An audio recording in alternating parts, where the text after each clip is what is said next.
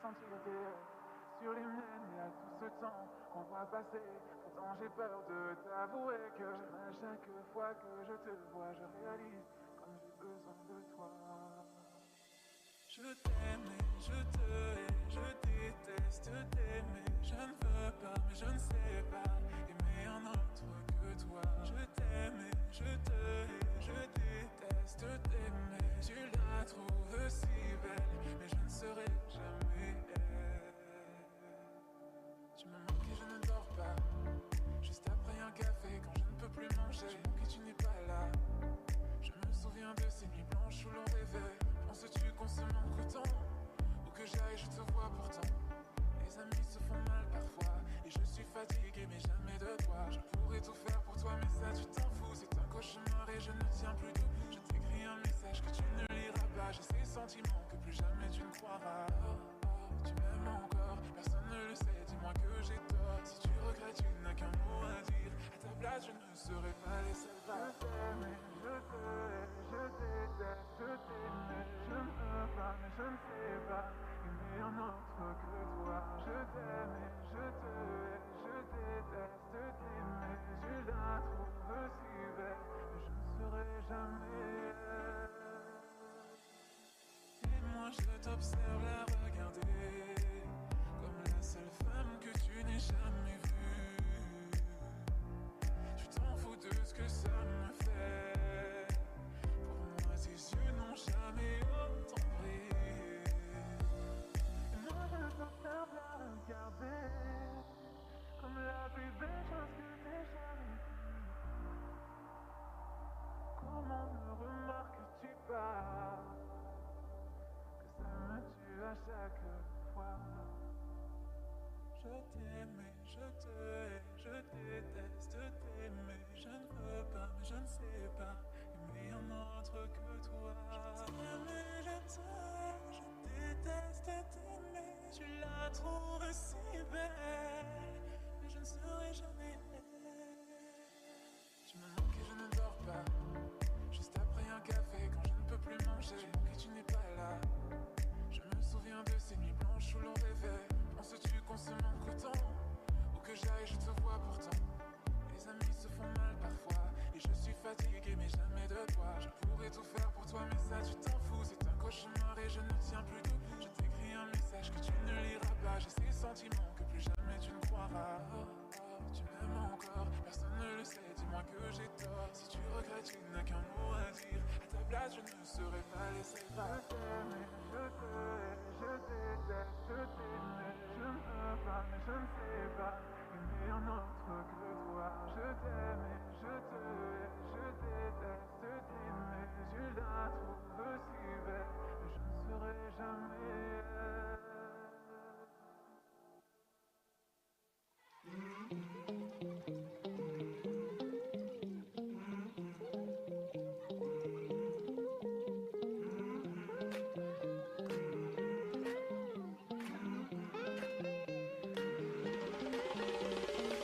I see you walk by, baby girl, lost in the moment and it feels so good.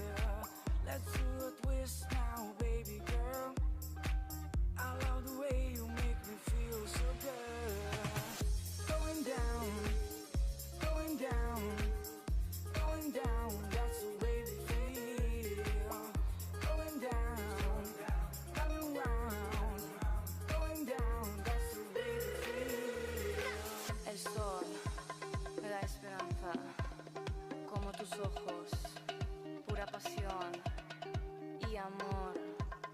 Yo lo siento y tú lo sientes, energía, baby.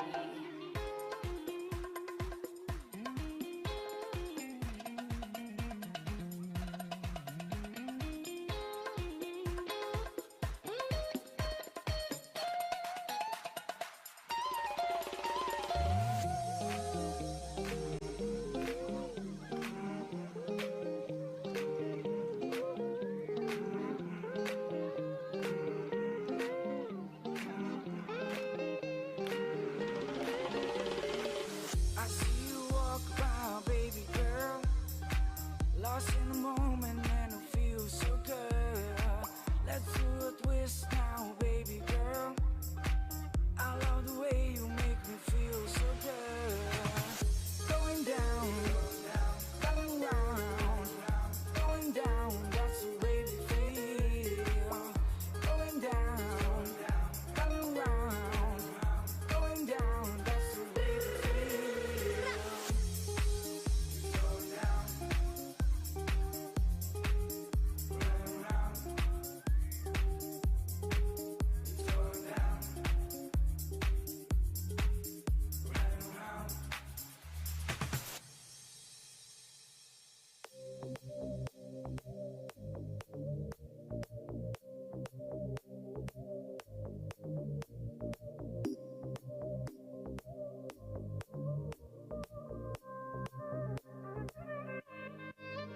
You and I, we're complicated more than ever. Every day is something new. Ooh, there's no winner. I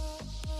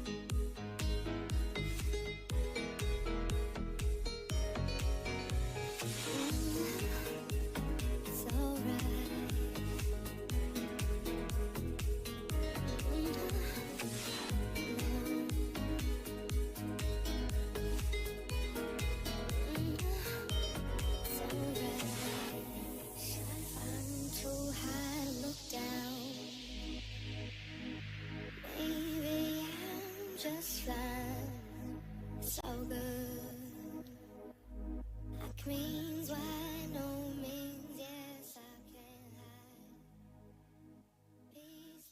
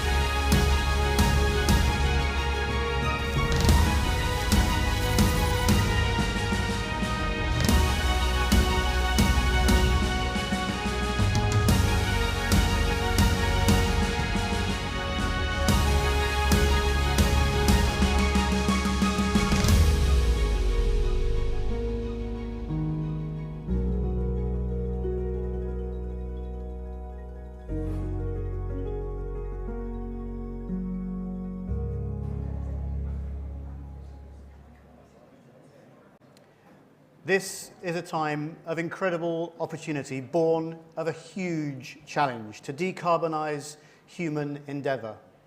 An opportunity in our history to fundamentally change the way we power our homes and businesses, to fundamentally change our relationship with food, agriculture and the soil we depend on as our life support system, to fundamentally change the way in which we travel for work and for pleasure.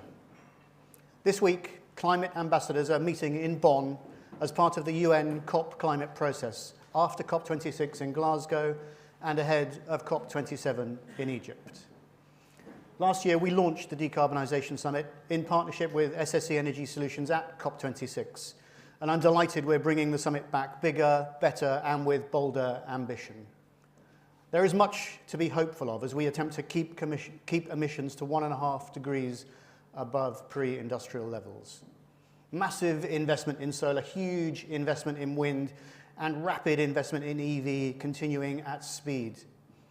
Investment that is also coming at pace from our headline partner, SSE Energy Solutions.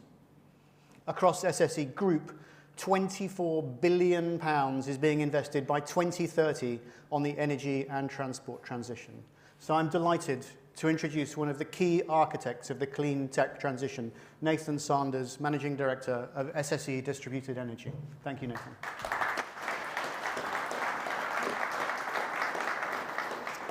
Thank you, Aid. Good morning, everyone, and the warmest of welcomes to Manchester. Before I speak, I'm delighted to introduce a video from Dame Sue Bruce, one of SSE's non-executive directors, who once ran Edinburgh Council for 5 years. She sadly can't be here today, but here's something she prepared earlier. Good morning and welcome to Manchester for the SSE Energy Solutions Decarbonisation Summit. I'm really sorry that I can't be with you today in person, but I'm sure you have got a really good set of discussions lined up. Enlightened cities such as Manchester clearly do have a lot of partnership working going on. And from my knowledge as a former local authority chief exec myself, having worked from time to time with Manchester in the past, I know how well co-productive working together partnership solutions can address difficult issues that we're all facing in our different parts of where we work. In November last year, during COP26, SSE Energy Solutions ran the inaugural Decarbonisation Summit. And this is a follow-on to look at how those discussions which took place about the global issues involving people who had travelled from right across the globe to Glasgow to discuss how those issues can be translated into real action at a local level. I'm delighted that we're joined here today by elected representatives from across the UK. That leadership, the leadership that you give, the thought that you bring to the discussions that you'll have over the next 2 days, will doubtless lead to collaborative, co-productive partnership work which can deliver real solutions to global problems but on a local level. As a non-executive director of SSE, I'm really delighted and proud of what we're doing. We are investing somewhere in the regions of £7 million a day in our net zero transition infrastructure, and we are looking to create in the regions of 1,000 jobs per year in the green economy. That is of enormous importance for young people coming through, for people changing direction. I'm sure you'll have a great set of discussions working together to look at the solutions that you can bring together for delivering on a local basis. Have a great summit, and I look forward to hearing more of the outcomes. Thank you. Thanks for that, Sue, and I agree wholeheartedly with the call to arms for greater collaboration. Last November, SSE Energy Solutions hosted the inaugural Decarbonisation Summit in Glasgow during COP26. At COP, the global community came together to showcase its ambition to tackle climate change at a global level. The challenge we've all been set for this week in Manchester is tackling climate change at a local level. But let's all be under no illusion about how tough it will be to radically reinvent the way we all live our lives to reach net zero. We're going to need investment from the private sector and collaboration with the public sector on a scale we've never seen before. For our part, SSE Group is going to spend £24 billion in low-carbon infrastructure by 2030, the equivalent of £7 million a day, creating 1,000 green jobs a year in the process. We're going to need to see a colossal ramping up of renewable technology across the board. In fact, you could say our very future hangs on what we do now. For example, the government announced its aim to increase solar capacity up to 5 times current levels by 2035. That's up to 70 gigawatts. Which is why SSE Energy Solutions is now building up a strong solar technology pipeline of projects. And the public sector collaboration? Well, that's what we're all here for today at the Decarbonisation Summit. We want to listen and to ignite conversations that are going to drive tangible and innovative ways to get to net zero. It's fantastic to have mayors from across the UK at this summit. And a big thank you to Andy Burnham for embracing what we're all trying to do here with such enthusiasm. I'm looking forward to hearing more from Andy and the other mayors about how they can come together to accelerate net zero. And what a venue to be hosting a summit on carbonisation. This museum sits on the site of Liverpool Road Station, which was the Manchester terminus for the world's first purpose-built passenger railway. This place is simply steeped with industry heritage, but thanks to government investment, it will be transformed into a symbol of the green revolution. In fact, I'm proud to say that SSE Energy Solution is providing the data capturing technology to make this building more energy efficient. We're also part of an initiative called the Energy Innovation, which is a partnership between the Greater Manchester Universities, local government and industry, with the aim of kickstarting a decade of clean energy innovation to meet the region's 2038 carbon neutral target. The panel sessions over the next 2 days will, I hope, provide simulating range of topics for us all to get our teeth into. For example, I'm really interested to see what comes out of the panel on electrical vehicles, given we've just announced our intention to build over 300 rapid EV charging hubs over the next 5 years across the UK. Likewise, we have a panel session on the role heat networks can play in decarbonisation. Crucial for us, given we have 18 heat network sites across the UK and the aspiration to be the backbone of district heating in the UK and Ireland. I'm also lucky enough to be part of the Heat Networks Industry Council, which is spearheading attempts to attract 30 to 50 billion investment in the industry and create around 20 to 35,000 new direct jobs. And speaking of investments in heat networks, I'm delighted to be able to announce at this summit our plan to develop a new low-carbon district heating and electricity scheme in Air Valley, Leeds. This scheme is intended to capture heat from a new energy from waste facilities and use this to serve local businesses, including Yorkshire Water, who, it is estimated, will save 5,000 tonnes of carbon emission per year alone. That's the equivalent annual electricity use of 3,200 homes. Hopefully this will be music to the ears of Tracy Brabin, the Mayor of West Yorkshire, who should be with us today. And it is exactly the kind of project we want to be taking forward with other cities across the regions. And whilst I'm shamelessly plugging SSE Innovation, I hope everyone here can catch the model of our flagship charging hub of the future. It's just outside the main hall. It's a project that could transform decommissioned wind turbine blades destined for landfill into solar canopies, capable of powering our EV chargers. So I hope people are excited by the next 2 days as much as I am. This week we can build on the legacy of COP26 and showcase to the world out there how we can make net zero acceleration a reality, not merely an aspiration. A big thank you to everyone from SSE, GMCA and GreenTV who have worked very hard to bring this summit to life. And many thanks to you for listening, and I hope you have a good day. Great. Thanks very much, Nathan, for that rallying call to action. As a big EV fan myself, I'm really, really looking forward to seeing those 300 EV fast charging hubs go into the ground. My name is Aid Thomas. I'm the founder of GreenTV Media. Thank you very much indeed for coming to the second Decarbonisation Summit. This year we bring the summit to Manchester, which I'm delighted about. I've had 2 very, very successful and really great times living and working in Manchester.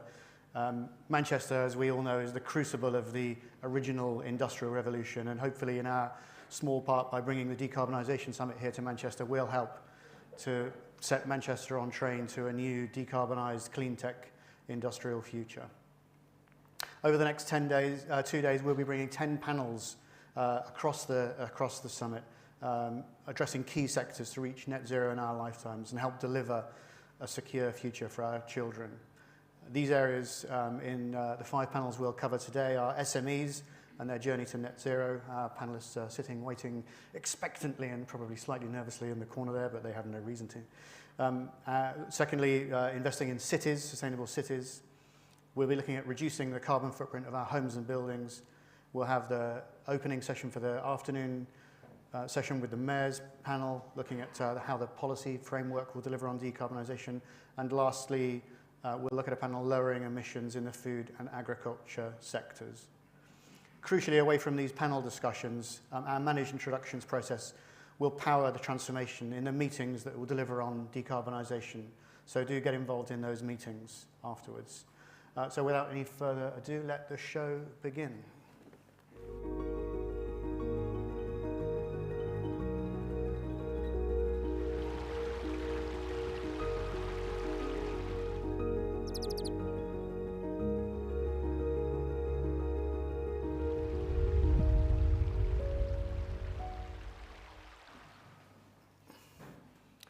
Now to the first panel of the Decarbonisation Summit 2021, and I'm delighted to announce our exciting panel on empowering SMEs towards net zero.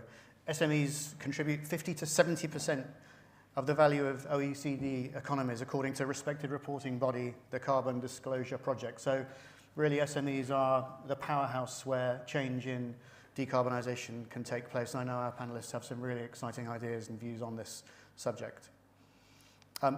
Crucially, you can use the chat box on the live stream to post questions to the panel, so please do submit your questions throughout. And for those of you joining us here in Manchester today, please, if you have a question, raise your hand and someone will come round with a microphone for you to ask your question directly to the panel. So now, pushing on to the panel then, I'd like to introduce our speakers. They are Alid Humphreys, Director of Business Energy at SSE, Gary Stiles, Founder and CEO of Zeller, Dan Saunders, founder and CEO of ZETI, and Michaela Wright, the head of corporate sustainability at HSBC. Thank you very much indeed for joining us here today to share your ideas and expertise. As we open the panel up, it would just be great to go around and ask you all to give a little insight into who you are and the work that you're doing to decarbonise in your businesses.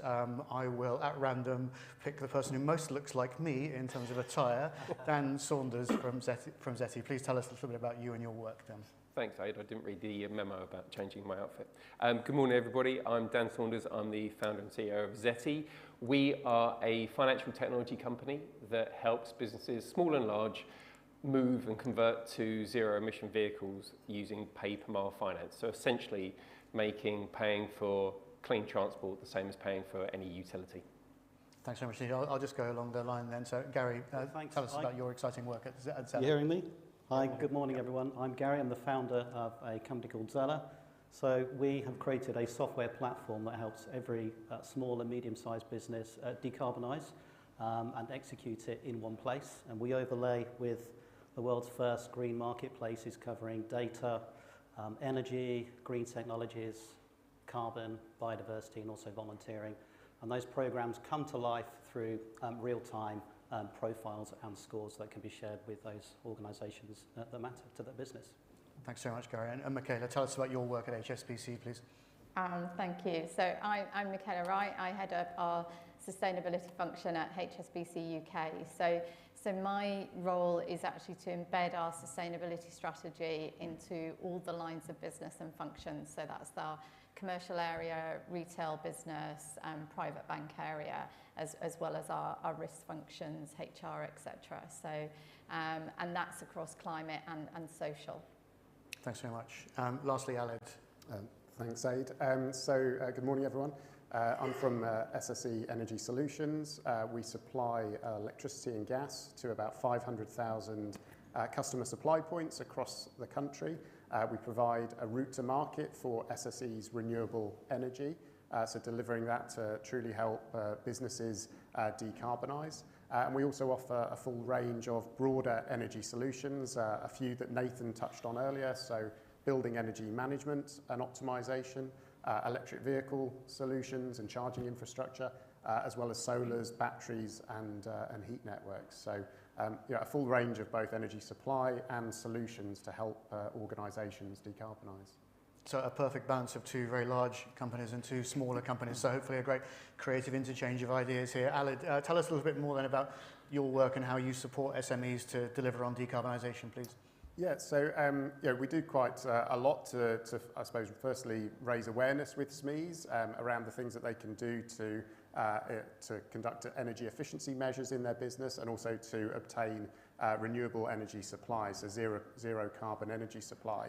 But a lot of the things that we do are around how do we actually help inform them of their energy consumption, so through the use of smart meters, understanding that the energy they use, when they use it, and importantly how that benchmarks to peers. So if you're a bakery down Deansgate, you can compare your energy to how that looks against other bakeries to actually understand how you're performing and are there things that you can do to actually improve your energy efficiency.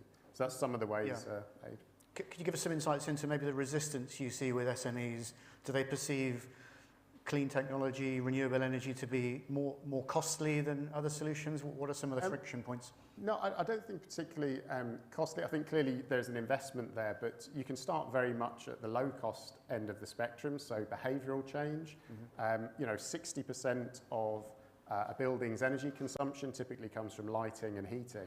So you can do some very low-cost behavioural changes to save energy, or you can look at investing in low-energy equipment like LED lighting or optimising your heating controls and things like that.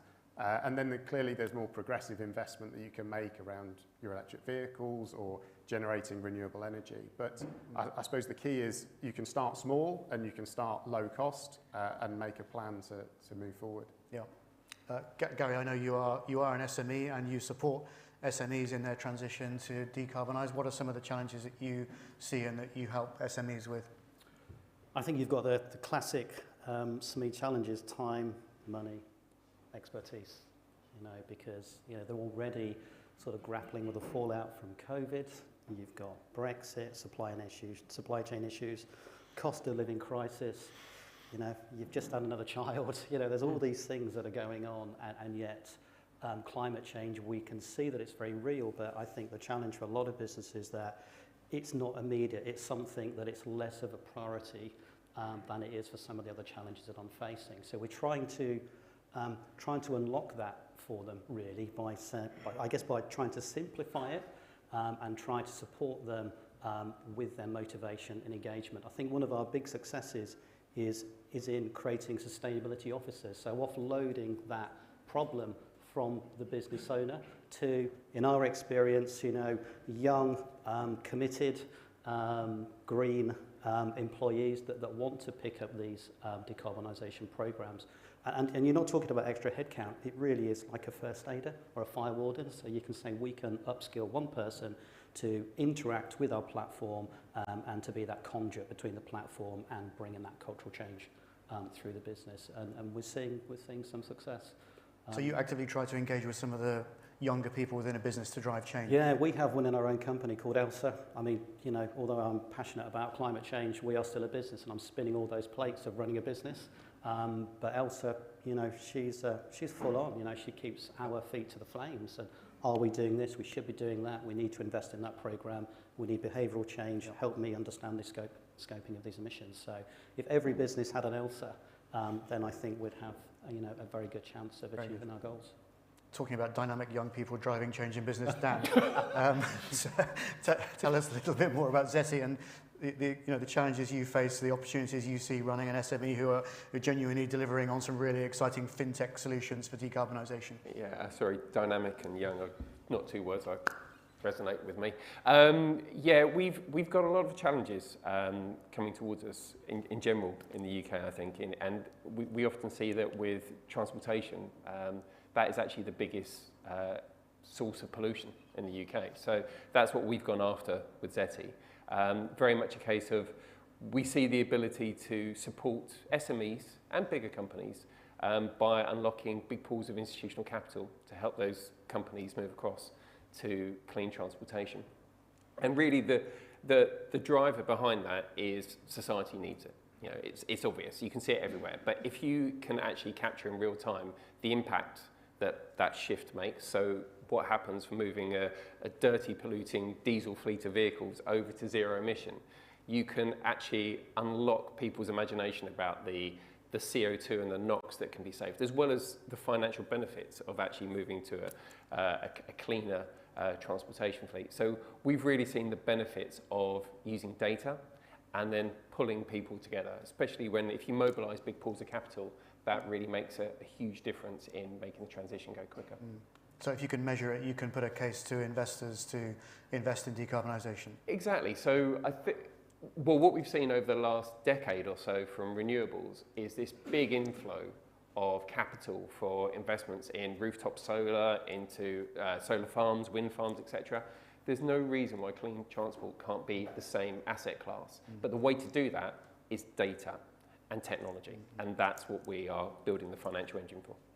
So Michaela, talking about large inflows of capital from global financial institutions, a nice entry point into chatting to you at HSBC about this. Do you see companies delivering data-led solutions that give you the confidence to invest in those smaller companies?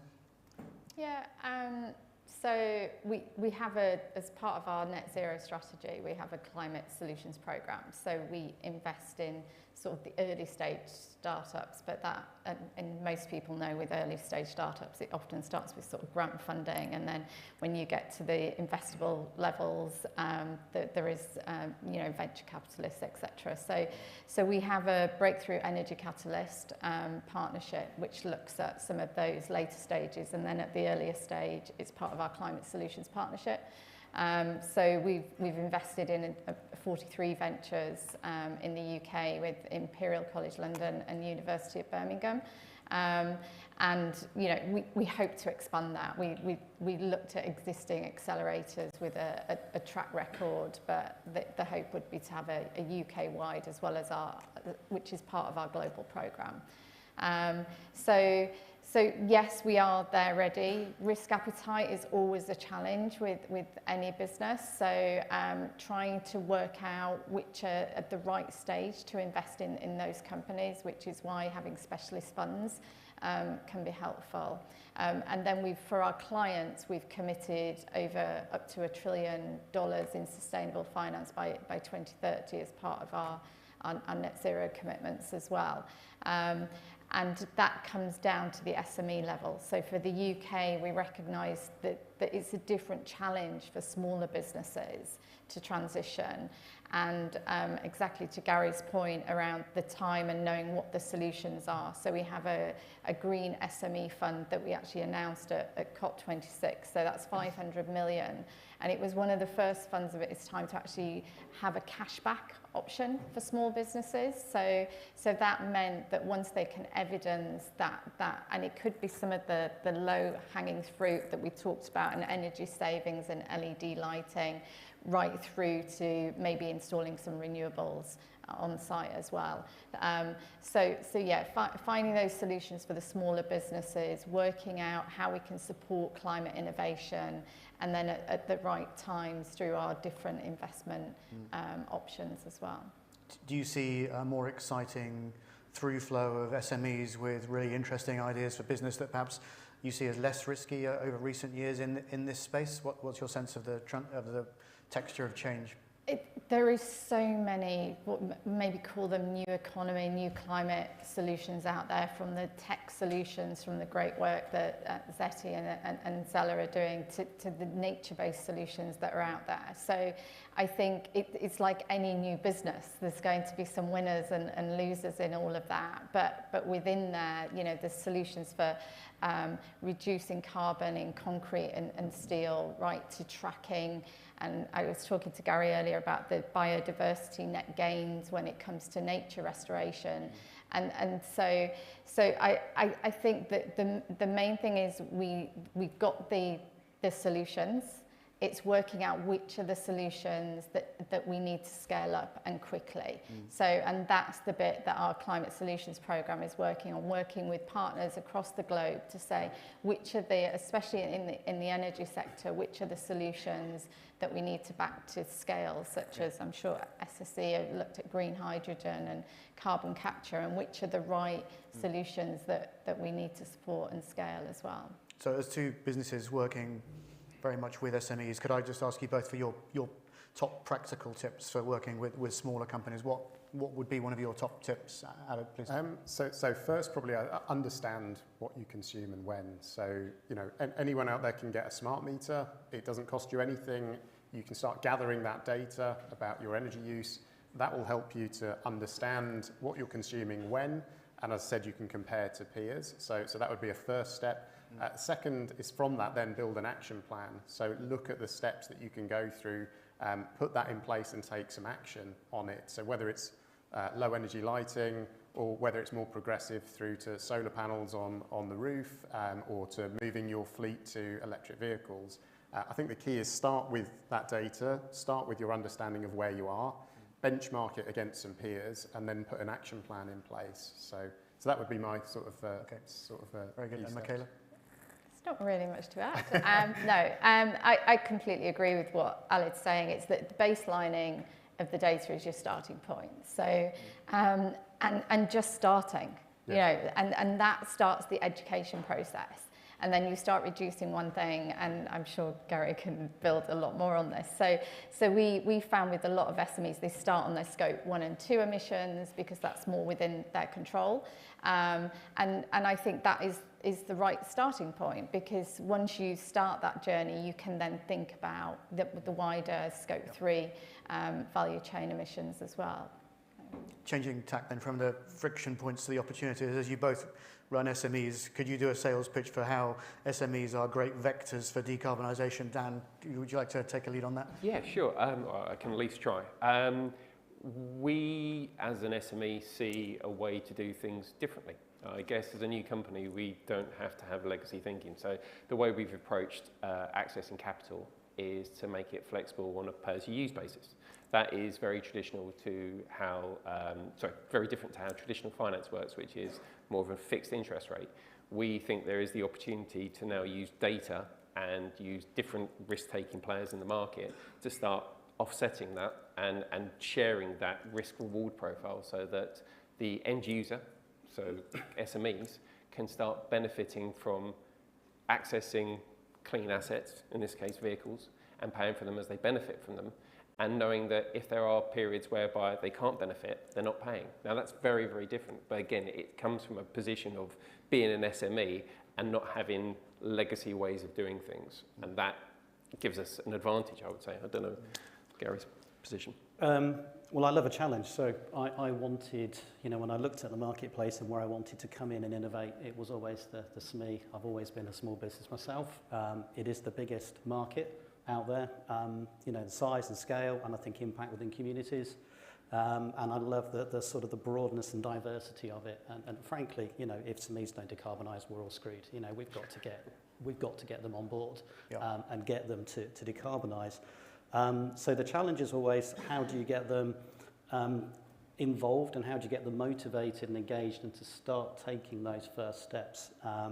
What Michaela and Aleb are talking about is having those baselines is really important. And I think, you know, a lot of it is initial behavioural change. There's this view that going green costs money, and I think that's wrong. I think in the long term, by 2030, if you're not green, I think you'll be out of business, so it will cost you more in the long run. I don't think people are going to want to work for you, or invest in you, or lend in you, or be supplied by you, or buy from you. I think it'll be that brutal. Maybe that will come sooner than 2030. But in the short term, it's just behavioural change.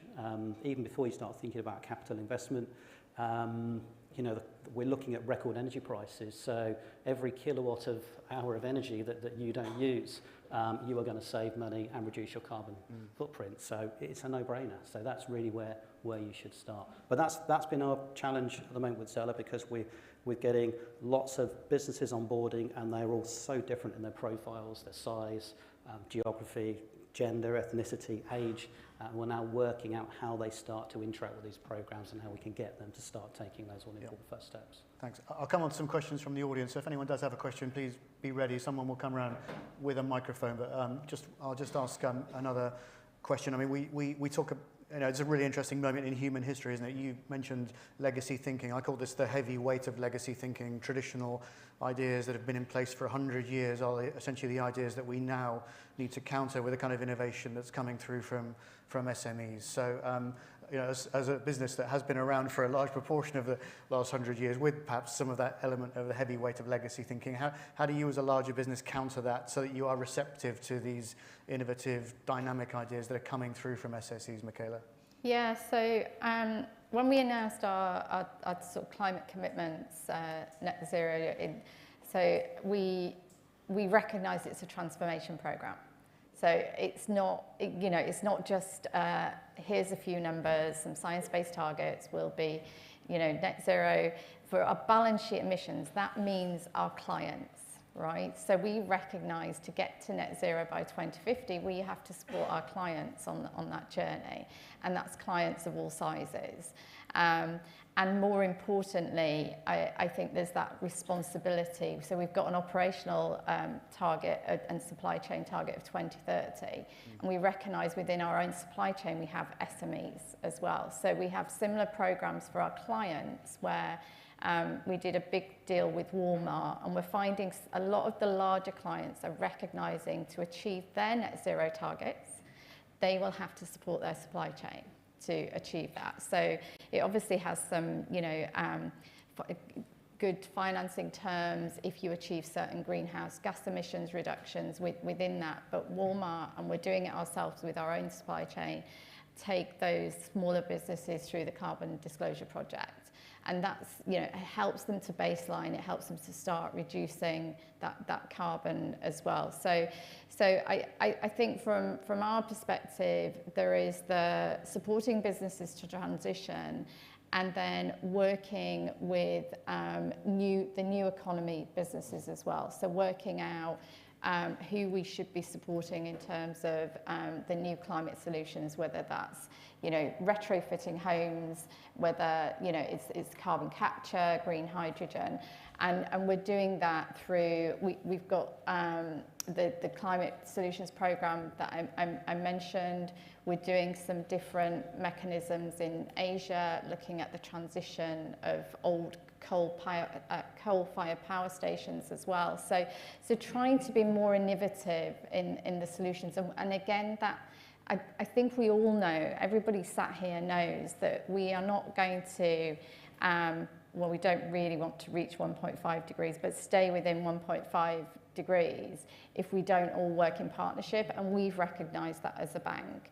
And one of the other aspects of our strategy is making sure we've got some globally consistent standards and frameworks, because, you know, if everybody's measuring different things, we're not going to know how if we've achieved it or if we're going in the right direction. Yep. So we feel that is a key part of our strategy as well. In terms of working in partnership, I know SSE are working with Zella, you're obviously working with us at GreenTV Media, so you're clearly very receptive to bringing on the innovative ideas of SMEs. Is that something that's part of the culture of SSE as a business? Yeah, absolutely. And I think if you look forward, I've been with SSE 15 years now, and you look forward this next 10 years, probably look like the most exciting there have been. We're, you know, engaging in really new technology, whether it's floating offshore wind, green hydrogen that Michaela referenced, whether it's flexibility services and batteries.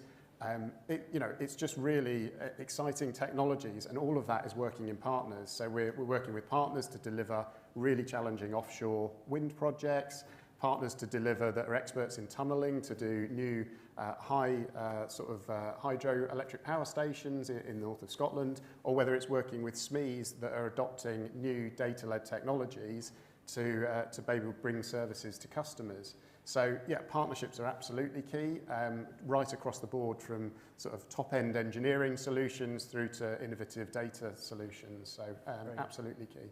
Very good. Any questions from the audience?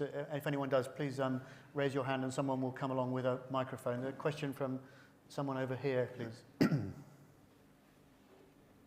Microphone coming your way any second now.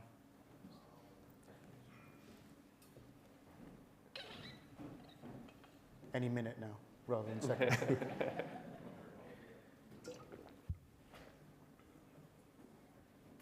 Would you mind just telling us very briefly your name and where you're from before your question, please? Yeah, my name is Mayoral, and I'm heading up a new net zero industrialisation and electrification skills training centre, which will be in Manchester Science Park. And part of what we'll be doing there is to incubate some unicorns, you know, businesses with the potential to become 1 billion turnover businesses. And we hope some of them will be led by diverse founders. However, I'm sure you all know, if you look like me, if you're female and you're black, your chances of getting investment are close to 0. So for women, the figures are 1%. Of female-founded businesses are able to attract VC investment. And also, you're not even on the scale if you are black. So for a multicultural city like Greater Manchester, we've really got to shift the dial. A third of our population are from minority ethnic backgrounds. And if we don't tackle inclusive investment, that means that a city region like Manchester is not going to be able to benefit from the ideas, the innovations of diverse people. So really what I'm saying is, and perhaps it's to Michaela, is what is being done to actually target funding, investment funding, for people who look like me or have the same gender, because it is a recognised problem and it was identified by the British Business Bank. Thanks so much. Yeah. A really important question. So, Michaela, how can we open up the green sector to be more inclusive? I completely agree that it's a recognised problem, and not just across the green sector. I think all investment as well. So we've got a number of programmes. I feel like I should have all the detail with me today, but I know we only launched one a couple of weeks ago, a global entrepreneur program for, and it was for black females in particular. We also have, and we've had to do this because we've recognised there's a real gap. So, and we have a couple more programs in the UK as well, where we've focused on, we've got one with the Prince's Trust, and again, supporting, and I don't think it's Manchester, but it's Bristol, London and Birmingham. So happy to share the details afterwards, but I think it does need, again, more education for people to realise the issue is there, and that it will only go away if we're proactive, we acknowledge it, and then we put steps and programs in place to support those people that for some reason, and I don't know all the reasons why, that access isn't there, but I think as an organisation we have to recognise that there is some issues, and we have to make sure we open up those opportunities. But I can pass on details of the programmes please afterwards. do meet up afterwards. The summit's all about people meeting and forging partnerships, so please do meet up and share ideas afterwards. Any questions from anybody else? Please raise your hand. There's a question from a gentleman at the back there. Please just state your name and who you work for before your question. Thank you. I'm Andrew Hunt. I work for Oldham Council. I'm Programme Manager for Oldham's Green New Deal. My question is, what are the top 3 things that a council can do to help its SMEs to go green? Is that to anyone in particular? Okay, who would like to answer that one first? I can answer that. Very good. Go Gary. So we are already running some pilots with councils in the East and West Midlands, where we are they're underwriting licences that Zella is then going into those communities to engage with, those hard to reach small businesses, getting them onto their decarbonisation programmes, and taking those steps. And what we're then doing is aggregating that data back into that local authority to be used for case studies, PR, and ultimately to then inform potentially policy in the future, but certainly messaging and investment. There's an exciting one happening with the East Midlands Chamber and the CRF Fund, where we are then sort of pinpointing funding to those local businesses on decarbonisation programmes, and then measuring the impact of that funding to go back into to government. So I'd love to talk to you after, if you're around. Yeah, again, please do arrange to meet up afterwards. Anyone else want to pitch in on that one? I think I'd just add that it's probably a key role in communication. Gary mentioned earlier that SMEs are very busy. They've not necessarily got the time and the resources of larger organisations. So I think for public sector organisations out there, it's about providing information, but making it clear, easily understandable, so people can engage with it. And I think it's about accessibility, making it available at a time that suits the business owner, which may not be 9 to 5, Monday to Friday. It might be, a couple of hours in an evening that they've got to do it. So I think we need to think about how do we reduce the complexity, remove the jargon, and keep it simple, and then also how do we make it available and the services, either the information or the services to support that at a time that's relevant for small businesses. Thanks very much. Anyone else wants to pitch in? Yeah, if I can. I also think there's an opportunity for local bodies to actually trial solutions first, so they can act as an advocate for SMEs, because a lot of this is about trust, and therefore if public bodies can take a solution from SSE, take a solution from Zella first and show that it works in their organisation, that then gives them the power to go out and speak with authority to the SMEs to say, yeah, this really does work. I mean, there are some interesting gear changes in terms of cultural dynamism between local authorities and SMEs that need to be traversed, aren't there? There's some really good public-private sector collaboration. I mean, what I should have had as well is, we've got a great relationship with SSE, and they are, giving out free licenses, to our local authority programs to give to small businesses to get on their decarbonisation programs for free. Thanks. Thanks. It's going very well. Any final questions before we start to wrap up, and we'll head off into the networking? One more question from a gentleman over on this side here. If you wouldn't mind just stating your name and who you work for, and if you have a question for someone in particular, please state that person. It was more of a general question to everyone, and I think you may have answered some of it. My name's Jeremy Downer from Sumitomo Corporation. I guess stating the bleeding obvious, really, but the challenge with SMEs, there are an awful lot of them, even though they cover the 50 to 70% that you talked about.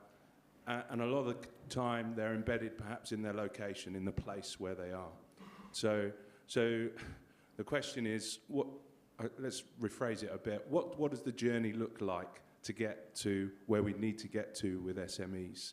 How do we engage enough of them in order to make that difference? As with any cohort, there will be a spectrum of interest in this, There'll be those who are active from the start and those who are perhaps less active for some of the reasons that you've pointed out. But how do we get there to ensure that we've got enough engaged? Is that 100%? Is that 90%? And by when? So I guess looking at it from the journey towards a full engagement and the ideal solution, which is everybody engaged and everybody decarbonising for that future.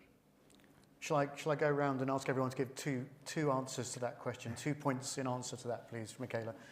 I put my hand up only because I think you've identified a key problem. You know, is it 100% of all SMEs that have to achieve net zero? We're part of the Net Zero Banking Alliance globally, and there's a UK arm of that called Bankers for Net Zero, and we're just undertaking some research with them on the proportion of SMEs, because we know a lot of SMEs might be one-man businesses or one-woman. Let's get that one correct. So, but they might not need to set out the sorts of plans that we're talking about here. So first of all, the proportion of businesses, does it need to be that 100%? And then what level of policy might need to come into place to help just, and I think to help support those SMEs. I think even, I would hope that government will recognise that we will need to put a little bit of extra support in for smaller businesses. They don't necessarily have all the capacity of the large corporates. So, I think there's two parts to this: working out what proportion, and then what was the policy levers, and then what are the third part is how do we make it as easy as possible? And I think that will come back to data. And making that data accessible, like through organisations like Zeller and others. Perhaps as a result of recent events, government might be interested in investing more in SMEs, but who knows? Alid, an answer to that one? Yeah, sure. So I think, you know, it's a transition over the next decade or so to get everyone there. It's not all going to happen immediately. So I think we're all aware of that. I think it's how do you tailor the messaging? So there'll be those, as you said, that are active and want to engage in sustainability, but there's others that may be more focused on cost. And actually we can tell a great story about how improving your energy management can actually improve the costs, lower the operating costs of your business, and give you a competitive advantage. Or it could be those that are customer focused, and actually it's that customer requirements are for sustainable businesses. And so there's a marketing angle to actually encourage businesses to go green, to actually be more attractive to their customer base. Or it could be because of supply chain pressures, that if they want to work with larger organisations, they need to. So I think it's about finding the message that works for different segments of SMEs, and there's an angle there to take with each, and there's a lot of positive benefits that people can get from it.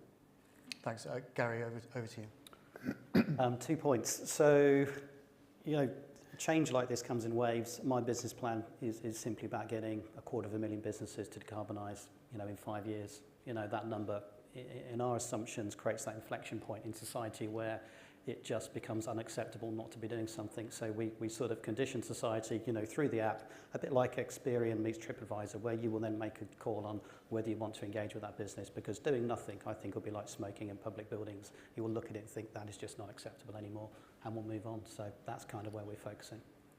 Lastly, Dan. I think everything's been said, I think. The only other thing to say is I think there's a level of symbiosis between corporates and SMEs. So SMEs are often part of the supply chain to the corporate. Corporates want their supply chains to be greener, but corporates are the ones that normally have the wherewithal to undertake these initiatives. So if corporates can undertake them first, take the learnings and share them with the SMEs that are in their supply chain, then that's when the symbiosis can really occur and both parties can benefit. Thanks very much. Well, the Decarbonisation Summit is all about the symbiosis of ideas, not necessarily on this stage here, but also importantly in the networking that follows. So we will end this first excellent session looking at SMEs. Please do head off into the networking sessions. Our next panel will be at 11:10 looking at sustainable cities. But thank you very much everyone on the panel for such an exciting opening gambit to the summit and sharing your super exciting ideas. Thank you very much indeed, everyone.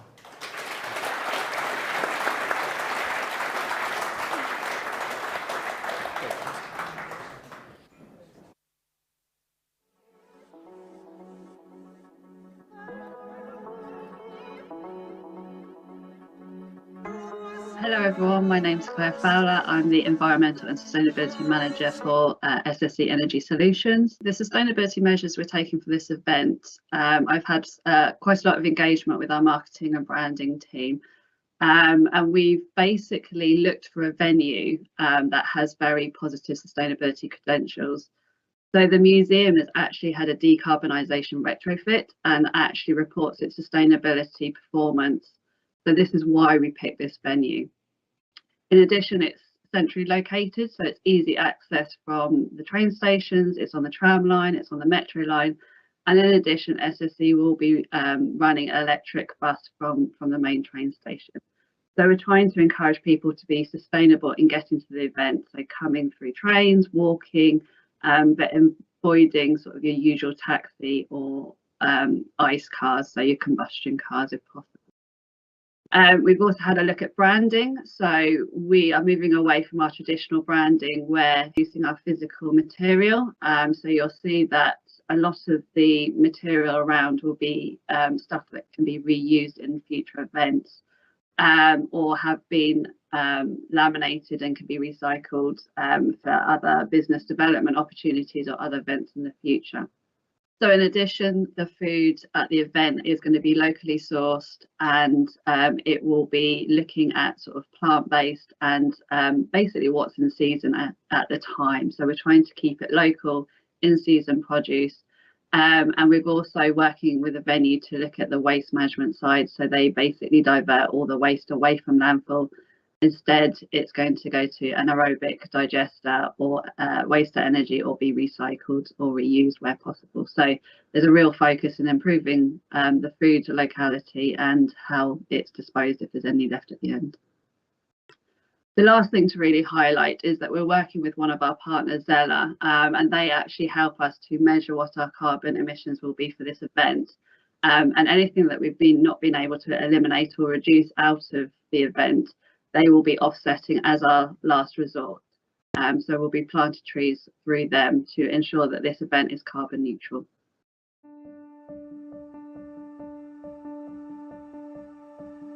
Many businesses are joining the global movement to combat climate change. With over 5.6 million small and medium-sized businesses in Britain that account for more than half of non-domestic energy use, if all businesses play their part, we can get to net zero together. At SSE Energy Solutions, our customer service advisors support businesses day in, day out. And today they'll share some of their net zero tips with you.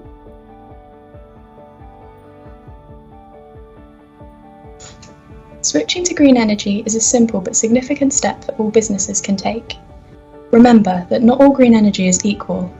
At SSE Energy Solutions, we're different, because all of our renewable electricity comes from SSE's own UK wind farms and hydro plants, which is now included in all of our fixed plans. Installing a smart meter means no more manual meter readings or estimated bills, giving you more time to focus on running your business. To unlock the true power of your smart meter, you need to use the data it provides, and that's where a tool like SSE Clarity comes in. Clarity shows you where you could be wasting energy and identifies opportunities to be more energy efficient. It presents your energy data in simple graphs and tables and is included for free for all our energy plans.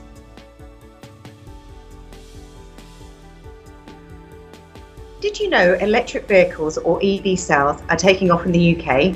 And you can get a government grant of up to £350 per charge point to help you install in your workplace. It could cut your costs in the long term. A business switching to electric cars or vans can save an estimated 20 to 30% in upkeep and repair costs alone compared with petrol or diesel vehicles.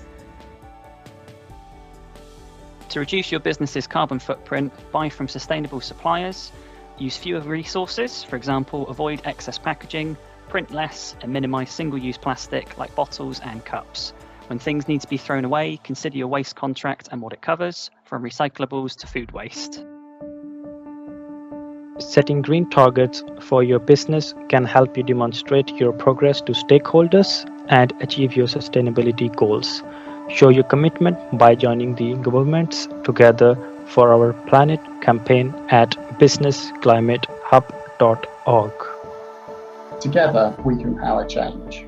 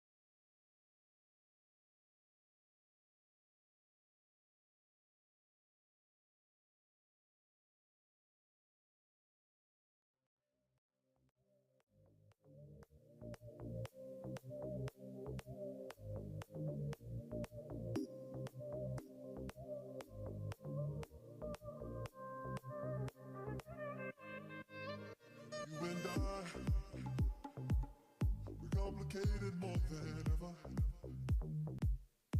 Every day is something new. There's no winner. I should've known when you lied to me, lied to me. You made me feel like you were right for me, right for me. But technically you come right back to me, back to me. Something's gotta change, girl. My heart mixed with my brain. I must be crazy for you. Crazy things I do only for you. No one drives me crazy like you do. I can't stand the thought of you with someone new. I must be crazy for you.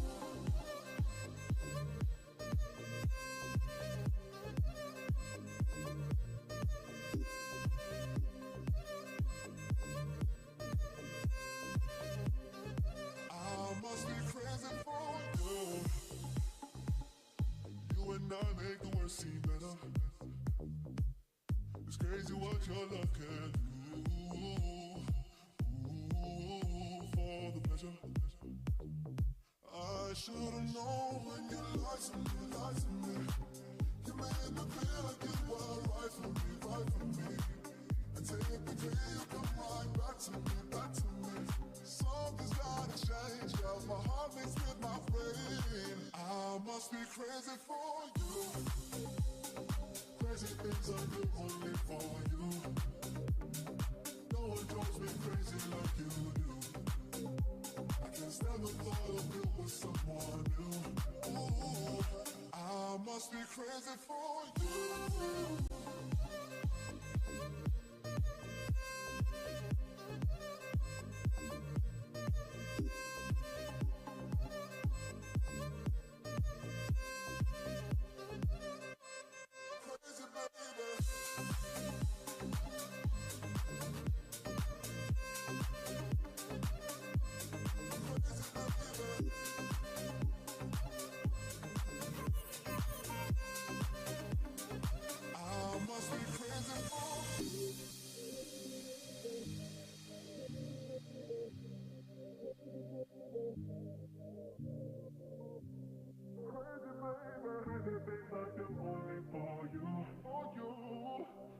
Drives me crazy like you do.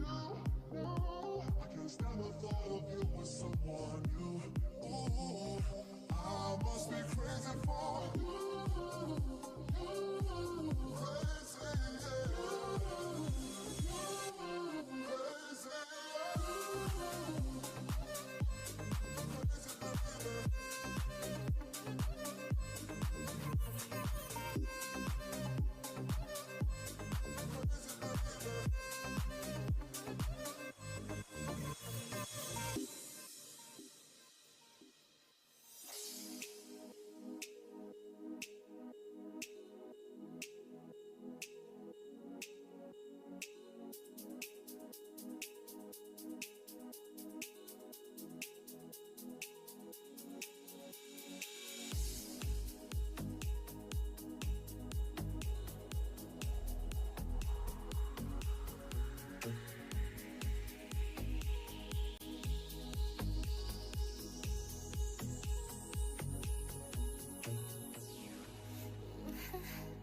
It's alright.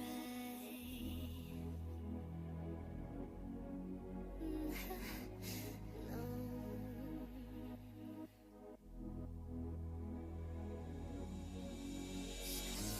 Too high to look down. Maybe I'm just flying. It's all good.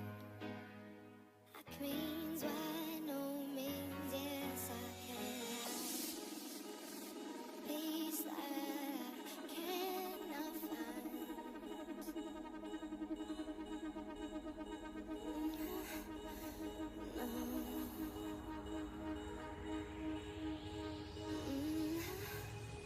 It's alright.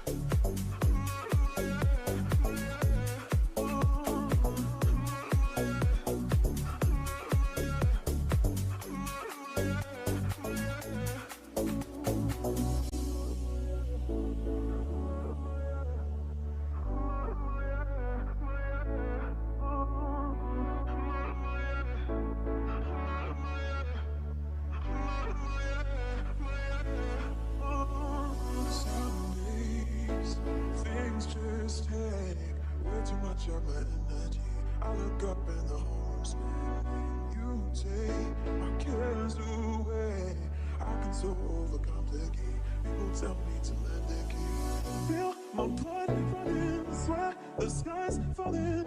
I don't know if this shit's fabricated. Time goes by and I can't control my mind. Don't know what else to try, but you tell me every time. Just keep breathing, breathing, breathing, breathing. I know I keep on breathing. Just keep breathing, breathing, breathing, breathing. I know I gotta keep on breathing.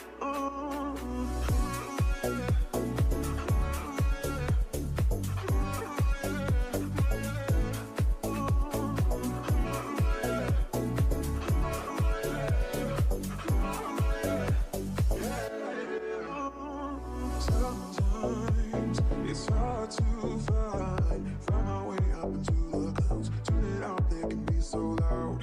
You remind me of time where things weren't so complicated. All I need is to see your face. Feel my body running, sweat, the sky's falling. I don't know if this shit's fabricated.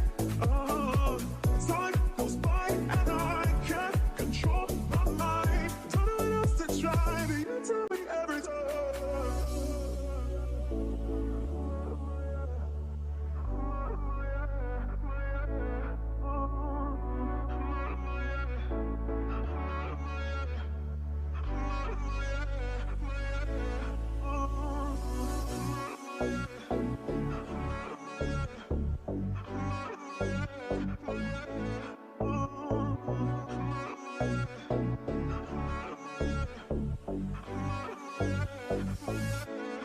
Just keep breathing, breathing, breathing, breathing. I know I keep on breathing. Just keep breathing, breathing, breathing, breathing. I know I gotta keep on breathing.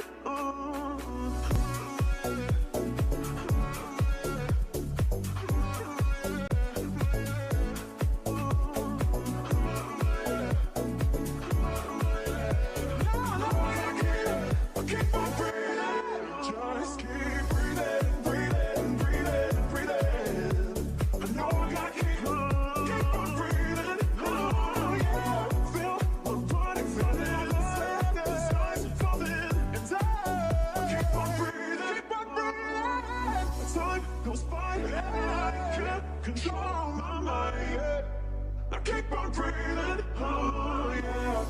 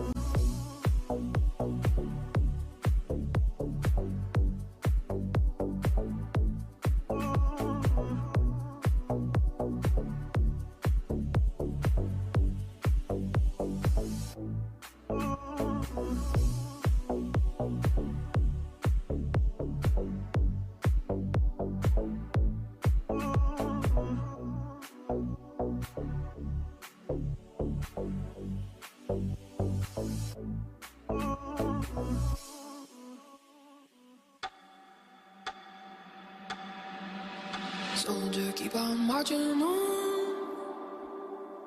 Head down till the work is done. Waiting on that morning sun. Soldier, keep on marching on. In the dust, feet in the fire. Labor on that midnight wire. Listening for that angel choir. Got nowhere to run. Wanna take a drink of that promised land. Gotta wipe the dirt off of your hands.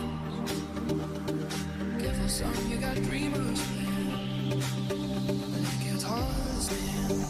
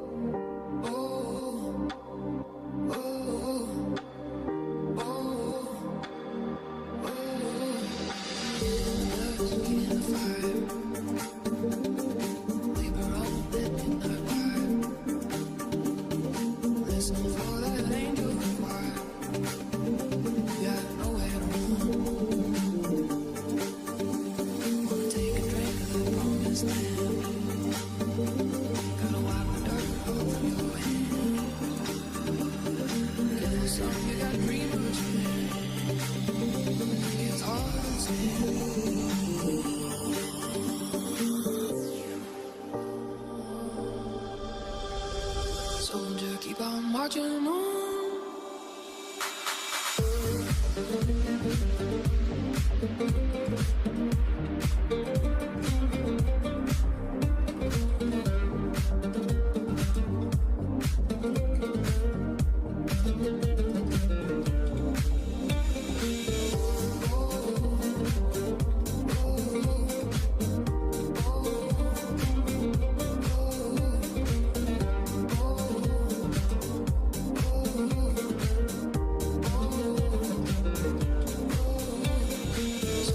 Keep on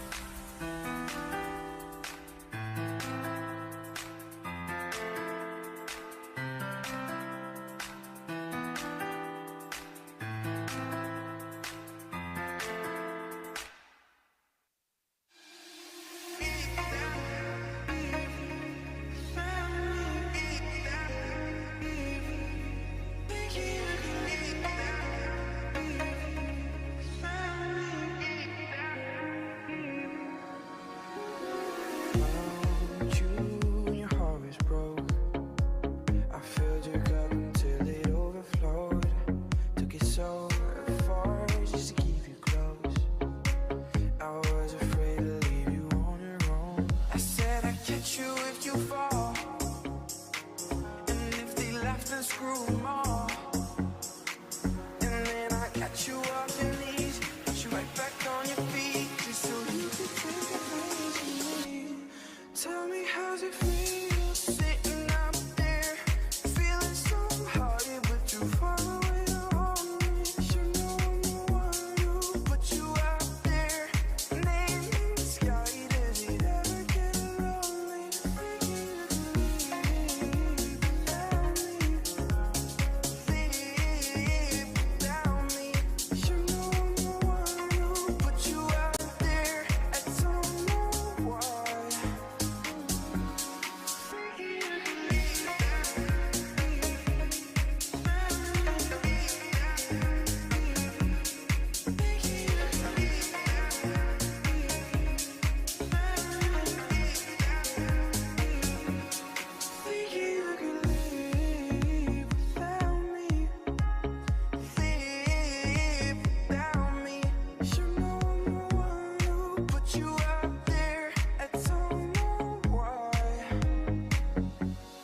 Tell me how's it feel sitting up there, feeling so high but too far away to hold me. You know I'm the one who put you out there, name in the sky. Does it ever get lonely? Thinking you could leave without me, leave without me. You know I'm the one who put you out there, and don't know why. Thinking you could leave without me, leave without me. You know I'm the one who put you out there, and don't know why.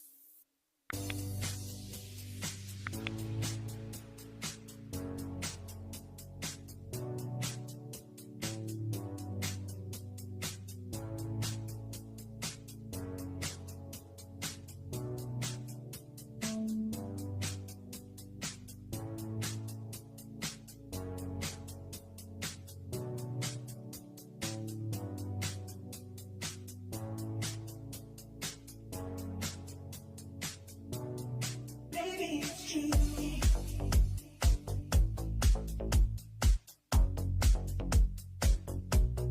Baby, I'm wrong.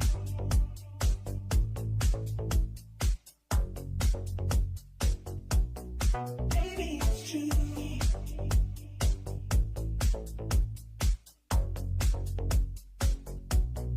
Baby, I'm wrong. Waiting for she won't ever say.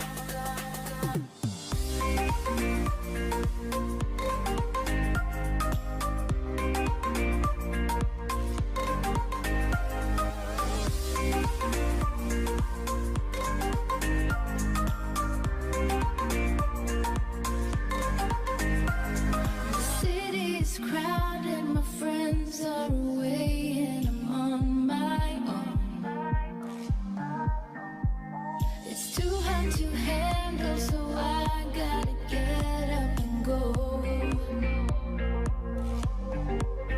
It's a cruel, cruel summer,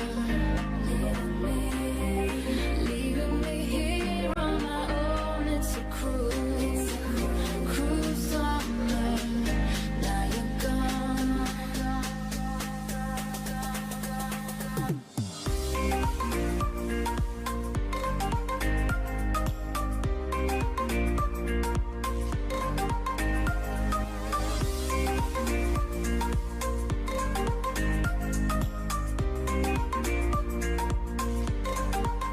It's a cruel, cruel summer, leaving me here on my own. It's a cruel summer. Now you're gone.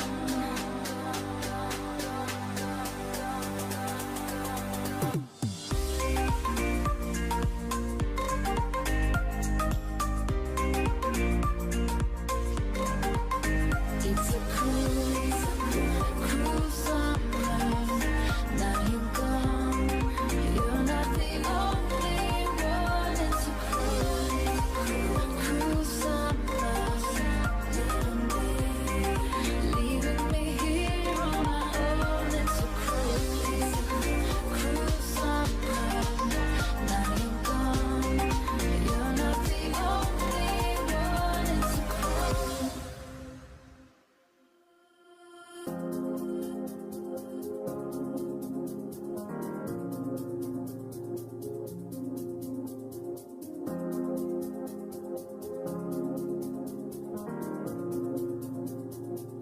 Why don't you give me a break?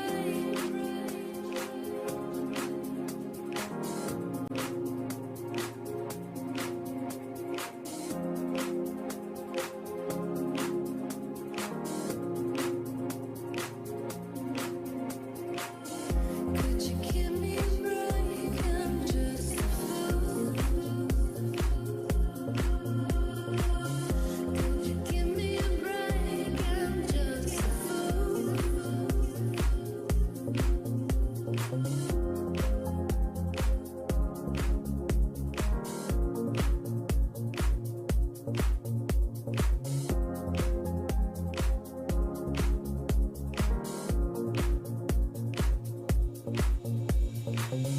Could you give me a break? I'm just a fool. Could you give me a break? I'm just a fool. I'm so tired of playing games with love. I'm so tired, feel a little bad. Why don't you give me a break?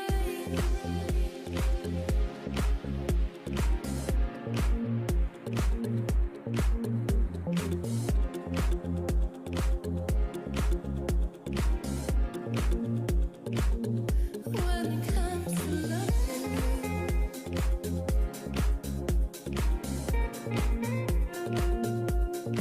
I'm so tired.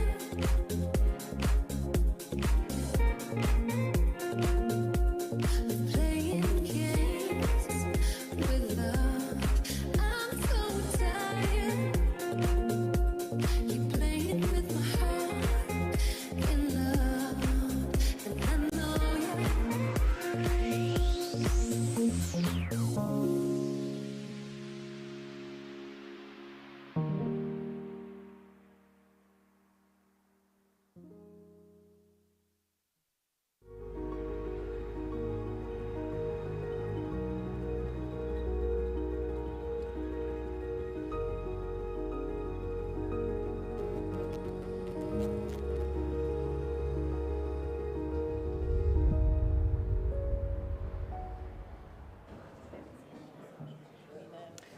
Welcome back to the Decarbonisation Summit in partnership with SSE Energy Solutions, and thank you very much indeed for everyone joining us both here in the room and online.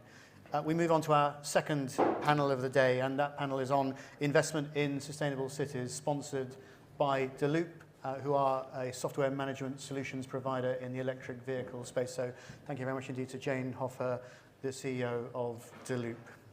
So joining us on today's panel are Jane Hoffer, Peter Durante, who's Head of Technology and Innovation at Macquarie Asset Management, Carla De Trio, who is the Director of Business Development at Volta Trucks, Sunday Alaoye, who's the Sector Director for Smart Energy Systems at SSE, and joining us from offstage, Tracy Rawlings, Executive Member for Environment and Transport at Manchester City Council. Thanks very much indeed for joining us. If I could just first ask you all to say a little bit about what you do and with relevance to the sphere of decarbonisation and investment in cities. Jane, as our panel sponsor, may I open up to you to just give us a sense of that, please? Sure. Thanks, Aid. Pleasure to be here and pleasure to sponsor. So I'm Jane Hoffer. I'm the CEO of Deloop, formerly known as Go With Flow.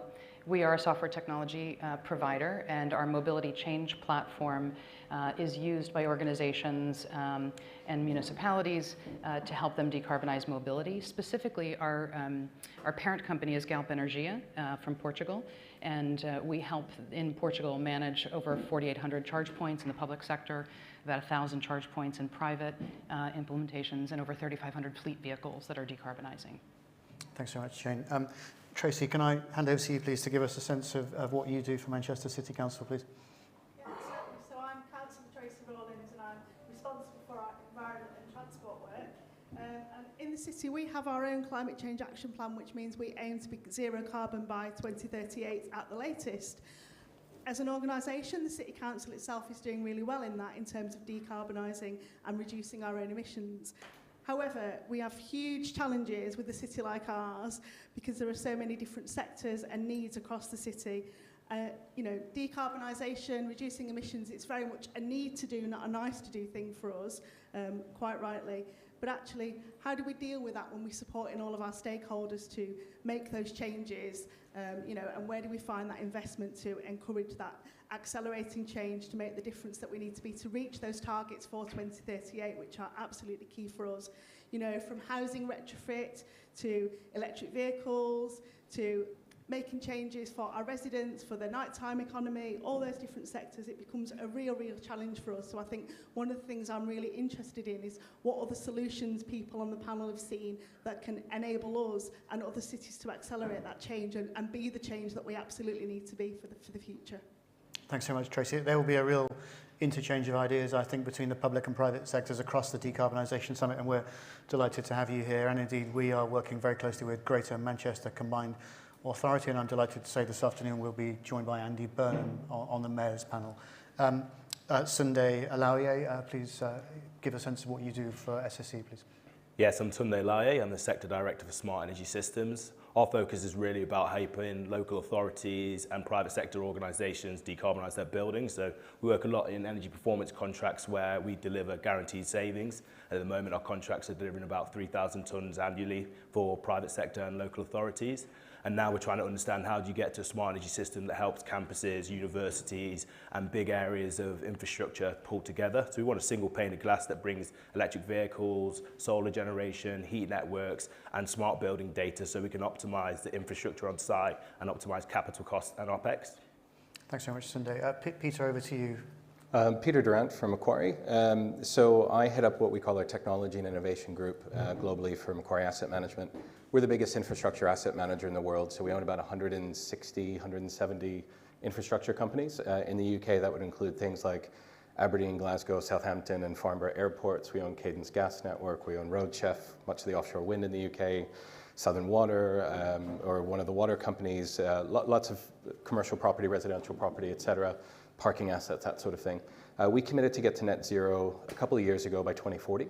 So before COP, it was very much a bold statement at the time. And so my team, looking at emerging technology and looking at how we apply that technology, is largely focused on how do we do that. So now that we've set this rather ambitious goal, and sort of market-leading goal at the time, how do we actually implement that? So we spend a lot of time working on what are our new investments, how do we price both the risk and disruption from technology, and how do we work with our portfolio companies to actually implement that tech. Very good, thank you very much. And Carla, lastly over to you. Thank you, Ed. Thank you for having us. Good morning, everyone. My name is Carla Detrieux. I'm the head of business development with Volta. He asked me to drop the sales pitch, so I try to keep it as inspirational as I can. So we're a truck manufacturer, electric truck manufacturer from Sweden. We're still quite young, 2 years old, but we already are getting into full production this year. I personally have been with the company since day one. I'm the first employee, and I've seen it going from a fantastic idea to something concrete. So our solution is not only the asset, but also bringing in the whole ecosystem with truck as a service. So going from the charging infrastructure to the insurance to the telematics, technology, everything that an operator needs to operate electric trucks and doing that transition in the easiest way, I can say. Very cool looking truck too. Yeah. Very. Yeah. Thanks very much. I mean, I know a little bit about Volta Trucks. I know that in terms of the panel narrative investment in sustainable cities, that's exactly what Volta Trucks is all about. You've been very successful going from an on-paper startup, really a sketch of a truck, through to capturing the hearts and minds of the investment community. Can you give us a sense of that investment journey that Volta's been on over the last couple of years?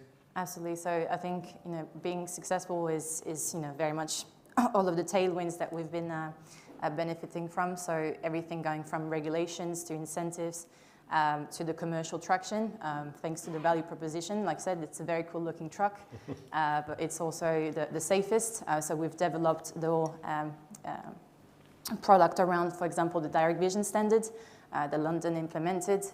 We've always gone from full electric because that truck is meant for urban distribution, so inner cities.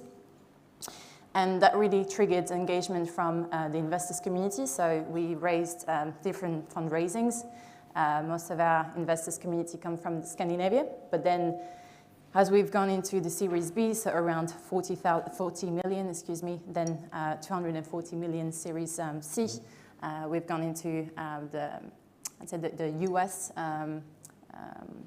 investors community, but not only funds, I would say also some corporate investors. So looking at our customers and suppliers that also are committed to helping us develop the project into something concrete. Yeah, I know you have a very powerful solution dedicated to cities. So you could just explain for the audience how the Volta Trucks model works in terms of how you're geared up entirely around city solutions? Absolutely. So maybe a few quick words about the truck, the product itself. So we are starting from a blank piece of paper. So we've removed 90% of mechanical spare parts compared to any diesel vehicle. So obviously the design is optimized to be electric from the beginning. The cab it's designed with complete freedom because we don't suffer from any legacy. We start from scratch. So the whole environment is thought around the comfort of the drivers, so very much working on the ergonomy of drivers. So we know now in the UK this is definitely a major pain point for operators, to transport companies. We are suffering from around 100,000 truck drivers missing. So it's about also bringing in younger generations, more women to the industry and making it cooler and sexier, in fact. Mm-hmm. So the trucks are designed for urban distribution, so around 200 kilometers range for the 16-ton, and then we'll develop an 18, 7.5, and 12-ton, so 4 products within the range by 2025 perspective. Then, the model is very much return to base, urban distribution again, so in ambient refrigerated. So we tackle many market verticals from the major retailers of this world to parcel and pallet distribution. And I briefly talked about truck as a service, so it's in fact providing the asset.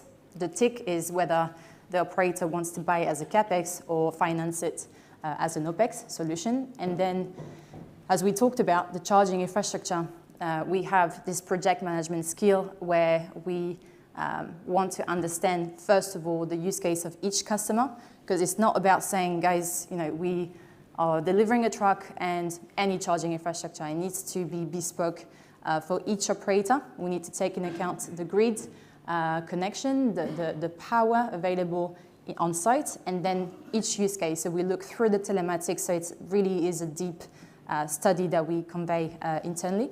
And then, again, we provide the full ecosystem with a few services à la carte, I would say. And then it ends up being a subscription-based model, which we've seen in multiple industries. We know that there's a transition. Why not do it with this type of assets that really cost a lot more money if you want to buy it upfront? It's not like any diesel truck. Like it can be 3 times more. So why not finance it? Why take the risk when Volta and our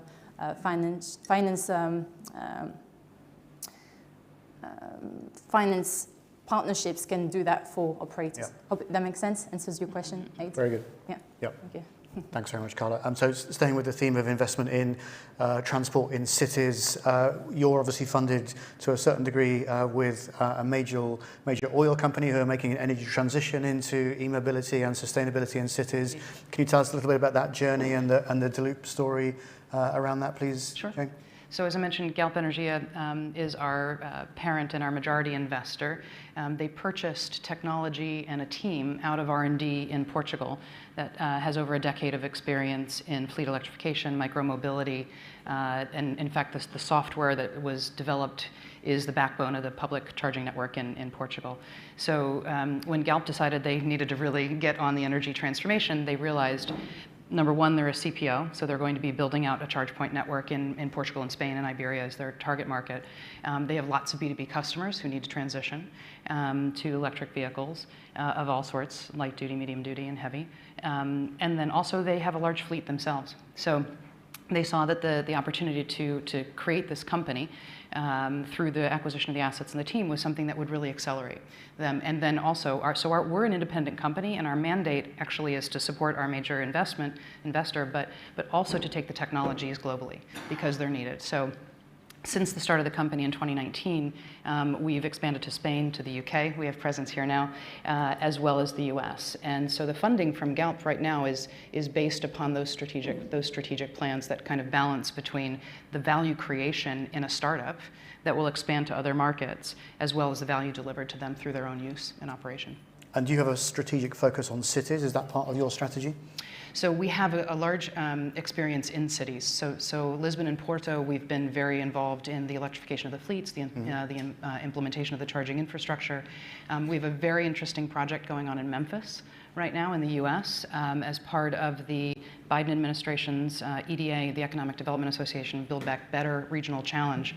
We were part of a consortium with the University of Memphis, City of Memphis, Ford, FedEx, public-private partnership that submitted to the grant. We were one of 60 out of 520 regions chosen.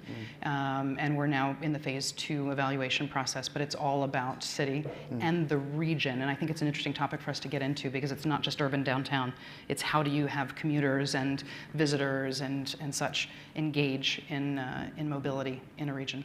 Thanks very much. There's an interesting topic of conversation around the rapid shift to e-mobility in the United States at the moment, but that's the subject of another panel, so we'll hold that thought. But Peter, give us a sense of what's going on at McClury Asset Management around investment in sustainable cities, maybe some examples of exciting companies you're working on, but interested to hear what your work is in this area. Yeah, so lots of different things. To your point, I think it's really worth thinking about too. Cities are not just the downtown. And if you really want to look where a lot of emissions in many cities come from, it's that sprawling network of both commuters and industry and infrastructure and goods that move around. Examples would be things like ports. So we own container ports and shipping ports, there are bulk ports and dry ports around the world, and say on the US West Coast, drayage trucks and yard trucks and all that sort of thing are one of the big sources of emissions, let alone ships coming in and out, right? So we're working on zero emission, zero carbon shipping fuels. We're working on electrifying the vehicles that are on site in ports, looking at ways to get zero emission trucks that are drayage ports and or rail, so that we can start having more inter or multimodal connections to get containers out of ports and therefore emissions in cities lower. A lot of work on EV charging in different parts of the world, as you might imagine, first and foremost on our own assets. Do a lot of work as well on electric mobility as a service, so be that charging and or vehicle fleet provision, that sort of thing as well, let alone renewables and energy storage. So there's data centers, telecoms. We invest in pretty much everything you'll find in a city, including building. In the UK, we're building thousands of new housing units that are built to rent accommodation. So we're looking at how can you make those as low carbon and as efficient as possible? How do you integrate those with public transport? How do you make sure that they're EV charging ready? That sort of thing.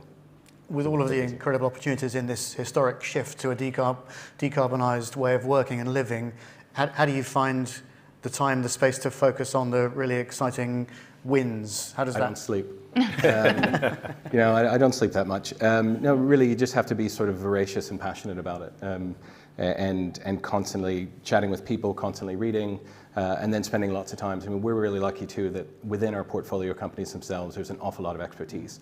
So I was just 2 weeks ago in the US with a bunch of our C-suite executives and an annual get-together, and being able to hear some of the amazing things that are happening in our hyperscale data centers and some of the really cutting-edge technology they're working on, working with our ports who are already electrifying and automating everything. So a lot of what we do is about sharing best practice. So it's figuring out, who are the companies around the world that are doing a great job at this, who are the ones that are struggling, who are the ones who haven't even thought about it, how do we bring them together and start sharing some of that. And we spend a lot of time with third parties, externals, local regulators, national regulators, that sort of thing as well.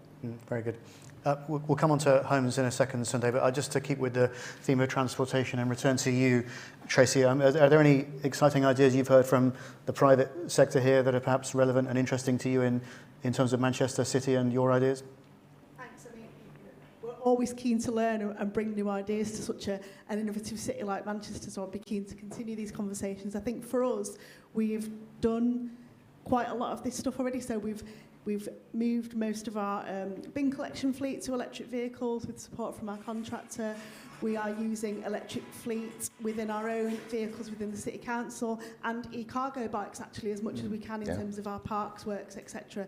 So it's really kind of interesting to think a bit wider and learn from your broader experiences around what else can we do to encourage our other stakeholders. As I've said, we're a huge city with a mixed economy of all sorts of shapes and sizes, and we mustn't forget our residents in this as well. How do we make this accessible to them in a way that they can be part of and afford to make these changes? So I think really keen to learn some of that new innovative stuff, so we kind of feel we've done the basics, we're improving our walking and cycling infrastructure, we're continuing to encourage as many businesses that can to move to electric vehicle charging, etc., etc. We're putting in more charging points across the city. We've got lots of Greater Manchester-wide initiatives. What else can we do that's different, that's working, that we can put in and encourage and excite people? Because I'm really excited and passionate about the absolute necessity to make these changes, and it's bringing people on that journey, isn't it? So I think that's the next step that we're at. How do we bring people in and say, you're part of this, you need to be part of this, what else can we do to make it attractive? And I think that is about that, encouraging the investment, isn't it, and new ways of working. So really keen to learn more of that today.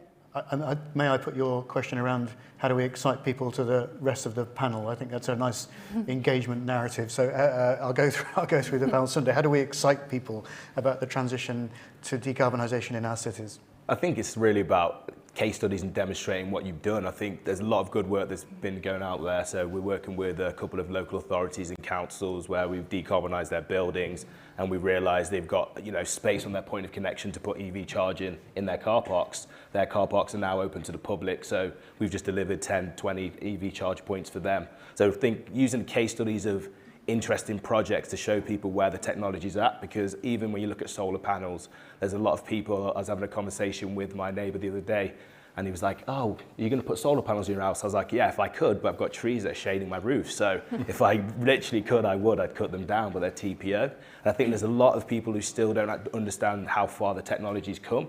And solar panels in this industry and people working in this room know that that's a great cost saver, but looking at heat pumps with the public sector decarbonisation scheme, that's helping to drive understanding that these technologies are here now. We talk about hydrogen, there's a lot of projects that have done a lot of good there. We've got EV bus hubs in London. So I think we need to do a bit more work trying to show the public, actually, these technologies are here, they're cost effective, and they're doing the job. And the more we commit to them, the better the technologies go. Jane, perhaps you've got a bit more of a challenge with software being an exciting vector for change, but some of the outcomes of your work, I'm sure, are super exciting. How would we excite people about the opportunities in this space?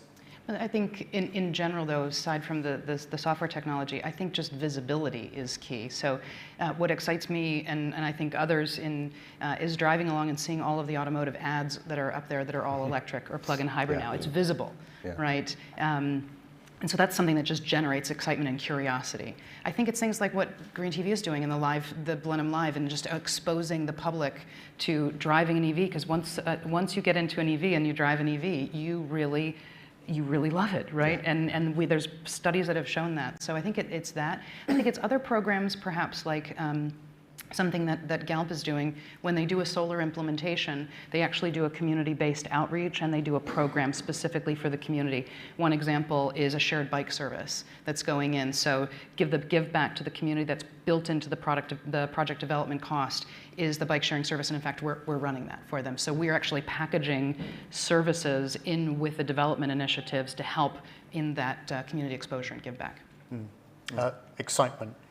Well, one that has nothing to do with us, but just as a citizen, so maybe I can comment on that. So I live in London. You mentioned things like EV charging and solar. So many of you will be familiar with the Solar Together scheme that's being run around the country. I unfortunately missed it. We're moving borough and missed being able to sign up for it by 2 weeks, which is a shame. But it was an amazing program, right? And the success that I've seen, for those who don't know, Solar Together is a scheme that's being run around the country. It's effectively community buying, where the local council will shortlist down to one installer for solar and batteries and EV charging.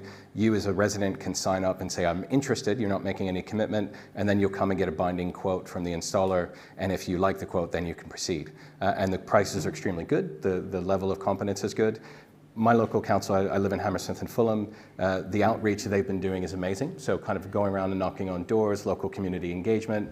I've sat in on some of the sessions, I'm an energy expert, but I sat in on some of the sessions to see how they were explaining these topics of, well, you're facing north and you've got a tree in the way. So is this really, but they've done a great job, actually, and they brought in some good people. Yeah. And let's be honest, what's going on in the world energy markets at the moment is probably the single greatest driver that we've seen. I have many of my family and friends and colleagues and neighbors and things who are not particularly environmentally conscious, is a nice way to put that, who would have seen me as the tree-hugging hippie before, now saying, well, how do I put solar on my roof? What's a heat pump?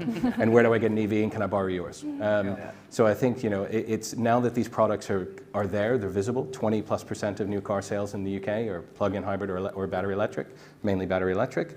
They are visible. People now see these. They realize that it's not just a fanciful thing. It's not a few weird Tesla drivers anymore. Yeah. It's lots of other people.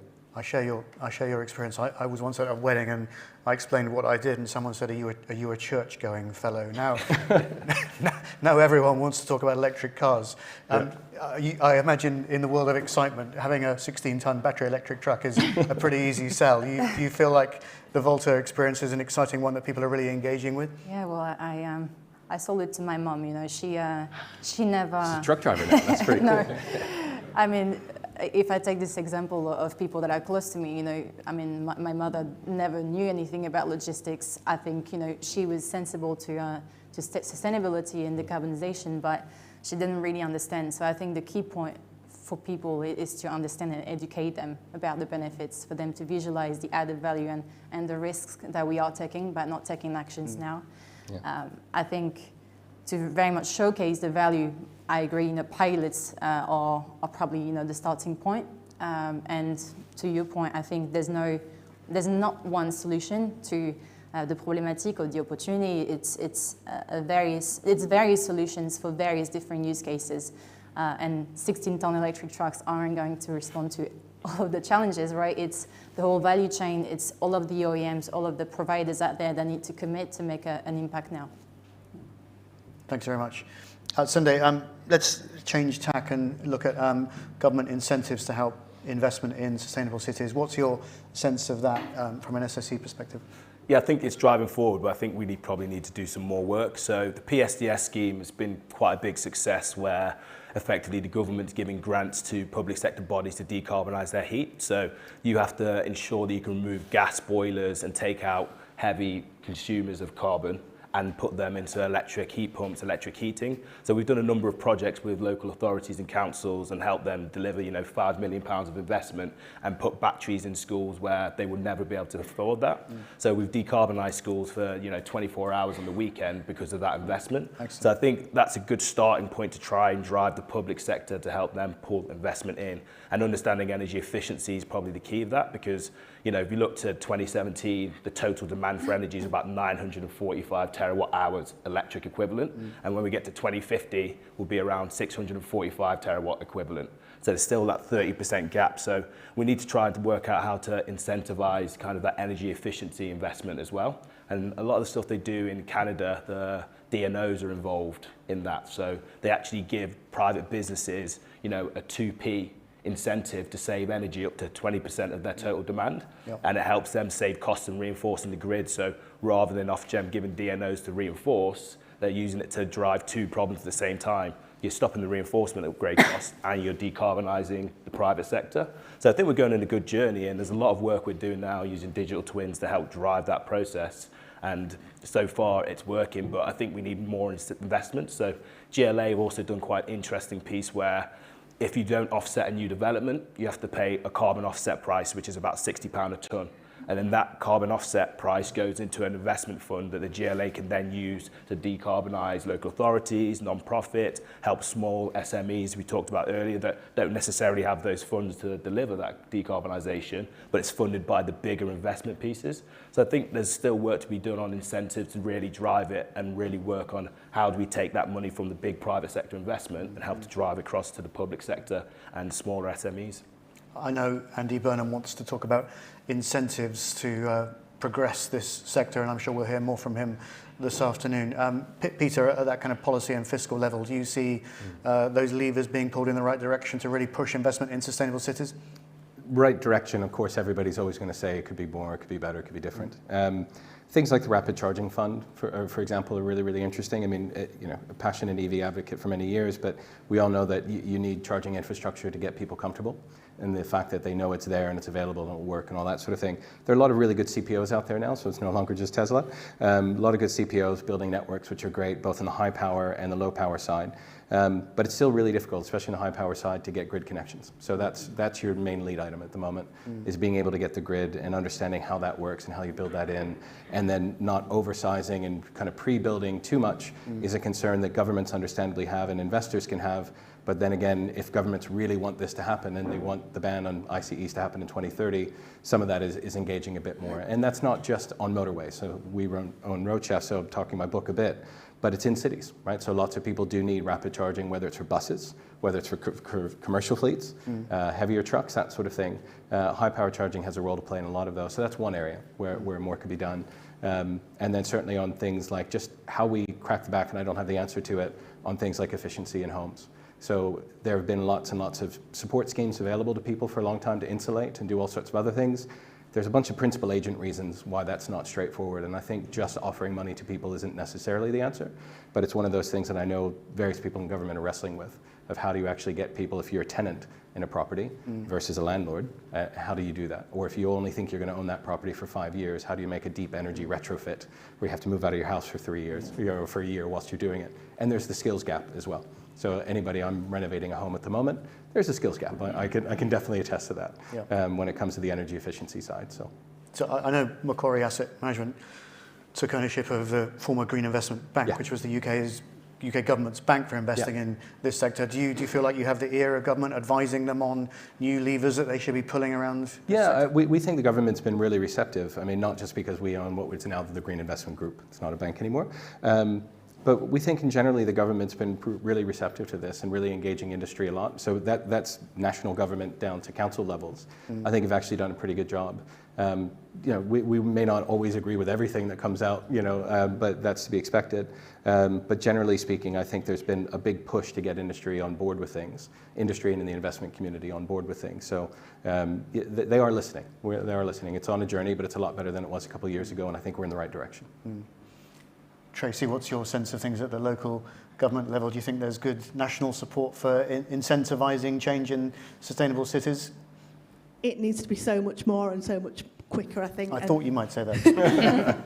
She can say that. It'd be foolish of me not to, wouldn't it? That said, we have been very fortunate in Manchester around the PSDS scheme that you mentioned today, the Public Sector Decarbonisation Scheme. We have been able to decarbonise many of our own assets, our own buildings through that, and we've just been successful with round 3, so we have benefited from that, but also as a city council we've topped that up so that we could do a bit more. So it's about making the most of that, isn't it? And we committed to that with our own cash as well. So I think we do need more, we want more, but we can also demonstrate that when you give us stuff we'll spend it well and we will do what we said we'll do. And I think that's really important, that we can demonstrate the benefits of this. And I think that storytelling again, why are we doing this in our public buildings? Because our residents come into our libraries, we can demonstrate the difference it's making going and then talk to people about how we can make changes, how they can be part of that and make changes in their own homes. So I think it is a journey, and you use these projects as flagships, don't you, to demonstrate that the technologies are there, they are being tried and tested. We're testing them, having the hiccups in our own buildings before we expect residents and tenants to make those commitments, as you say, which is a big deal. It's a big deal, particularly in the environment that we're living in today. Yeah. Can I just say that's a really important message I've never heard a local government make, which is we're trying them and testing them in our buildings first to deal with the hiccups, and then so you don't have to deal with that. Because I hear the criticism a lot from residents of saying, why is the local council spending all this money upgrading their own building? Shouldn't they be giving that to residents? I think it's a really interesting argument I've never heard made. So we should all make that argument more. That's true. I mean, even with the heat pump revolution, we're doing a lot of projects at the moment, and there's a lot of manufacturers claiming that they can deliver certain conditions to a building, and going from a boiler to a heat pump is a very different technological delivery strategy. So actually work with the local authority to understand all these manufacturers, what they can do, how does the actual technology work, and actually guaranteeing those savings. So in the future phases, we can say, well, don't work with that. Think about actually the greenhouse warming gas potential of the refrigerants, because there's a lot of things that people aren't thinking about, and going to CO2, and actually getting that base level to say we've had 2-3 years of operation. This is the kind of best practice to do for public sector and for the domestic sector. Yeah, we had a similar narrative play out in the SME panel this morning, talking about that creative interchange between smaller companies and larger companies, testing, trying, fail, repeat, improve. Yeah. Get into the sandbox and quicker delivery. So that's what the incentives, and I think, like you said, the public sector decarbonisation scheme has really helped drive that. So that next generation of heat pump installations are going to be a lot better, and the private sector and the domestic sector has a lot to learn from that. Yeah, very good. Peter, do you work in cities on an international level, and if so, do you have some learnings from other countries that perhaps you could share with us? Yeah, we're quite global, so what you see in sort of, I wouldn't say best practice, but just different practices around the world do vary a lot. So I would say across Europe, most of our cities are on the cutting edge of a lot of this stuff in the decarbonisation space. But that said, just go spend time in China. And it's not always a popular topic. I mean, the example many of you probably already know, but Shenzhen, where BYD is based, went from no electric buses to only electric buses, 16,500 of them in about a 5-year period. The North American equivalent is sort of what New York plus New Jersey, Chicago, Toronto, LA, and Houston combined, and they did that in 5 years. There are hundreds of millions of electric motorbikes. They just, in many cities, just banned petrol bikes of all kinds and delivery vehicles. So there are certainly ways you can do it. Now, yes, of course, that's China. They can do things that we can't do as easily for a whole host of good reasons. But I think it's seeing the art of the possible is really interesting. And I know it really hit me when I was in a neighborhood somewhere in Shanghai where you're walking down a street and we're without a microphone having a conversation at this volume, and there are trucks and there are buses and there are motorbikes and dozens and hundreds of them, and we hear each other. It's genuinely more pleasant. A few years ago was the first time I heard the DFT here talk about noise pollution. And COVID, I think, reminded a lot of us of how nice it is when a city's quiet. So there's a lot of these selling points that I think we can certainly look at. I think other things around Europe that some cities are doing around pedestrianisation, more cycle infrastructure, that sort of thing are really interesting. It's not classic infra that we invest in per se, but it's infrastructure for cities that I think has a real impact. And then also looking at low emission zones are other things that, the UK cities have been quite good at this, but I think there's still a lot more that we could certainly do in that space, whether it's for fleets or buses or taxis. Yeah, we often focus on the big ticket exciting items like electric trucks and electric cars, but really cycling and walking is a major vector for decarbonisation in Copenhagen with great infrastructure and e-bikes. I think up to journeys on average are now going up to 20 kilometres because people are happy to travel by e-bike with those safe routes. But back to the subject of exciting electric trucks in cities outside of the UK. So I know you have a focus on Paris, Carla, so could you tell us a little bit about what's going on in Paris? It's a great vector for change in the sector, isn't it? Yeah, I think Paris is probably the most aggressive diesel ban out there. So by January 2024, all diesel vehicles will be banned from Paris. So if we think about France in general, 45 low emission zones will flourish, and that's a third of all of the fleet in France. So 10 million vehicles, between passenger vehicles to trucks, to buses. I mean, so an enormous opportunity, definitely for manufacturers and for citizens, to improve their life quality and air quality. So major opportunity, 2024, no more diesel, and then you have a second, another ban, which is 2030, and then that's banning any critère 1, so any petrol, gas. I mean, it will only be electric. Hydrogen might be there and ready by then. So, you know, an enormous flagship, and I think, you know, post Olympic Games, hopefully that will give even more tailwind or influence within Europe, so that we can see more of this. Because if I pause here and tell you a little bit about the commercial traction that we're getting with Volta, we are in the pre-order stage, so we're getting commitment from our different customers and prospects, and 90% of the multiple thousand of units that are pre-ordered, 90% are for Paris. So again, this showcases how important this is. And it's not only restrictive and adding penalties to that, it's also very much incentivizing companies and helping them through the transition. So there are incentives not only on the asset, but also on the capability studies that these operators need to do to find out, you know, what do I need to install, and then the charging infrastructure. So this won't last forever. We don't want it to last forever because that's not going to be viable. But it's, you know, this very valuable timeline where the technology isn't going to be perfect. You know, we need to manage expectations, and there's going to be challenges that I think you guys are probably experiencing, and that's action learning, and that's how you learn and you improve. So I want to encourage any thought leader in the room to very much take that first step and start, because this is how you will learn, and this is how you will go much more ahead, if I can say that, than any other. So I hope that... There's been a big shift towards active travel in Paris as well, is that right? Say that again? There's been a big shift towards active travel in Paris, is that right?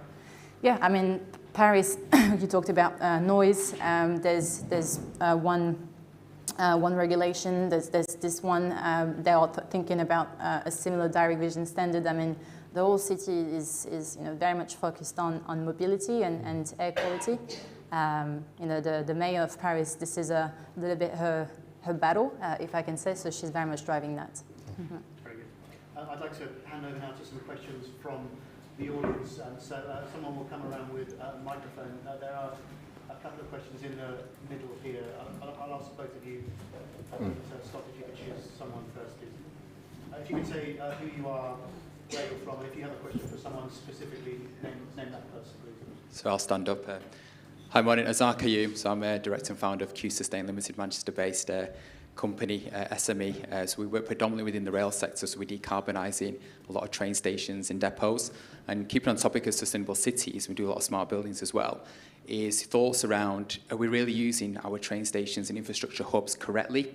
Transportation, as we know, is a big part of our carbon emissions, you know, up to 30% in 2019 alone. 91% of that was road transport, you know, 111 megatons of CO2, 2019 alone. So when we talk about decarbonisation and sustainable cities, we're working really hard with our clients like Network Rail to really look differently at our infrastructure hubs, predominantly like train stations. You look at our own Manchester Piccadilly, Victoria, you know, still lots of legacy issues, very dated, first in the railways. And should we really be using them with big EV charging hubs or end-to-end carbon emissions of individuals? Should be coming to a train station, EV charging at the station. That charging, we should be using our roof array at the stations with solar to help charging points in terms of a low-carbon transportation hub. And then you're getting on the train, which itself is obviously for medium-sized journeys, you can reduce up to 80% emissions compared to vehicle journeys. So it feels like we talk about sustainable hubs. I know we've had issues, and so the council will agree, on rail services alone, but if we can really focus on using our infrastructures effectively, and I'd love to hear Macquarie's thoughts around that. We can use it for heat networks. You know, we look at big station hubs in urban environments. There's quite a lot of space there in densely populated areas. We can use them as fuel cell hubs, hydrogen hubs, you know, EV charging hubs, and really use our infrastructure quite differently to get people out of cars and into more sustainable transport modes. And I think Manchester has a great opportunity to do that. Consider we've got HS2 coming up here, we've got HS3 east-west connections between Leeds and the east and west. So really, should we be thinking differently how we use and design our infrastructure hubs? Thank you. This sounds like a software as a solution question. Jane, would you like to give us some words on that? I mean, sure. So I think the opportunity to leverage a mobility center is is very important, right? So you see it with what you just described. In Portugal, in the train station, Orient train station, there's new mobility centers that are taking advantage of people coming in on the train, using e-bikes or scooters to move to their next location. Charging hubs and so on are going in. So I think it becomes that central point. And you need to look for what those points are. They might be a rail station, they might be other natural locations. Mobility as a service, it's actually something that our team in our history has done. So in Cascais, a suburb of Lisbon, we had the app that integrated parking, charging, public transit, et cetera, and had done that as a pilot. It did not continue after the pilot for many reasons. It's hard to do that work in one app in any particular location because of all of the different systems and all of the different types of things. So I think that's a solution that has not taken off in a grand way, because for a software as a service, it's not scalable. But I think that there are elements of, if you will, a mobility catalog that can actually create now with APIs and other things to use to pull systems together. I think it's possible. It's not in our mandate right now. Our mandate is around the infrastructure support, but we're very interested in actually, in Memphis as well, we're part of the consortium to look at specifically how do you integrate all of those different things together, because in Memphis, they're all silos. I mean, there's a downtown commission for parking, it's complete silos. And so they don't naturally talk. And so the idea really is to bring them together first with the concept of a corporate mobility pact, like what we did in Lisbon with the World Business Council for Sustainable Development, to really get public sector, private sector talking about how do you create this nucleus and this type of hub approach, and then systems. It's more about the behaviors first. Thanks very much, Jane. There's a second question here from, thank you very much. Could you say your name? Yeah, sure. I better stand up now that Azar had. We've got a mini Mexican wave kicking off. My name's Steve Connor from Creative Concern. I'm also the Green Lead on the Greater Manchester Local Enterprise Partnership. And I just wanted to say a couple of things. First of all, I'm really interested in the commonality of investment solutions for cities. And the Connected Places Catapult with the Core Cities Group in the UK is looking at a commission on climate investment for cities, because I think there's a huge opportunity not to tackle this city by city completely independently, and I'd love to know what you think about that. But then there was also a report by the Coalition on Urban Transitions that looked at how few countries have a cities policy. And so there's no policy framework, and the things that you've all mentioned are completely siloed, Jen, you're absolutely right. And I wonder whether we need a different kind of joined-up policy framework for cities in the UK to actually pull this off. And my final point, which I'd love to know your thoughts on, is the investments going on that are creating unsustainable cities, because we're still building car parks, we're still building roads, and there's still cranes on the skyline buildings that we're going to have to retrofit to get to net zero, literally within a few years. So in some areas, we are still going in the wrong direction. Who would like to answer that one first? Peter? Oh, you were ready to go. Well, I mean, I think one of the first bits about city policies is trying to put a price on carbon. So like I said, we talked about the GLA earlier, and they did a study to look at, the pound per tonne of carbon offset was £60, and that's gone up recently to £93. And on average, when we look at buildings, it's probably about £130 per tonne of carbon over its lifetime to decarbonise it by about 30%. So at least having a kind of policy framework that everybody can work towards to understand what is the cost of carbon and what is that number across the country, and have a set baseline will help to drive investment and understand the amount of money that needs to be put into the cities and kind of channel our thought process. Tracy, would you like to say a few words on that question?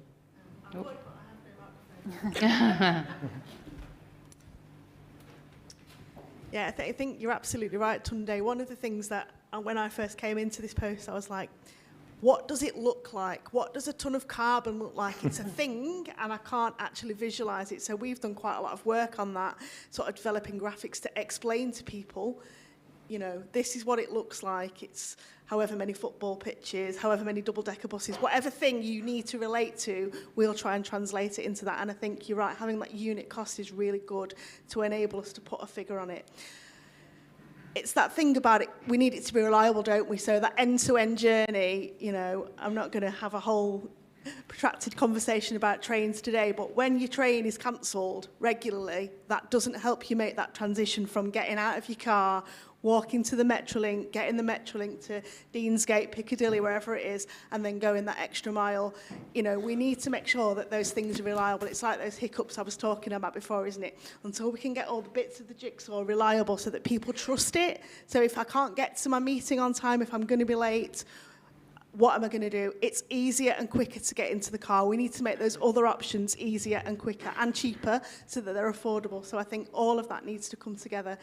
And I think, you know, totally agree with you, Steve. We need to think differently about this, how we work together, and we don't do things city by city. You know, we need to work together, use our collective buying power, our collective experience, our collective influence to make bigger and better changes. And we need to be bold, and I need to be brave as a politician, as a decision maker, and just say, this is how it's got to be for our future. Change is always difficult, and it's going to come, and it's going to hurt, but we have to face that pain, I think, because we've got no choice. This is a necessity. Awesome. You tell them, Tracy. Talking of things to see, there are some very exciting things to see in the exhibition spaces outside, which are clear visualizations of the of some of the e-mobility transport solutions we've discussed here. So Rally have their e-cargo bikes in the exhibition space outside here. EAV, really exciting four-wheel EV, is also on display here as well. And outside the building is an Alexander Dennis electric bus, which I'm personally very excited to take a look at. So do take a look at those real-world, palpable examples of decarbonising our cities. So thank you very much indeed, everyone, for this panel discussion today. Super exciting. And we will break off now for another 45 minutes of networking. So do take advantage of that and go and see those exciting exhibition spaces. We touched on homes and buildings in this panel, and we will return in 45 minutes for a panel devoted to that subject area. So thanks very much indeed to the panel and to everyone here and at home for watching on, and see you soon. Thank you very much.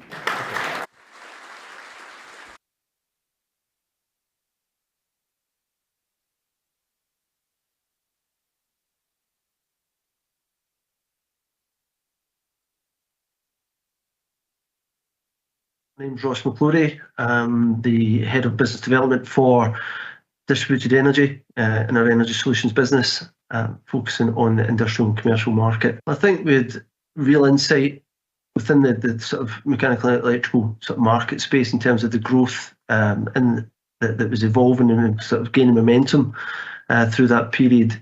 And from that, gained some real insight into organisations through manufacturing, airports, and various other markets within the space that really started to understand their needs, their growth aspirations, and the challenges that they face.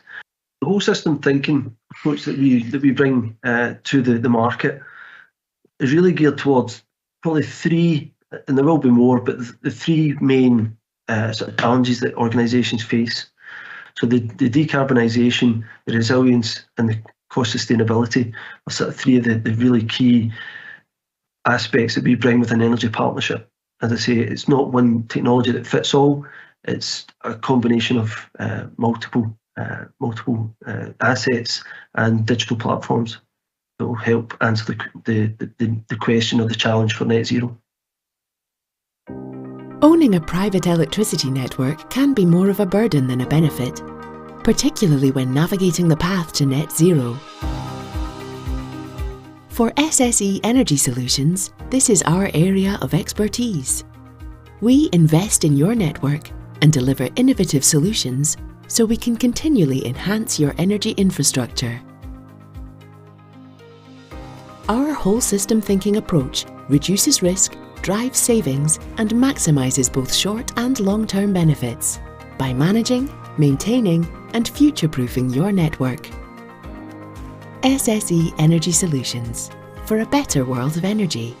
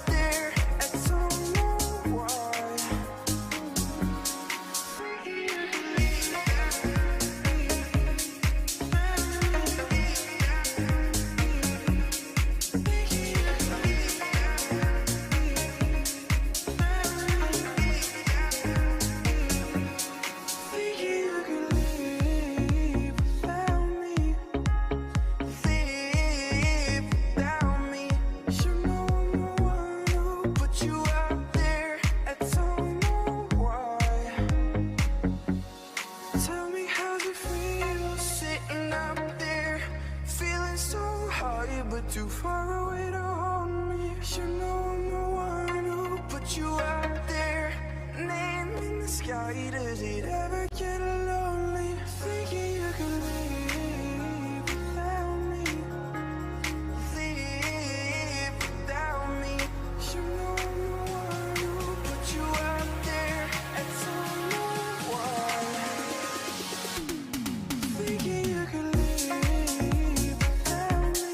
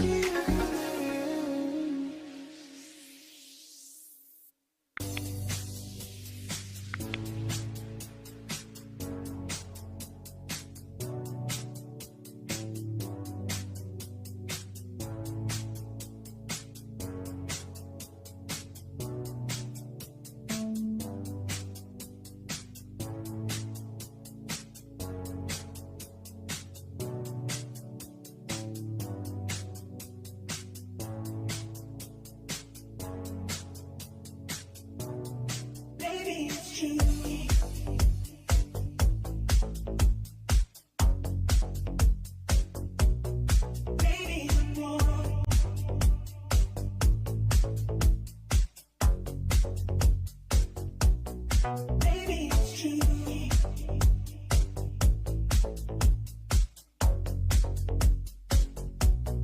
Maybe I'm wrong. Waiting words we both haven't said.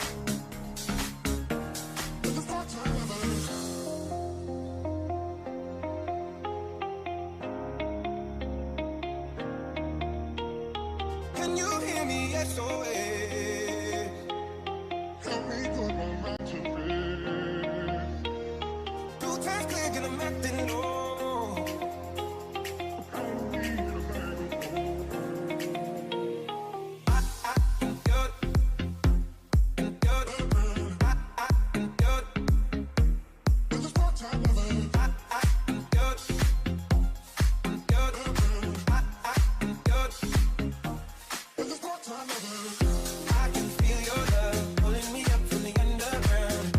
I don't need my drug. It could be more than just part-time lovers.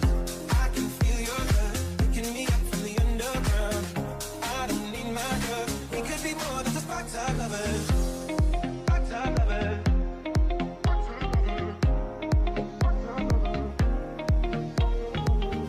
I can feel your love.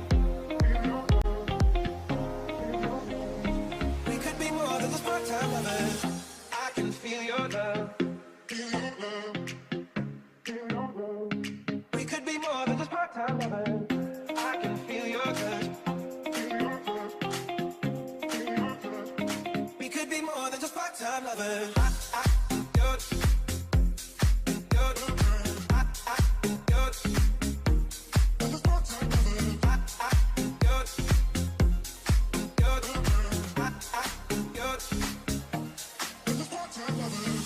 I can feel your love pulling me up from the underground.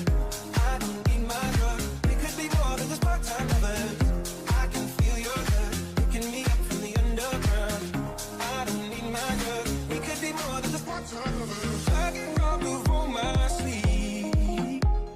Yes, my thoughts begin to lead. I let go, but I don't know how. Yeah, I don't know how, but I need to now.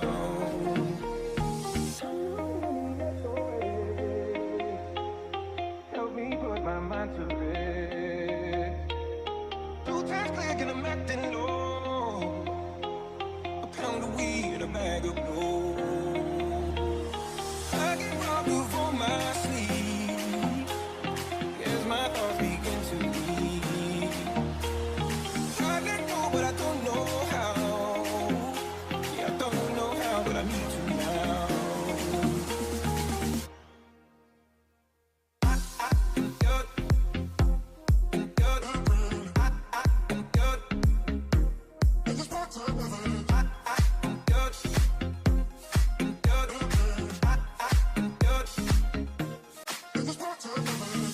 I can feel your love pulling me up from the underground. I don't need my drug. We could be more than just part-time lovers. I can feel your love picking me up from the underground. I don't need my drug. We could be more than just part-time lovers. Part-time lovers.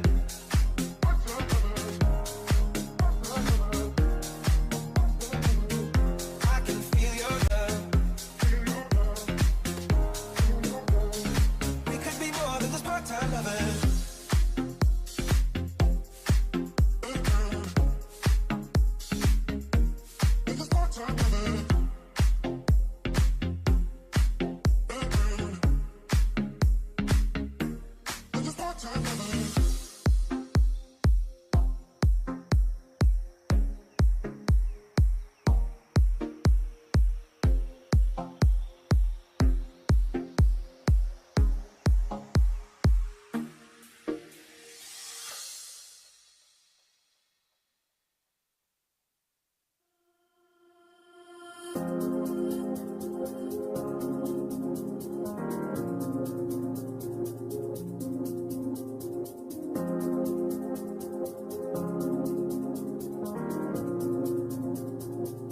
Why don't you give me a break?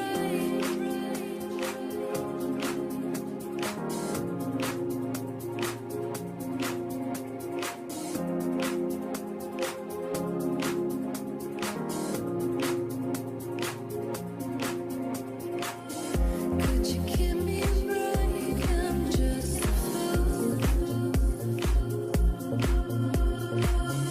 Could you give me a break? I'm just a fool.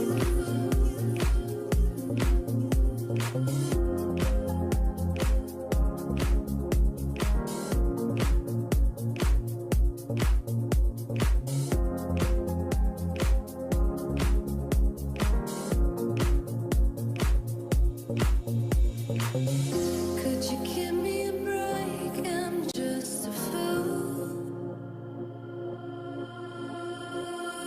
Could you give me a break? I'm just a fool. I'm so tired of playing games.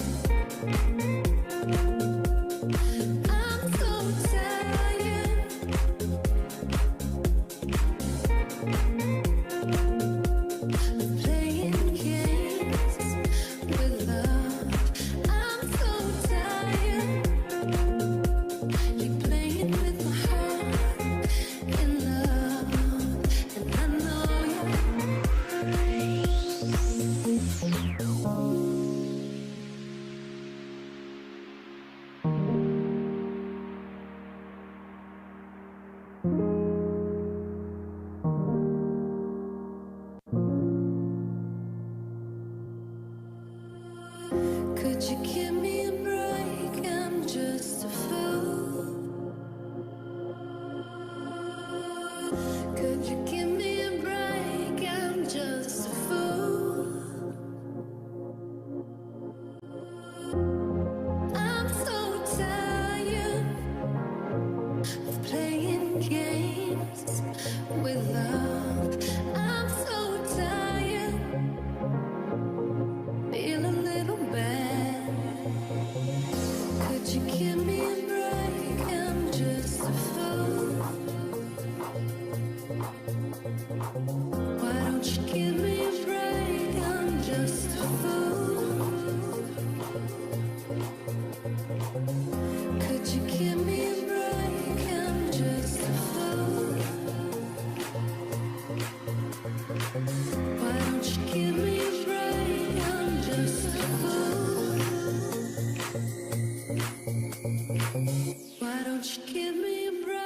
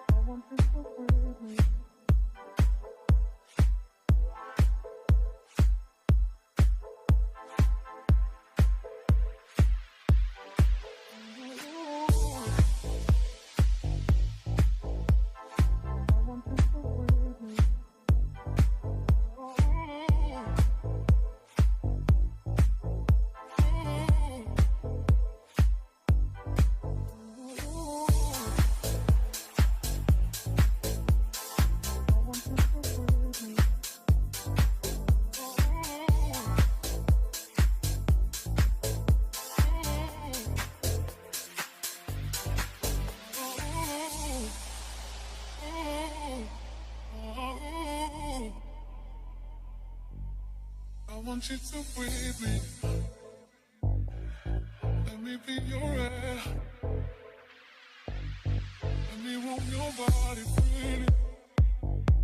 No inhibition, no fear. How deep is your love? Is it like Nirvana? Hit me harder. I am. How deep is your love? How deep is your love? How deep is your love?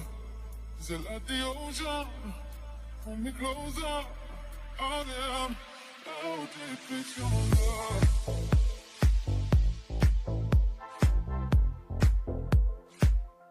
How deep is your love?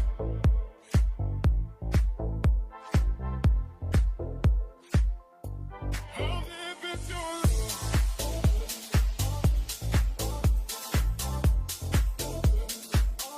How deep is your love?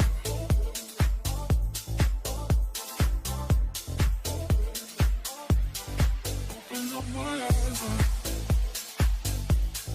tell me who I am. Let me in on all your secrets. No inhibition, no sin. How deep is your love? Is it like the ocean? What devotion are you? How deep is your love? Is it like Nirvana? Hit me harder. I am. How deep is your love? How deep is your love? How deep is your love? Is it like the ocean? Pull me closer. I am. How deep is your love?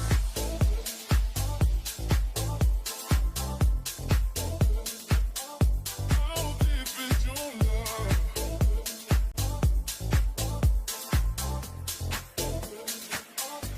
How deep is your love?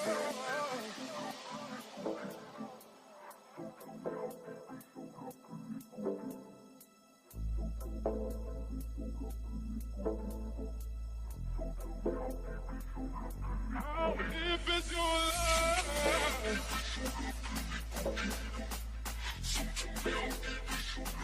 How deep is your love? Pull me closer. I am. How deep is your love?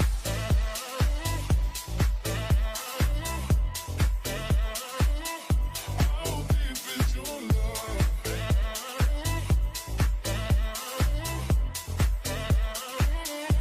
How deep is your love?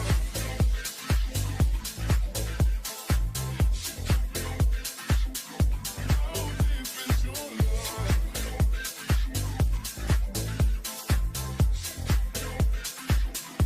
How deep is your love?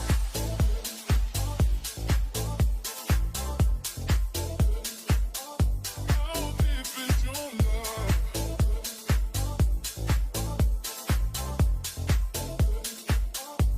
How deep is your love?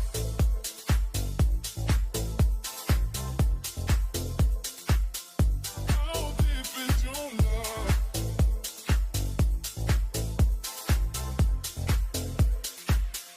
How deep is your love?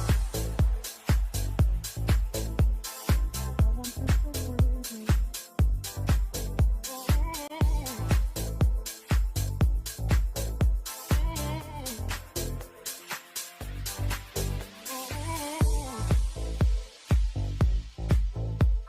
I want you to breathe me.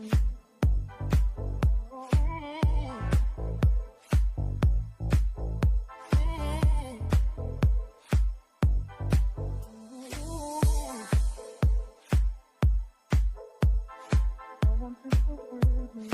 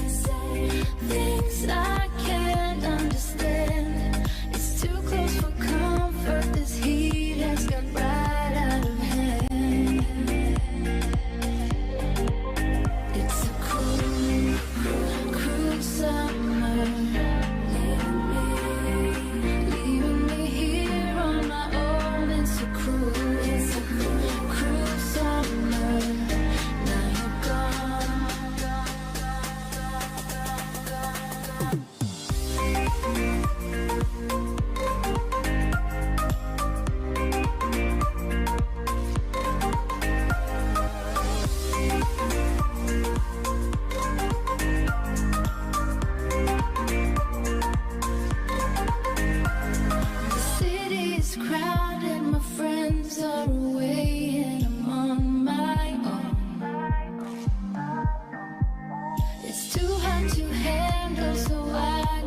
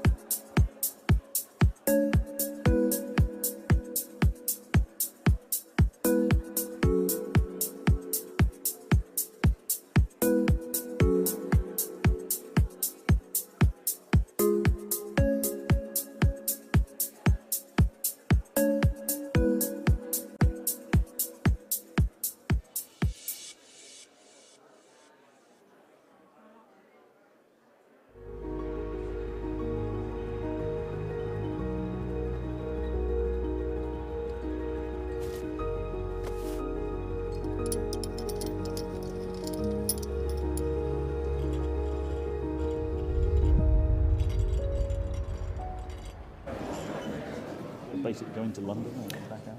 Thank you very much indeed, everyone. And now for our final panel of the morning, and this is on the subject of the power of retrofitting. So a crucial vector for decarbonisation around our buildings and our city infrastructure, and how we can adapt to decarbonise what is already surrounding us.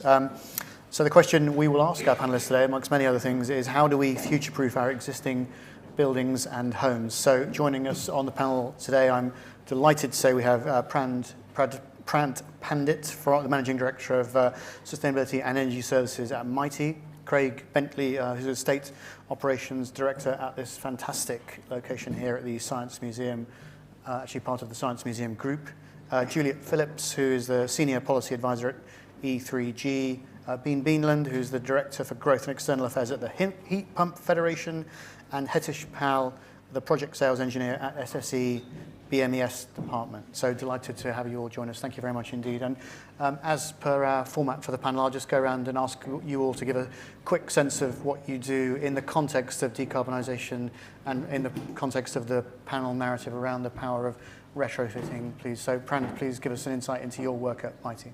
Sure, thanks. Mighty is UK's largest facilities management company. We take care of all the spaces where Britain plays, works, train stations, airports, hospitals, and our frontline employees really keep Britain going, we'd like to think. My role within Mighty is in our decarbonisation or sustainability and energy services business. As a facilities management company, by nature or by description, we look after maintaining existing facilities. And my team is responsible to work with our clients to establish their decarbonisation goals, develop their plans to decarbonize, and then design the projects that help them achieve those goals, and program manage and take them through that process.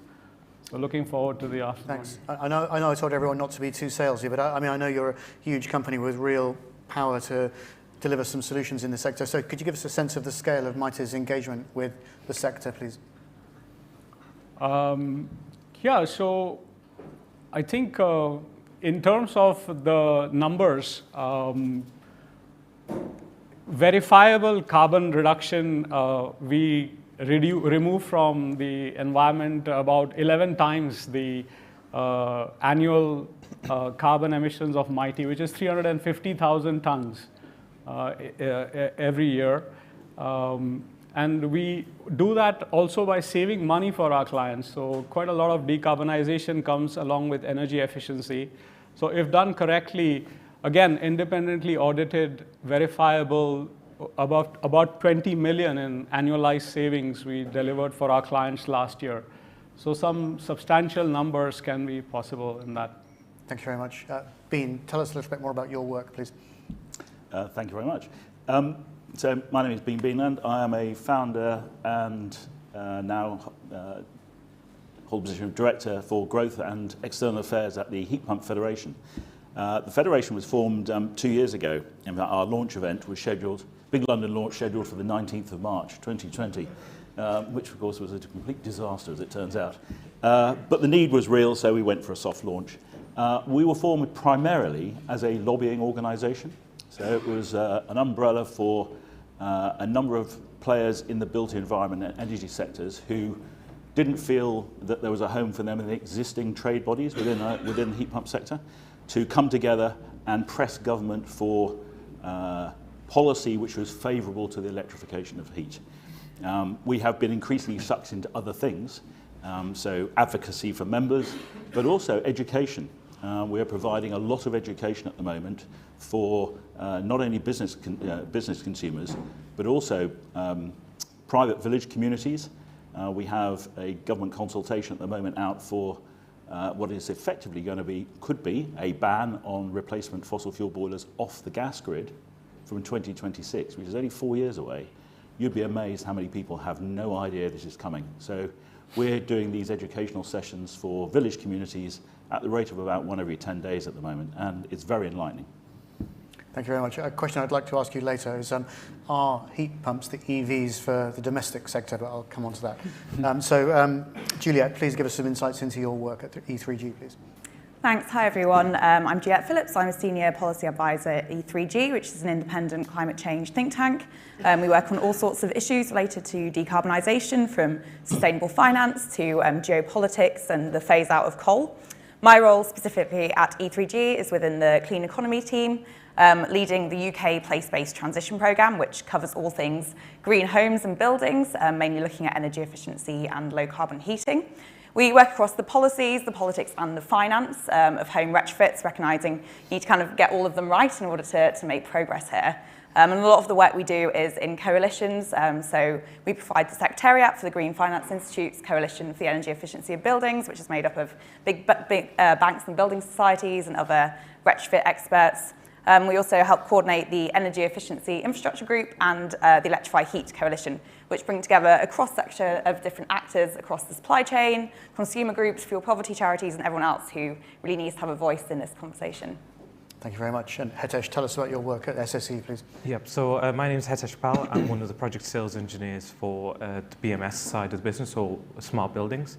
And simply, I guess, we work towards making buildings smarter, in the sense that we'll try and increase the occupants' comfort, so for the users of that building, but also making buildings smarter so we can reduce energy consumption within them. And it's all really just to try and drive down that energy consumption and make savings for the end users, so the clients that we're working with, and also make an impact on the usage of the energy within that building. Thank you very much. And Craig, lastly, you have a very tangible asset to talk about here as we're sat in your home. And thank you very much indeed for hosting the Decarbonisation Summit here. Tell us a little bit more about your work, please. Sure.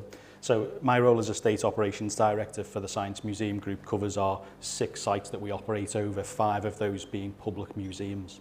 That's the Science Museum in London, the National Railway Museum in York, Locomotion, which is sort of like a sister site to the Railway Museum, the National Science and Media Museum in Bradford, and of course the Science and Industry Museum here in Manchester. And it really is an incredible diverse estate. And my particular focus at the moment in terms of decarbonisation is to try and bring down our Scope 1 and 2 emissions. And in particular, helping the group to decarbonise the physical estate. So we're introducing more local renewable energy sources, removing some of our gas boiler plant, and hopefully with heat pumps and other technology, we can bring those carbon emissions down. Very good. Now, I understand you've had some funding to do some exciting decarbonisation work here at the Science and Industry Museum. Can you tell us a little bit more about that? Sure. So we will gratefully received just over £4.3 million worth of funding from the Public Sector Decarbonisation Scheme led by Salex. And for this site, that's enabled us to introduce an underground heat network accessing the aquifer that sits below the site, so that we can extract thermal energy from that water and distribute it around these incredible historic buildings. Very good. And where are you with that project? Is that under construction at the moment? It's actually close to completion. So the bulk of the work actually finished in March, just gone.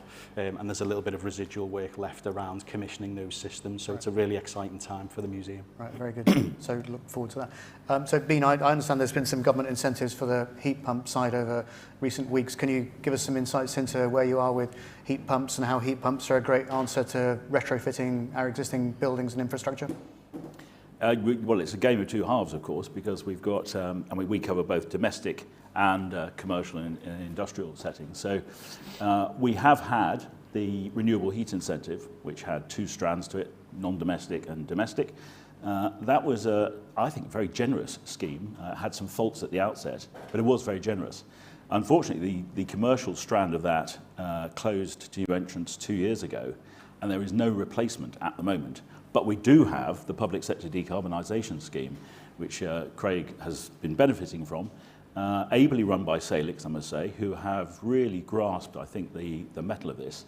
And we're currently working with them. We're on phase 3 at the moment of that funding.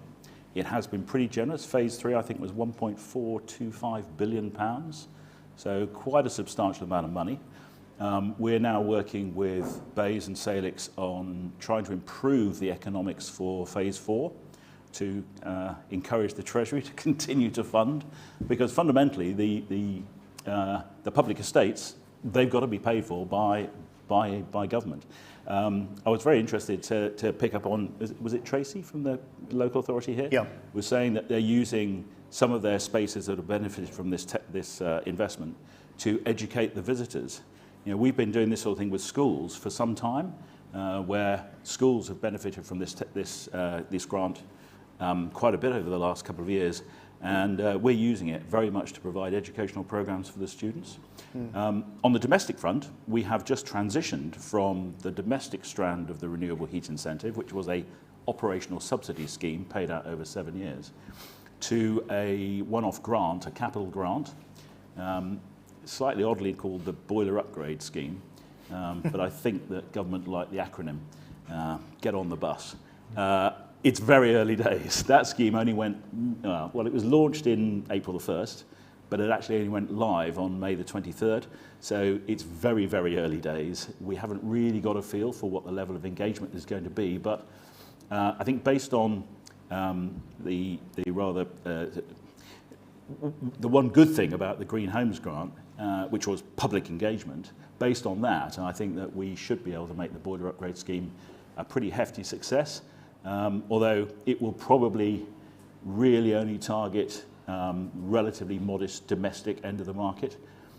Sadly, government has chosen not to provide real support for ground source heat pumps within that grant system, which is a shame because we get arguably better opportunities around flexibility, and in our world that means shifting the operation of heat pumps to times when electricity is lower carbon and lower cost. We get better flexibility off ground source, and I'm sure that you'll be looking to take advantage of some of that flexibility with your system here. Very good. Julia, you're working at the rock face of policy. What policy shifts would you like to see around this sector? Yeah, great question. I think, you know, within the context of the cost of living crisis, we really noticed that our housing is a key driver of this. We're using so much more energy because our homes are cold and leaky. And so many homes are connected to the fossil gas grid, which means households are exposed to volatile fossil fuel markets.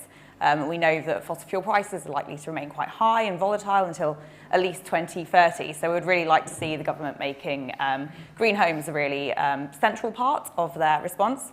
So far, it's been slightly lacking, I would say. We weren't terribly impressed with the spring statement or the British energy security strategy. There were some good things, like the VAT cut on heat pumps, but I think much more is needed, particularly helping people with the upfront costs associated with retrofit.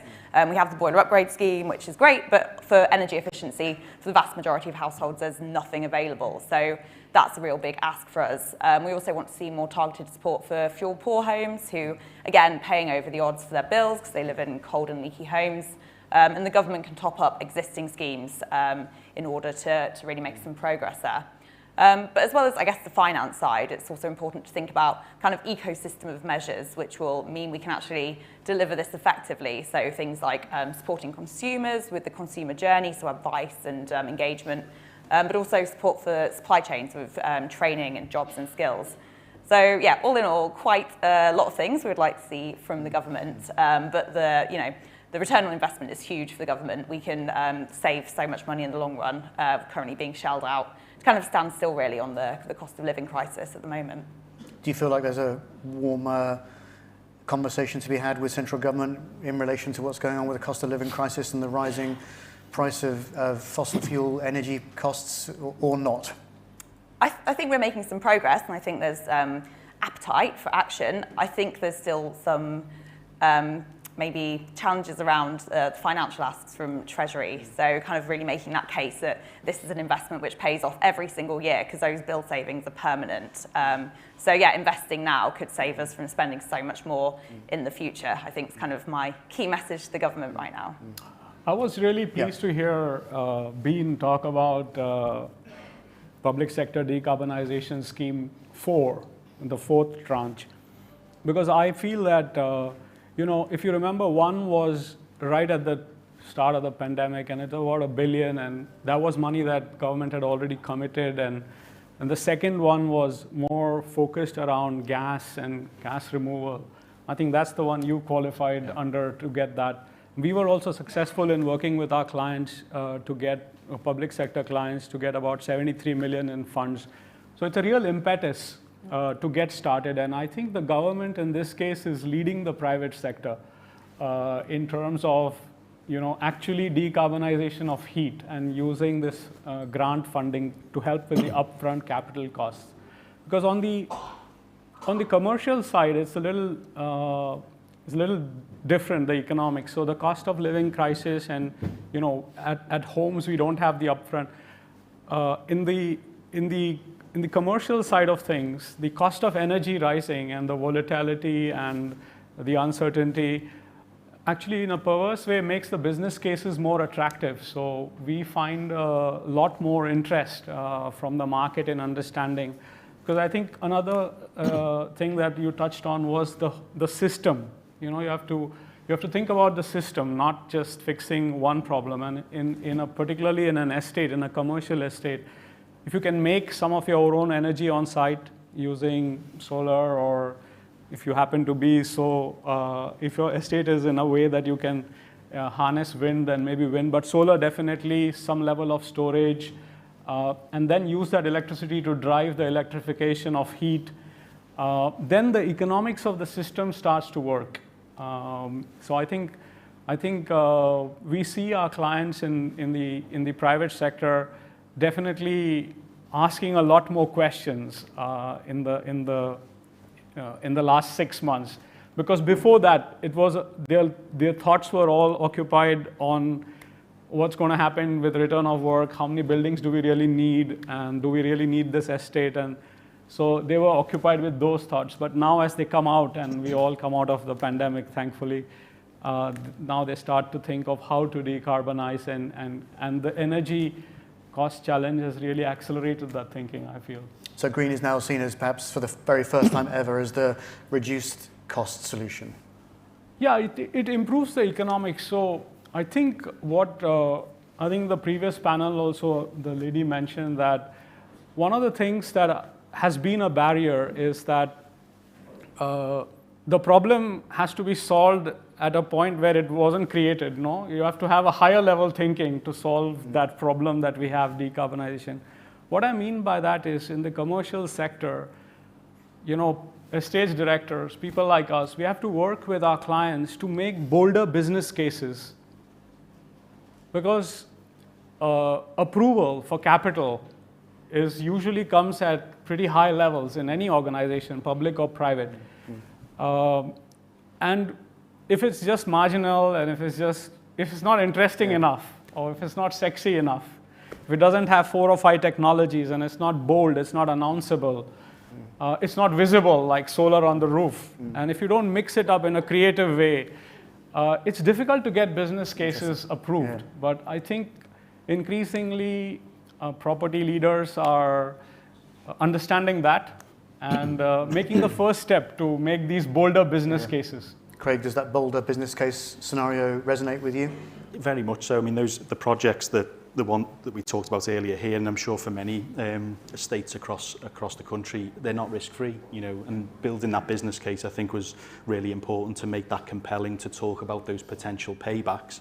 But I think in terms of those schemes, it's also important to recognise the diversity that we have across the estate. The building we're in today is nearly 200 years old. The starting point, not just for the organisation, but for the estate itself, was quite low in terms of that performance. So helping organisations like the Science Museum Group, in terms of other funds like the skills training and accessing that expertise and knowledge there, has helped us to de-risk elements of the project and ultimately accelerate towards net zero much more quickly. Yeah.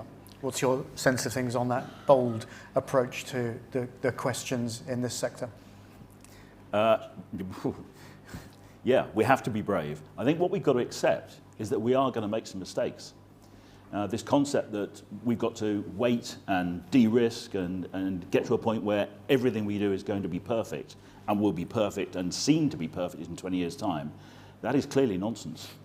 We are going to make some mistakes. We're going to look back and say, oh, I wish we'd done that slightly differently over there. But the fact is, we've got to learn by doing. And at the moment, we are not doing anything like enough. And we've got to work out what works where, which parts of the either commercial sites, domestic, blending the two together indeed, having a commercial building which has a big cooling load at the centre of a housing development, for example, so you've got a hospital, medical centre, cooling load at the centre of a housing development, fantastic, because if we can harness simultaneous heating and cooling from our technologies, we can deliver some incredible efficiencies. And I think what we're finding, and I don't know, Craig, whether this was your experience, but a lot of our manufacturing members, commercial manufacturing members, are now going deeper into the buildings. So they're not saying, here's a heat pump, over you go. What they're now saying is, in order to optimize the performance, we have to go deeper. And so the manufacturers are beginning to take much, much more responsibility and ask for more responsibility to be able to make sure that when they leave the site, they're not just leaving a working heat pump, they're leaving a system. And Prad's right, we've got to talk about the system. And the same applies to domestic consumers too. We've got to talk about the system, because what we should remember, we think about heat pumps as being low temperature technologies. Condensing boilers are actually low temperature technologies, or they should be. And that's part of the legacy that we're trying to fix, that we haven't seen condensing boilers as a low temperature technology, but we should have done from 2005 when we mandated for their deployment. Interesting stuff. So, Hitesh, you're an engineer. What's your resonance around that, going deeper into the fabric of a building to provide the solutions? Yeah, I was going to touch on a point that you made earlier, which was we look at the systems that are being implemented, like your heat pumps and some. People want to see something physical being implemented to say that actually it's worth investing into, but we look at it from the control strategy side of things. So it's all great, you're putting in all these systems, but actually how are they then controlled, and are they being controlled in the way that affects the users of that building? Because let's say if you've got a building where, let's say we've got this room, you've maybe got a ventilation system in to control it, to ventilate for 300 people, yet there's only 15. What control strategies or systems are in place to make sure that that's then accommodated for? So we look at it from the control strategy side of things to make sure that actually, yes, you've got those systems in, but how do they work, and how do they then, I guess, work with the users of that building, or how that space is being occupied? So quite interesting, the sort of systems are being put in, but we need to do more in terms of the unseen side of things, which is the controls of how that system is then used. And this is an area that we think offers good opportunity for us, is thinking about the occupancy of museums in particular as one sector, but trying to overlay that occupancy data so we can understand not just how we operate the building, but how users themselves experience the building, so that we can adjust those controls and measures to hopefully bring down that operational energy consumption. And as a group to think about energy as a commodity, which again is a different perspective, a different language than we've maybe experienced before. I think the controls piece also opens up another opportunity for people who own estates, and maybe in the future homes as well. What controls allows you to do is to turn things on and off, or modulate them. And I think the UK is actually quite advanced in the world in terms of flexible energy markets. So there's an opportunity with connected loads and controllable loads for commercial estates, and including homes in the future, to participate in flexible markets, monetize your battery of your car, monetize your solar on your roof or your heat pump load. The monetization of these assets will become a very real possibility. So again, when you make these business cases, people are not factoring all these possibilities and making it sound really exciting for the approvers. And it's quite real. Some of these things are here and now. So, and I think Bean needs to do some of his awareness and campaigning in the commercial sector, because people, certainly at the top, they don't even know what the possibilities are. And there are not enough voices telling. And I think as an industry, we also need to look at ourselves and say that, when they do great stuff, they keep it to themselves. They don't shout from the rooftops. I'm a high street bank. We made one of our customers have 200 net zero branches. They have got a huge building in one of our major cities. And again, like the museum, they have converted that to heat pumps, and pretty cool technology is going. I find I'm geeky, but it going down like 160 meters, boreholes, aquifer, the whole engineering of the building and making it zero carbon is quite exciting, and it's quite simple to explain as well, but not enough education, I think. Yeah, I think part of the problem is there's a lot of myths about our technology too, about what it can and can't do.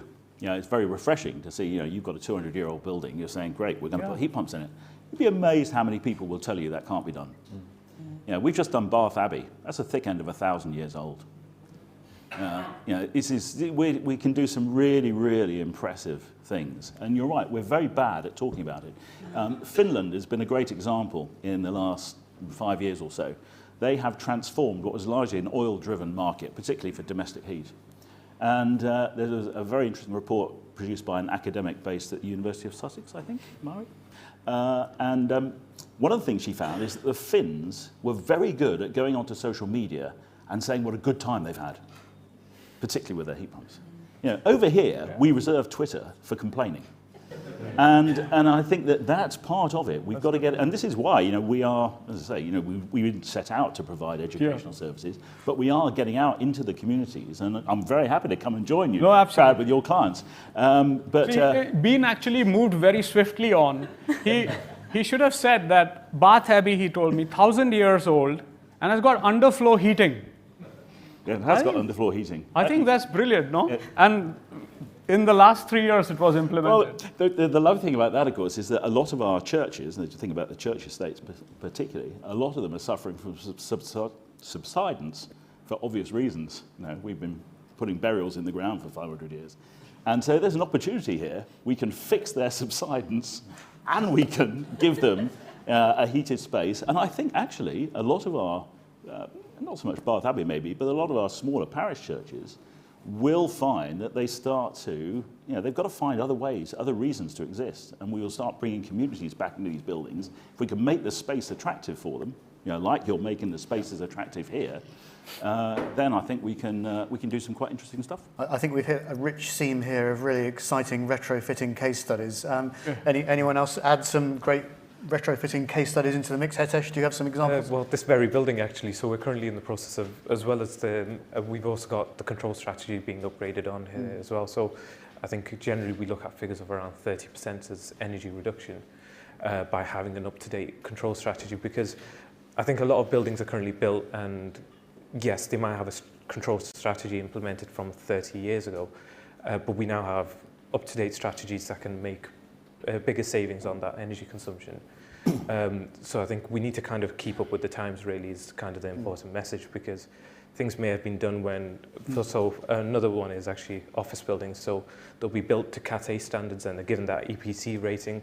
But once the occupants and the changes are made, that energy rating doesn't really get changed. So maybe we need to try and keep those buildings up to date and really sort of keep assessing them every year to make sure that they're, well, the EPC ratings are current, and also that those correct control strategies or those correct assets are then deployed to keep them as energy efficient as possible.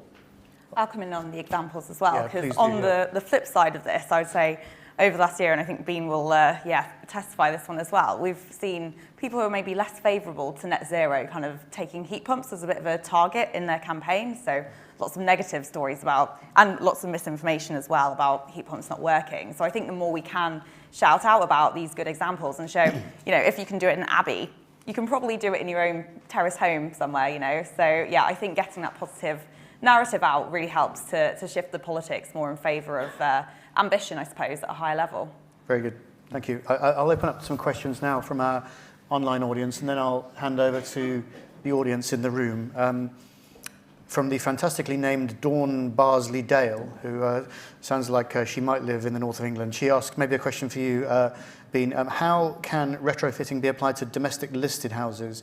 Our boiler is due for replacement in about 5 years, and currently there isn't a viable technology replacement. It sounds like there might be, from your experience. What would you answer to that question? Well, I think we start with saying, what viability is she looking for? If it's technical viability, we have the answer. There is no barrier to putting heat pump technology into listed buildings. We've got many members of our organisation who are doing it day in, day out. So that really shouldn't be seen as a barrier. But lots of people are being told it's a barrier. And I think that's part of the problem. There's a lot of vested interest saying, actually, oh, you can't do that. I was told by an MP 10 days ago that our technology can't achieve 23 degrees in the care homes in her constituency. You know, it's just nonsense. Financial viability is a different thing. So if the question is about financial viability, then we do have to probably work rather harder in analysing what their costs are at the moment, what fuel are they displacing, how volatile is it. If it's a listed building off the gas grid, burning oil, well, oil was 20 pence a litre 15 months ago. It's now £1.05. You know, so yeah, I'd be very happy to engage with her, reassure her that technically it can be done. Yep. And I'm sure we can work on the finances. I'll ask the team to put you in touch with Dawn. Another question came in from Daniel Scharf. He asks, can the energy of custom and self-builders be unleashed on green retrofitting and residential subdivisions? He further says the space and fabric being heated and insulated would be better occupied on fewer new homes, causing embodied carbon and biodiversity loss would be needed. Anyone want to pitch in on that one? Brad, you seem like you want to answer that one. No, I would just remember the line that the best building is the one that wasn't built. Isn't it? Well, that's like the best kilowatt hour of energy is the one that you don't use. One that you don't use, yes. This was touched on, though, in the last panel when someone was talking about the fact we're still building buildings now that will require significant investment to get them to net zero. So we know what the answers are, and yet we are still doing it. And you know, that has to be a tragedy of Shakespearean proportion. We've been waiting for the future home standards, which will make all new homes kind of net zero ready. I think since 2016, and just had so much industry pushback, unfortunately. So yeah, it's a tragedy and it's going to be a big waste of money as well. The fact that we're still installing gas into new homes, still making homes which aren't a decent standard. So yeah, very disappointing. And they're meant to now come into place in 2025 if we aren't lobbied down any further. The way we also analyse buildings and the way we measure buildings needs to change. At the moment, you know, your EPC effectively tells you how much the building costs you to run. It doesn't really talk about carbon at all. And in fact, in many instances, if you put a heat pump in a building, your EPC will get worse. Well, that's clearly incompatible with net zero. We're getting SAP 25 to coincide with the future home standard. But we are told by BRE that RD SAP, so reduced SAP, which will drive the retrofit market, will be at least a year behind that. Well, I would argue that actually we should get the retrofit market software first, because that's where the big problem is. You know, our buildings we're building now, I mean, they could still be much better, but they're not that bad. The problem we've got is our existing stock, whether it's the housing stock or commercial buildings like this. You know, we have got some of the oldest building stock in the world, actually. And somehow we seem to think that the retrofit market is less important. Actually, in achieving net zero, the retrofit market is the one we really need to go after. Yep. I think there's a statistic that I really love, which is that 80% of buildings that will be here in 2050 are here today. So, you know, yeah, we really do need to start thinking about those retrofitting solutions that are available. I'll come on to questions from the audience in a second, but one final one from me. I mean, do you think, it seems to me there might be something like a sort of perception gap around how exciting retrofitting can be. Do you get a sense of that, or is that not the case? Well, heat pumps are not really aspirational. I mean, putting a Tesla on your drive is a sort of aspirational thing. Although, I must say, I did a project when I was still an installer, and I spent my first 8 years in this industry actually making this stuff work. We did have a client who asked us to produce a really lovely glossy brochure. It was quite a big house. A lovely glossy brochure, which he was then handing out to his guests at dinner parties. You know, and he was painting his own credentials. But I think in some instances, heat is aspirational. Heating and cooling is aspirational. And we're seeing now that you know, estate agents are beginning to market buildings, whether for rental or to purchase as being, you know, low carbon, energy efficient. So we're beginning to get that way, but I think we need to put more go faster stripes on our heat pumps and what have you, to make them really, you know. I think in the commercial sector, you know, no one would want to come in the war for talent, which lesser people now in the workforce. People took decisions after the pandemic. And there really is a dearth of talent in the market. And then ask about the younger generation, the early talent coming into the workforce. Do they really want to work for organizations that don't have the right credentials? So simplifying the message, having these glossy brochures, shouting loudly about what you have done to your property estate, this is going to be quite central to attracting new talent and the next generation workforce wanting to come and work for these companies. So, and property teams are waking up to that. You know, it's not just enough to just follow. You know, a lot of the people who want to get on the front foot and lead the way. Yeah, if you talk to the next generations coming through, you know, I've done 1 or 2 conversations with groups of sixth formers. They're all over this. And I think that, you know, from my perspective in our industry, getting the right messages across at that sort of age, you know, at GCSE and then further on through the education system, getting the messaging across about what our industry does. If we said to a child, you know, 2 or 3 years ago, have a career in heat, you know, it would be, ooh, dirty fossil fuels, don't want that. In our world, it's digital. So we are now digital, not dirty. And I think that we can attract a very different demographic of child, and particularly more girls. It's something that we touched on earlier around, for me, especially from a cultural institution, is about that interpretation of the technology. So if we think about, again, museums, the opportunity that provides in terms of STEM and the next generation of engineers, helping them understand how buildings like this are powered and heated using that technology and how it's changed, I think affords us an incredible opportunity to grow our own in that context. I was surprised and uplifted to hear that when I told my children, they asked, what are you doing for the next few days, Dad? And I said, I'm looking after a project called the Decarbonisation Summit. They both responded with the word cool, which wasn't something I was expecting. So perhaps there is hope. I'll hand over now to questions from the audience. Hands up, please, if you have some questions for our fantastic panel. Whoever gets the microphone first. Scott, choose your hand, please. Would you just quickly tell us your name, who you're with, and if you have a question for anyone in particular, let that person know, please. Yeah, my name is Patrick Doyle. I'm with Bouygues Energies and Services, specifically the energy team, where we look at energy performance contracts and operate as an engineer pure construction company, looking at solar farms and stuff. Just to say, I fully value what you're saying and agree on the bigger and bolder comments. A lot of the examples and case studies have been public sector and cases where there has been free money. In terms of the private sector or cases where, like Tracy, topped up funds for those bolder business cases, is there anything we can do to incentivize those further, to de-risk them? I think post-pandemic now, a lot of customers are worried about future pandemics or cases where, well, do we invest in our building? We may not be utilising our buildings. We have a 5-year lease left.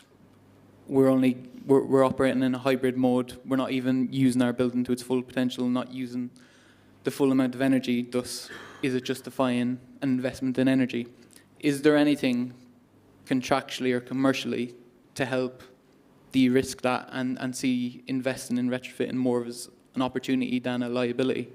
And more so to everybody, I guess maybe Julia, in terms of if you've promoted anything more recently or saw this as an issue more recently. Yeah, I'm happy to kick off there, maybe hand over to others, a bit more on the commercial side. But yeah, I think it's definitely a challenge. And I think part of the issue is there isn't necessarily a clear roadmap from the government at the moment about what needs to be done and when, particularly for minimum energy efficiency standards and things like that. Maybe we've got a bit more clarity on the heat side. So that in itself can act as a kind of spur for people to act and invest. I think on the finance piece, there's, yeah, obviously public finance can only go so far. The government's obviously not going to pay for everyone in the UK to decarbonise their buildings. I think here there's a big role for private finance, so the big banks and building societies, a lot of them are increasingly offering new products and services to help their customers decarbonise. But again, these can't really thrive in a vacuum. There needs to be those other kind of carrots and sticks, I think, to help people along the way and make those decisions. And I think advice as well is really important, as if people are going to make a big investment in their building, they want to know that they're doing the right thing at the right time with the qualified people. And again, at the moment, that can be quite missing in the kind of consumer journey, as it were. So it does feel like there are a few pieces of the puzzle which are missing at present, maybe. Very good. Yeah, I mean, you asked about what people can do now to future-proof. And I think even if you're not yet at the point where you're transitioning from fossil fuels to something else, there is a huge amount you can do. And I mean, we've heard about control strategy. So a lot of the work and the work that your team are doing relies initially on optimization of the existing buildings. We talk about building digital twins so that we can play with what's going on within an existing building and optimize the services of the building we've got already. You'd be staggered how inefficient most of our buildings are, and a lot of it can be fixed by improving control strategies. And we've not bothered to do that in the past, I fear, because we've not valued energy anything like enough. Yeah. We have relied on cheap gas for far too long. You know, Boris wrote in the paper a few weeks ago about being addicted to cheap gas. I actually dug out a presentation I gave in about 2011, which talked about being addicted to gas. And it's lulled us into this false sense of security that energy is, you know, we don't have to care about energy. Actually, suddenly, everybody is saying, whoa, look at what's happening to the price caps, look what's happening to price of oil, price of electricity. We are now beginning to value energy for the first time. And so I think, you know, to answer the question is, you know, we could do an awful lot by optimizing the buildings we've got, fixing the control strategies, driving the flow temperatures down now, regardless of what you've got in the plant room. True. Because actually, if your condensing boilers are operating at 55 degrees instead of 80, you're going to improve the efficiency of them straight away. So there's a lot can be done even before we start thinking about deploying the sort of technologies that my members get excited about. A crisis accelerates the future, as we're experiencing now with energy and the sense of value of it. There's time for a couple more questions. There were a couple more questions towards the middle. There's a question on your left here, Scott. Thank you. Maria Antonia from the North Tyne Combined Authority. I just wanted to ask the panel's views, not a question for anyone in particular, about your thoughts on a place-based approach to try and deal with some of the issues that you highlighted. So whether that's trying to deal with the stop-start nature of some of the schemes that you mentioned, trying to find more innovative financial solutions in terms of how do we develop a longer-term approach, how do we support the supply chain to develop, how do we support skills. So combined authorities are at the moment thinking about, how do we change the model? How can we propose something to government about things working differently to meet the challenge? But it would be interesting to hear the panel's views on that as well. I mean, I'm happy to kick off. I'm in the place-based transition team at E3G, so clearly we're very supportive of this way forward. And I think, the best solutions are known locally, and it's those local people and those local businesses which we really want to get involved and benefit, because at the end of the day, if it doesn't work for the people living in the buildings, it doesn't work for anyone. So totally agree. I think particularly from the financing side, it's really interesting. There's ways that we can aggregate demand at a local level to bring down the costs. I think there's something really interesting if you retrofit a whole street of housing. So much of the cost is just the scaffolding. So if you can get people to do the scaffolding for a whole row of housing in one go, you can reduce the cost so much. So just thinking at a local level is just a really smart way to go, and would really recommend that approach. I'd throw into that also looking at the local assets. So for me, place-based is, it's about the place. What assets have you already got? And particularly what waste assets have you got? Because waste heat is everywhere. It's absolutely everywhere. In fact, the Bath Abbey project, that's driven by waste heat from the Roma baths. We're harvesting that for the first time for 2,000 years. We've got 2 huge glass houses over in East Anglia growing something like 12% of the UK's tomato crop based on waste heat from a water treatment plant. Previously, we were just throwing that away. So for me, on looking at place-based, look at what assets we've got. There's some great work being done by the Coal Authority, about the assets that they've already got. For me, looking at waste heat, zoning around opportunities, to provide. We've got a zoning consultation, which is it reported? I can't remember. Yeah, so I think. Thank you. I think that there's a lot we can do around reducing, getting away from this idea that all energy has to come down a big pipe or a big wire from somewhere else. There's an awful lot that can be done within much smaller community and local-based schemes. Well, thank you very much indeed, everybody. That's all we've got time for now. I mean, incredible insight into how cool retrofitting can be, some incredible case studies, some fantastic insights. So thank you very much indeed to the panel for giving us those incredible insights. Thanks very much indeed for everyone for joining. We'll be back after an extended lunch break with the all-important Mayors panel, and among other people on that panel, Andy Burnham from our home here in Greater Manchester will be joining us. So please do come back for that. Enjoy the networking over the lunch period, and do take advantage of all the incredible exhibitors. Notably, if everyone would like to go downstairs and see the electric bus and the EAV four-wheel e-cargo bike, I know they would be super pleased to see you, and I'm certainly going to go and take a look at those. So thank you very much indeed to our panel, and see you after lunch. Thank you. Thank you.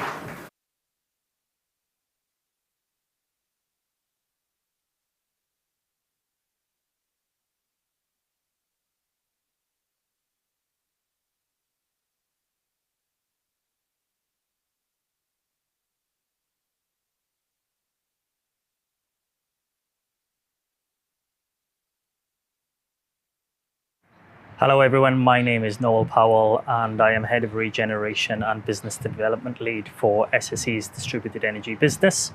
I've been with SSE for almost 15 years now, always in a business development function and in the energy sector. Prior to that, my experience is in electrical engineering, having served a time-served engineering apprenticeship. So the regeneration and development team, as mentioned, supports developers, investors and consultants with new build projects. Through our whole system approach, we deliver critical power solutions and wider energy infrastructure solutions to support net zero and long-term sustainability objectives. Our specialist areas comprise of data centres, industrial, commercial, logistics, city and urban regeneration schemes across the UK. That can include all prerequisite power networks, but furthermore, solar and battery storage solutions, EV charging infrastructure, smart buildings, as well as microgrid solutions. So really encompassing the whole of SSE Distributed Energy's whole system approach.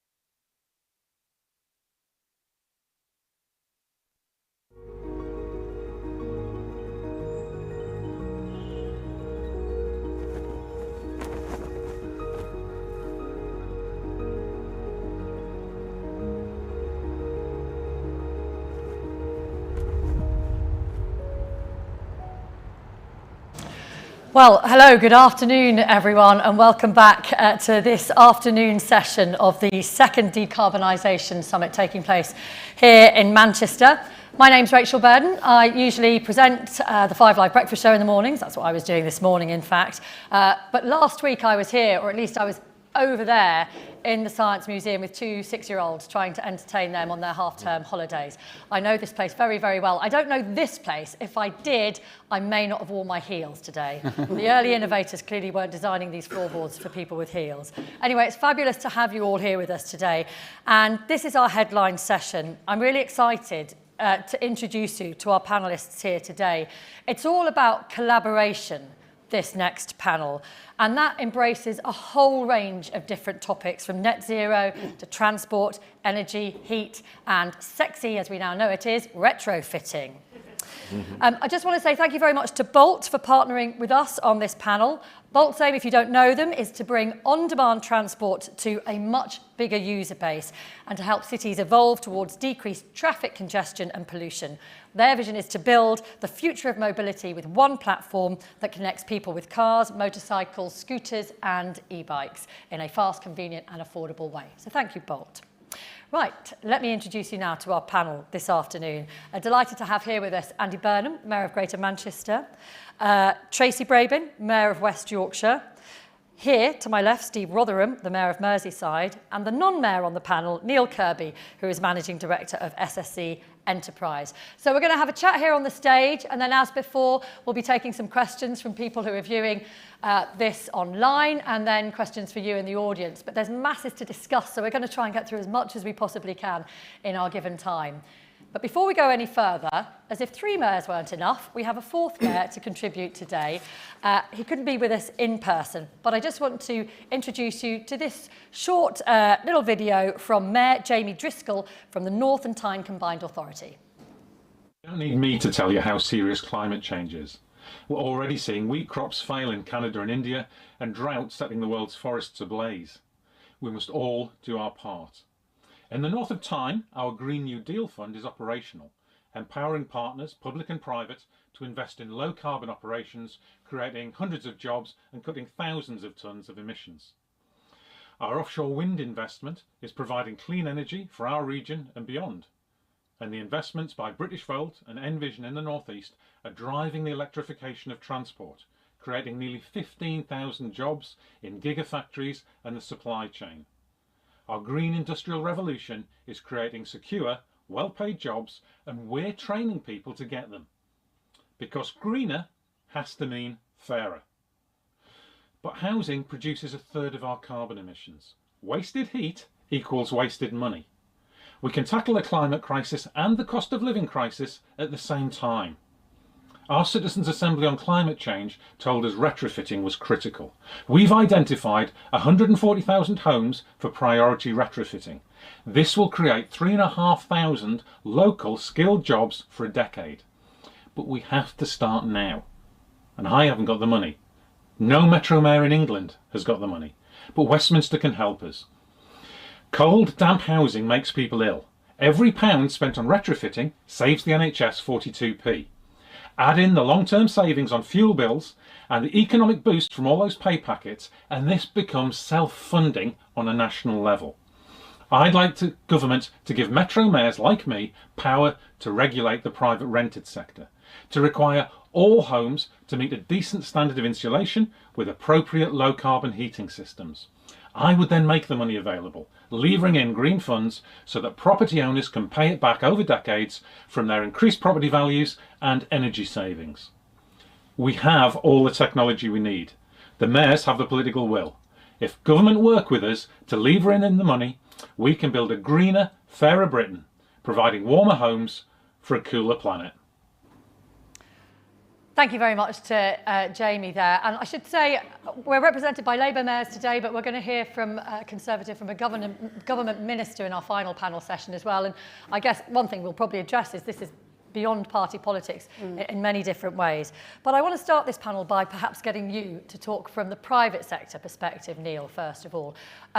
Your role within the SSE decarbonisation project and how important the collaboration is between private and public sectors.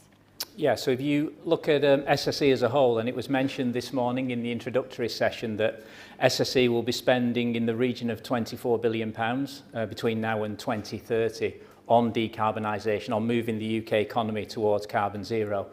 And that's the equivalent of about £7 million per day, and we are actively creating over 1,000 new green jobs per annum within that profile. If I bring it a bit closer to home, the conversation Andy and I had at COP26 was that we thought it was a fabulous event. There was an awful lot of commitment given at the event, but how could we take something that was global and make it more meaningful locally? And it was on the back of that coffee that we picked the Manchester venue, my hometown, you can probably tell from the accent. We picked the Manchester venue to start kicking into action a more informative debate about some of these issues that can be handled on a local level. So if you look at my particular business within SSE, mine's all about distributed energy. So it's about putting batteries and solar farms in place that can feed PPAs for local authorities. It's about putting electric vehicle infrastructure in place, heat networks. We've just announced a heat network this morning. In your geography, actually, 25 million in the Leeds area. Yeah, that's right. So we're putting additional networks in place, and we're trying to create this hub idea, if you like, that we can localise energy and energy infrastructure. And if people have time, if you just go out the back of the room here, you can actually see a model of one of our EV hubs on display here. So this year we'll probably put about 20 in place, and our hope is over the next 5 years we'll do about 300. And those will be in each of the 3 geographies we've got here, as well as our broader infrastructure. So it is starting to become real, and it's here and now. And one of the things that really excites me, and this was the key point that we touched on at COP26, to me, this is as much about what it does for levelling up and creating long-term skilled jobs as it is for the actual capital investment in the economy. It's a chance we'll probably never get again to really raise standards of living for people. Yeah. Levelling up, I'm sure, is a phrase you 3 Labour people will be fully on board with. But Andy, in terms of, and all cities are facing this challenge, getting to the net zero targets that you're setting yourselves, where on earth do you begin? With a target. So we have a science-based target, Rachel, for 2038, a zero carbon city region by 2038. Manchester is famous for facing the future, bringing on the new. So it's very much in keeping with the history of this place. We see this as a chance to do everything that Neil's just said, to renew industry, to create really good jobs for people. But actually, by going on that 16-year journey from here to a zero carbon city region by 2038, as Jamie said in the film, we don't just want to be greener, we want to be fairer as well. Because it could be an opportunity to reduce the cost of public transport, lower people's energy bills, create really good, solid jobs for people, and skills, I think, is something we'll probably want to come back to in this discussion. That is what it could be.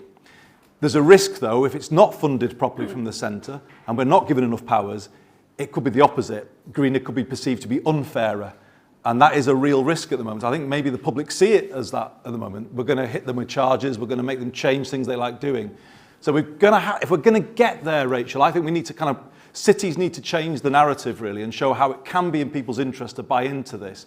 And the truth of the matter is, if the UK is going to hit 2050, the cities on this panel and other big cities are going to have to be the pace setters.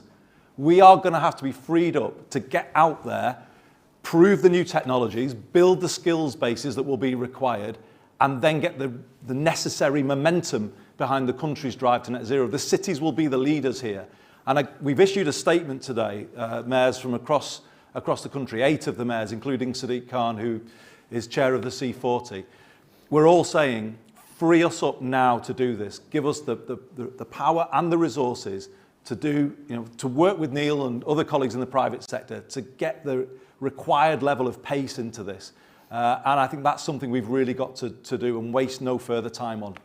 Jamie was very clear that more money is needed from the centre, but Tracy, can collaboration with the private sector or amongst local authorities or metropolitan authorities, can that in any way compensate for what might be a lack of funding from Westminster? Well, collaboration is really the way through this. You can't do it on your own. So when Neil was talking about your budgets, whilst I think in West Yorkshire we've allocated £40 million, substantial amount of the gain share to deliver on my climate and environment plan. I mean, it's pennies in comparison to what you're dealing with. So we have to absolutely work with business. Whilst I've got my Green Jobs Task Force working with business, we are over halfway to my target of 1,000 skilled jobs in the green sector. So we're at 650 of pledged jobs, but still it is a drop in the ocean. But collaborating, and Sadiq Khan and myself have talked, all of us have talked about procurement in electric buses, also about sharing heat networks, and also intelligence and smarts. And I think that we, in West Yorkshire, we've committed to zero carbon by 2038. 2020s has to be the doing decade. We have to be moving at enormous speed. And we can't wait for government to decide whether we can have something or not, because it always seems extraordinary that we're in this beauty contest situation where, for example, there was a beauty contest bid for EV charging points. We know where we want our charging points. We know where they would work. They're not for every community. But to have to bid against each other is just counterintuitive when actually this is so urgent and so important. And if I can say, it is a unique moment because I think the public are with us, because they see the crisis in energy. They see their costs going up. When we're talking about retrofitting homes, making your home warmer, but also reducing your energy bills, suddenly that's an argument we can make that impacts on people's lives. So this is a really great opportunity, and that's why that letter was so important, because government talk about expanding devolution and powers. What are they? Well, we're saying you give us more powers in this sector. We can work with partners like yourself, like I'm working with in West Yorkshire, and we can absolutely turbocharge this agenda. But you say you've got the public on board, Steve, and I'm sure you're all acutely aware of this. With the current cost of living crisis, I would suggest that people's main concerns about being able to fill up their car with petrol or pay for the weekly food shop, are they coming to you saying, retrofit my home, please? Well, yeah, but to address the first point, there are people who don't agree that we should be paying what they call a green premium on energy and subsidising things like retrofitting when there's a cost of living crisis. But I think that's really, really short-sighted politics. The reality is for most people that it's those people in the houses that are the least energy efficient who are paying the most for their bills, their gas and electricity. Lots of people are on a card meter, and actually it costs you more per term or per kilowatt to use that than it does through a direct debit. So already the disadvantages are being further disadvantaged, so we need to tackle that. And we've invested, just like Tracy said, it's pennies really, but it's £50 million into a retrofitting programme, and we're the most advanced in the whole country at the numbers that we've already converted over, which saves about £100 a month. Now, in all honesty, I don't know how that sounds to people in the room, but to somebody who's struggling, with heating and eating, that's a lot of money.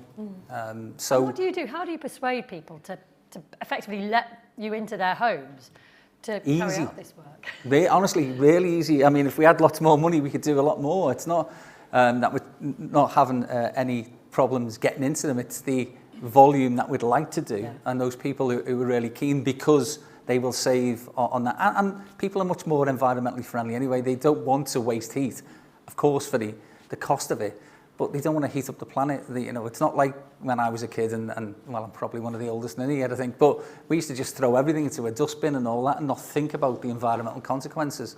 People are much more educated these days. So we're trying to do things, if you like, domestically, but strategically as well. We're trialling at this moment a programme to decarbonise energy-intensive industries. It's called Glass Futures. It's happening in St Helens and over on the Wirral in Unilever. So we're working with partners on that. We've got really ambitious plans for a Mersey-tidal project. We need the government to support us on that. At this moment in time, the government are a bit reluctant about moving into those sort of new technologies. But given that you don't have to decommission like you do on nuclear, a tidal project, I think it makes absolute sense. And then there's lots and lots of other things that we're doing on transport, and we'll all talk about transport, and especially on skills, that can help UK PLC. Yeah, we'll get on to transport actually, but I just want to ask you, Neil, from your perspective, how much are you driven, or is SSE driven by consumer demand in this field? Is there any kind of sense of moral imperative that we have a duty as a fossil fuel company to rebalance perhaps the impact of our business in the past? I think there's definitely a perception of a moral duty to do something. If you look at the spend I talked about, that 24 billion, that is substantially more than the profit that the business will make over the next 5 years. So there is that commitment towards that long-term investment. And the surest way out of the energy crisis, which isn't necessarily just a very short-term energy crisis, is to get that self-sufficiency in energy. And the more we can tap into renewable energy, the cheaper it becomes. You know, but if you've got energy becoming cheaper because it's done at scale, and if you've got standards of living rising because we're training people up and we're skilling people up, so we actually share that in the communities, you have got the best of both worlds. And the key is the level of trust between the partners to make sure it is open, it is transparent. You know, we do honour the commitments. So one of the commitments I made when we were in Glasgow was to take a gamble in this geography. I said, you know, we want the work with Greater Manchester. We want to prove ourselves. We've opened up a facility in the centre of Manchester. We're actively engaging with the academies now to start that training programme because it is a bit chicken and egg. You know, so we're putting the money into the assets already, but we're also putting the money into the training as well. Should we talk about transport, Andy? Because I know it's one of your favourite things to talk about. One of your big frustrations as well. What kind of progress do you feel you're making in Greater Manchester? No, we're making huge progress. So we've taken the decision to put buses back under public control after 36 years of deregulation. And the reason why that is so important is because it's only by having control of the system that you can dictate the pace on decarbonising the bus fleet, as Tracy wants to do, but also get the fares in the right place so you give people the ability to actually, there's no point lecturing them saying, use public transport, don't use your car. If it costs as much to catch a bus here as same in Yorkshire and Liverpool City region, it's much more expensive than London. Why is public transport more expensive in some of the poorest parts of the country? That is something that everybody needs to do something about. And actually, the three of us are. So by having the ability to control the system, we're committed, and I think Tracy is and Steve, to have a £2 capped adult fare, £1 for kids. I think we're all doing the same. So you think about 3 neighbouring city regions here where you can have a dramatic change in public transport. And actually, as we introduce that, we'll be electrifying the fleet, as Tracy said, or I think Steve's looking at hydrogen. The change can become real, and it can become real very, very quickly. So we've taken the decision, the first day of re-regulated services will be the 17th of September 2023. So it's happening, it's coming. And it's an example as to how the north of England can lead when it comes to the change that the rest of the country wants to see. So transport's critical, Rachel. I think it's at the heart of this. Both, yes, EV charging, Neil, and we would want to work with you on that. But we've got to integrate public transport in the north, make it much cheaper than it currently is. And in doing so, decarbonise. We're really proud that our trams out there that you'll have all seen while you've been here, they already run on renewable energy. And that is a good Greater Manchester success story. But actually within a decade, we could have an electrified bus fleet, hydrogen buses as well, where the whole system is running on green energy. And that is a realistic vision if, as Tracy was saying, we're backed to do it. Tracy, Steve, do you want to have a word? Yeah, I mean, I'm in an incredibly privileged position because I've been the mayor for a year, and these guys are slightly ahead, so I can learn from them and also copy all their good ideas.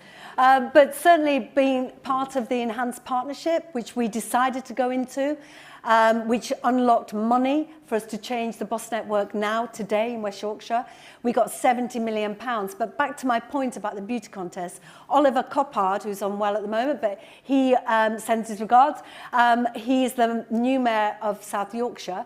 South Yorkshire bid and got not a penny for their transport network. This is completely wrong. Now, with that 70 million, we are committed to reducing fares, capping them from September, single fares at £2, and then the M card, which is like the Oyster, it's the most sophisticated travel card outside of London, £4.50 as opposed to £5.50. So that's going to save some people who travel every day £500 a year. That's where we're starting, but the problem in West Yorkshire is routes. There are communities completely cut off. And there are companies, bus companies, because they don't make enough profit on these routes, they're cutting the routes. Now, we are stepping in, and we are funding to replace those routes, but it's untenable. You can't carry on like that.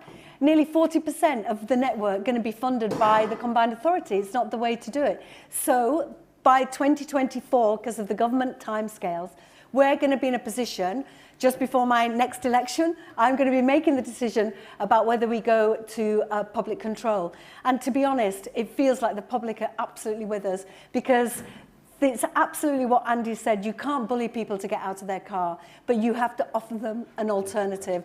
And just about EV charging points, what is really important, of course, new builds need to have their EV charging. But what if you can't afford a car? What if you don't drive? What if you're disabled? So there's a new initiative in West Yorkshire where we're saying to planners and developers, we will sign this off, but you give the new tenant a 1-year bus pass. So, you know, in a way to try and get more people on the bus. And Andy likes ribbing me about my free bus Sundays. We had one last Sunday. To try and get more people to experience what the bus is like. And we had a 30% growth on footfall, even though it was raining. I only rib you because people don't actually go anywhere. They just go on the buses to save. To keep warm. I know. That's Yorkshire for you. They're really making the most. They don't want to go out. They don't want to go anywhere. But they're taking loads of trips. Yeah, go around in circles. But I think it's these initiatives with the political will across the whole region. And the vision, you know, I'm lucky to have people who are further ahead to collaborate together to deliver. How are you getting on in Liverpool, Steve? Well, similar. I mean, as well as the collaborative aspect, there is competition, because I think that drives innovation, and we're looking at what we can do to be ahead on some of those things. I mean, in all honesty, I was going to go for £1.99 for me buses. So that I could say it was the cheapest in the whole country. But the buses, they have to give a penny back to everybody. Yeah. It's not top trumps, you know. It is. But there's things that we've all learned from each other. And that's why you'll see a lot of that innovation happening here. And we've spoken about buses. 82% of public transport journeys are by bus. So we have to do something on that. We're buying our own trains, £500 million worth of new trains, the most sophisticated in the country, but the most accessible also. So there's stuff we can do there. We can save 1/3 of our overall emissions by doing this, by tackling some of the public transport challenges that we've got. But actually, one of the big things that we collectively are doing is trying to sort out the intercity. We've done the intracity, each of us, but the intercity stuff, the stuff between Liverpool to Manchester, Manchester to Leeds and all that sort of stuff. And we've seen announcements by government over many years about the watering down of what we were promised with Northern Powerhouse Rail. And our real concern is that there's been no economic impact assessment of these changes and what it actually means for people who will take longer journeys. And we need to factor that in as well. And unfortunately, you know, the Secretary of State seems oblivious to the concerns that we've raised with them. Can I just ask briefly, you are sort of political colleagues, you all represent the same party, but thinking of Ben Houchen in Tees and Andy Street in Birmingham, both Conservative Metro mayors, how much do you have to do with them? Well, we have an M10 group. We have a group of MPs. We collaborate. I mean, and wherever we can, we've come together. I mean, Ben is a bit more detached than anybody from the M10, genuinely, because he's the poster boy of the Tories and he's getting lots and lots of things. So I think he feels he doesn't have to contribute the same as we do to the M10, but he's still a member of it. And we always try to be non-party political wherever we can. And Andy Street is a really advocate for the M10. Yeah. We do work collectively. We had a letter to the government about buses and the cliff edge of funding. We all, we signed it. And that's why things like letters to government collectively I think it's 20 million people we all represent as a group. It's a powerful voice to government to try and get change. It's just really important. You've hit on a really important point, Rachel. Tracy's the chair of M10 and is doing a fantastic job for us. And that is the platform for collaboration. So everyone should know about that because you can pitch ideas into the M10. And I think this is the key. We were all members of Parliament, the three of us. And when we left, I think we all left that world behind, didn't we? It's party first down there, and we see that what type of politics and lack of collaboration that creates. You come into this role, and if you're to do it properly, it's place first. And we all know that our places are interconnected, so there's no point in us being pointlessly competitive. We work together. And these roles that we occupy, if people kind of work with us and understand what we're trying to do, I think this is the route actually to giving the country a more functional political system. So on a place-first basis, because that actually unites people, doesn't it? Of all political persuasions, everyone here wants Greater Manchester to do well, doesn't it? Wherever everyone's coming from, or the same in West Yorkshire. I think this is where we can do something, I think, and add something. The Decarbonisation Summit, Steve just said it. If there's one key message coming out of this, decarbonisation could mean a solution to the cost of living crisis. And where is the place where that's going to be proven? The cities represented on this panel. Decarbonisation in a net zero country will be driven from the bottom up, not from the top down. That's the way you'll get there. You've got to win hearts and minds, as you were saying, to get people have their homes changed or change how they move. And we're the ones who can do it. And we're kind of a bit at that point now. We're ready to go and we're ready to prove this. And we just need the government to get behind us. Just while we're talking about transport, Neil, apart from the sort of EV charging infrastructure, where else does SSE have a role in decarbonising the transport? Yeah, I mean, on a broader basis, to be honest, we've been heavily involved, for example, in the electrification of bus networks. We did over 90% of the electrification in London, as an example. But it's part and parcel of this whole system approach, in every geography. As Andy said there, really, it starts from the bottom up. And actually, taking a step forward, nobody's going to get to the end game unless we take steps forward on this journey. And I've been really pleasantly surprised by how much cooperation there has been between the public and private sector to date, and how many steps forward we have taken. It's not that long ago you would never have seen an EV charging point anywhere. Well, they're starting to come thick and fast now. It's not that long ago you wouldn't have seen an electric bus anywhere. Well, there are quite a number of electric buses now. Over the next 5 to 10 years, this hockey stick is really going to increase. Of course, we always need extra funding. Nobody can deny that. We need the funding to get us there. Yeah. But actually, the rate of change is really starting to progress. Can I just still say, I charged outside the Science Museum the other day. I'm on the EV chargers, and I still had to do that thing where you're like, right, another new charger. What am I going to have to download? Actually, it was fine. It was fine. But you still have that fear if you're an EV driver, don't you? And you're charging publicly. It's like, OK, what's this one going to ask me to do? It was fine. Where are we up to, Greater Manchester, then? As an EV driver, are we... I don't Actually, do we need to go well, I don't charge that often publicly, to be honest. Right. But I was at the AJ Bell. The Aldi there has what looks like a public charger. I went in to charge there and they said, no, it's for staff only. Eventually they said that. I then had words with BP about that because it wasn't the truth. So the problem is always with this, as everyone here will know, is inconsistency. Yeah. But I know that's a kind of well-worn argument and it is something people are trying to address. Yeah. Anyway, I don't want to go on about my gripe. But just to go to one of the questions from one of our viewers online, Dawn asks this: how do we deal with the issues of cost and provision of public transport in rural areas? Yeah. So I don't know which one of you, Tracy, maybe that's most relevant to you. Yeah, I mean, that is a difficult issue because particularly when a network is run for profit, that's not going to be where your profitable routes are going to be. And that's why public control is really important because you have that strategic view of your region. Now, of course, there are innovations that I'm sure we've all, got in our regions, whether that's, Dial-A-Ride or, other community-led charities that get people around as well. But I think I'm not going to be able to solve that problem until we have that control over where the network is. And at the moment, for example, Wakefield is the least connected region, I would suggest, in West Yorkshire, because we don't have the rail network going where we need it to. And Arriva have an industrial action at the moment, so there's no buses either. So there are people who will not be able to get their kids to their GCSEs, they won't be able to get, they haven't got a car, they won't be able to get to work. This is economically massively damaging for us.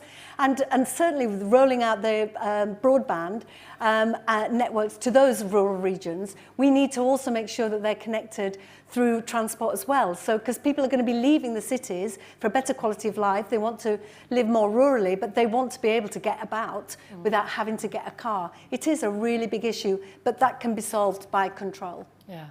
I want to move on to questions, but before I do that, have any of the three of you got like an easy win? Something that has made a difference or contributed to your decarbonisation targets since you came into power? Yeah, I've got one, which is an easy win. We put £500,000 into a community environmental fund, and that was to teach kids about biodiversity and about the planet and all that sort of stuff, and it's been phenomenally successful. We haven't calculated the tonnage that we've taken out of the atmosphere, but it's not just about what we've done now. We've turned kids onto what's happening on their planet, and I think that can be replicated anywhere. Yeah. If I could just say one thing that really struck me, I was with Lord Callanan on a trip to look at retrofitting homes and insulation. And a mum came out to talk about the impact that it had had. And of course, we want to talk about, you know, costs and energy costs. And actually, she just wanted to say, the thing for me is it's changed my family life.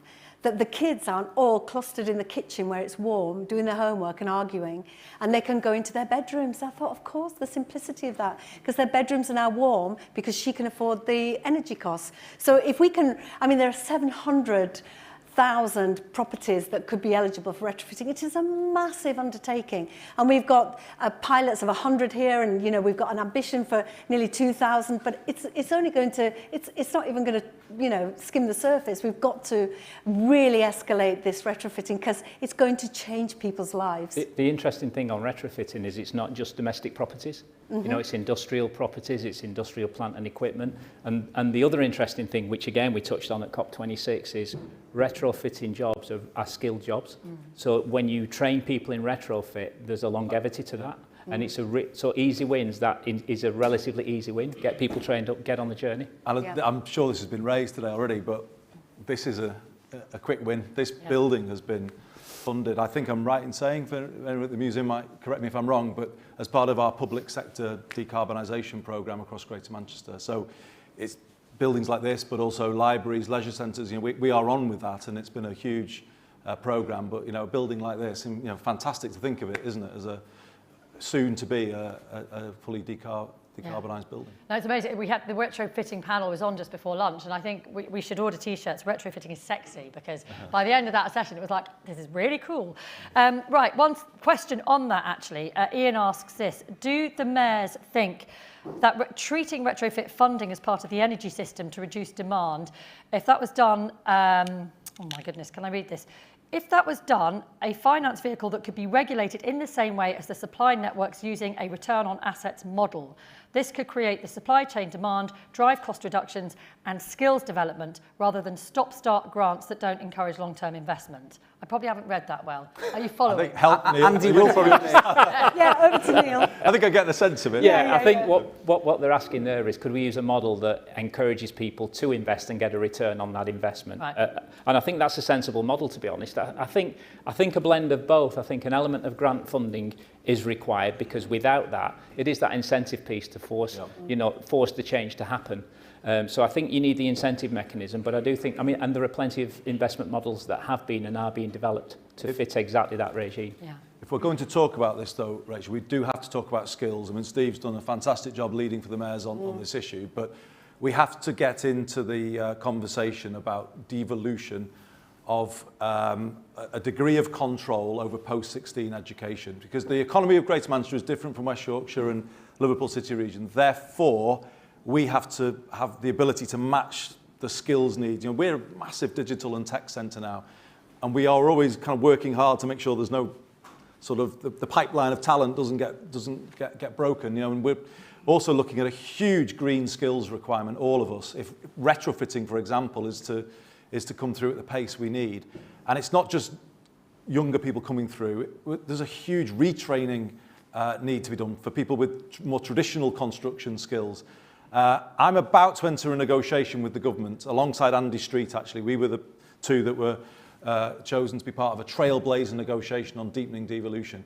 I think we'd all argue, without exception and across party lines, but Steve might want to add to this, we'd all argue, wouldn't we, Steve, for, I would say, complete control, actually, of the of post-16 education. And if not, co-commissioning, certainly control of the apprenticeship levy. These are the kind of ideas we've got to get into, because otherwise we won't be able to match the demand with the skilled people. In Greater Manchester alone, it's estimated by Net Zero Northwest that there are 80,000 good jobs to be had in retrofitting. 80,000. And the risk is we won't be able to bring them through quickly enough, or we won't have the people to do it. And that's got to be fixed soon. Do you want to say what? Yeah, just very quickly, that every area is being told by government that we have to produce skills improvement plans. We've done them, so we know the quantum of each occupational area that we need, and we're not being funded to provide the skills for the businesses in our areas, which means that the skills gaps and skills shortages are only going to grow. I think one of the things I've seen that works really well, and it's not a counter completely to that, is where central and local authorities, in putting contracts out to tender, have insisted on those skills being developed as part of the contract. So they've made the private sector commit to the levelling up agenda, commit to apprentices, commit to training up people that otherwise wouldn't be trained. Part of social value. Do you notice that commissioning's getting cleverer in terms of the way that bodies like ours are letting those... But that's not the same thing, in all honesty, Neil. Good that you're doing stuff and good that others are doing stuff, but you don't know when you see the collective total of that, whether that's going to satisfy the demand in the future. There's only us who can do that at a strategic level. That's why we have skills improvement plans. So we've got all of that info. The data's there. The government just won't play ball with releasing a chunk of money that we know is underspent. So we know apprenticeship levy funding is there. The Treasury have agreed that there's funding there. So why can't we use it? Because otherwise it's a stealth tax on businesses like you and these people in this room. Can I ask about that, Steve, though? Because we've got the apprenticeship levy share, which I'm sure you do, so that ASDA can't spend it. So we've got a nursery that can then train 10 of its members of staff to get level 2 or 3 or I hate to do this, but we piloted it. Yeah, very good. I stole it from you. We did, Brilliant. because exactly that was the underspend and using it. But what I'm saying is that there's a chunk of money there, and we know we've got demand in our areas because the governments have agreed our skills plans. Yeah. So why can't we use it for... But one thing we do need absolutely devolved is the careers service, because we know that it's patchy across the whole country, and that there are areas that do really brilliant, expensive ideas about what careers are and get businesses really engaged, and there are areas that get nothing. And we can deliver. We've been historically we can deliver. Funnily enough, I'm doing a podcast about post-16 opportunities, about not going to university, and the lack of information that's available, and the patchwork of information that's available across the board is enlightening to me. And it's out there, and there are people very enthusiastic about it. But absolutely, Rachel, it's such an issue. We've brought through something that I used to call a UCAS system for apprenticeships to address exactly that. So it's called GMAX, Greater Manchester Apprenticeships and Careers Service. And I want young people in the city region to have one place to look if they want work or work-related opportunity, apprenticeships or training. And we're building that approach. But again, it's sort of a workaround. We're trying to do it on a system that's fragmented. If actually, as Steve said, we had that oversight of the whole system, the power to shape it, GMAX would fly then if we had that. At the moment, it's kind of trying to pull it together. But, I think all of the mayors, even Ben would agree with us on this, all 10 of the English metro mayors would say, if you give us greater control over post-16 education, that will put momentum into the regional economy. And I don't know why the government are dragging their feet on it. If we had a government minister here to ask, I would put that to them, but we don't at the moment. Right, I do want to throw it out to the floor because time is limited. So to this gentleman down here, if you could just wait a second till we get a microphone to you, if that's okay, coming this way, just so that everyone can hear you loud and clear. And if you just want to tell us who you are and if you represent an organisation. Yeah, so hi, my name is Guy Battle. I'm Chief Exec of Social Valley Portal. So aren't we lucky to have you guys on the panel today? Absolutely fantastic. And if this isn't an advert for devolution, I don't know what it is, but therein lies a conflict for central government, because you're asking them to give you more power so you can collaborate with someone like Steve, which is really interesting. I think there's something in there. But that's not my question or my comment. I think just picking up on what both Tracy and Andy said about making the link between decarbonisation and people's real lives. We hear about the green levy and people just think it's a tax, right? And yeah, we hear about green jobs, but what the hell are green jobs?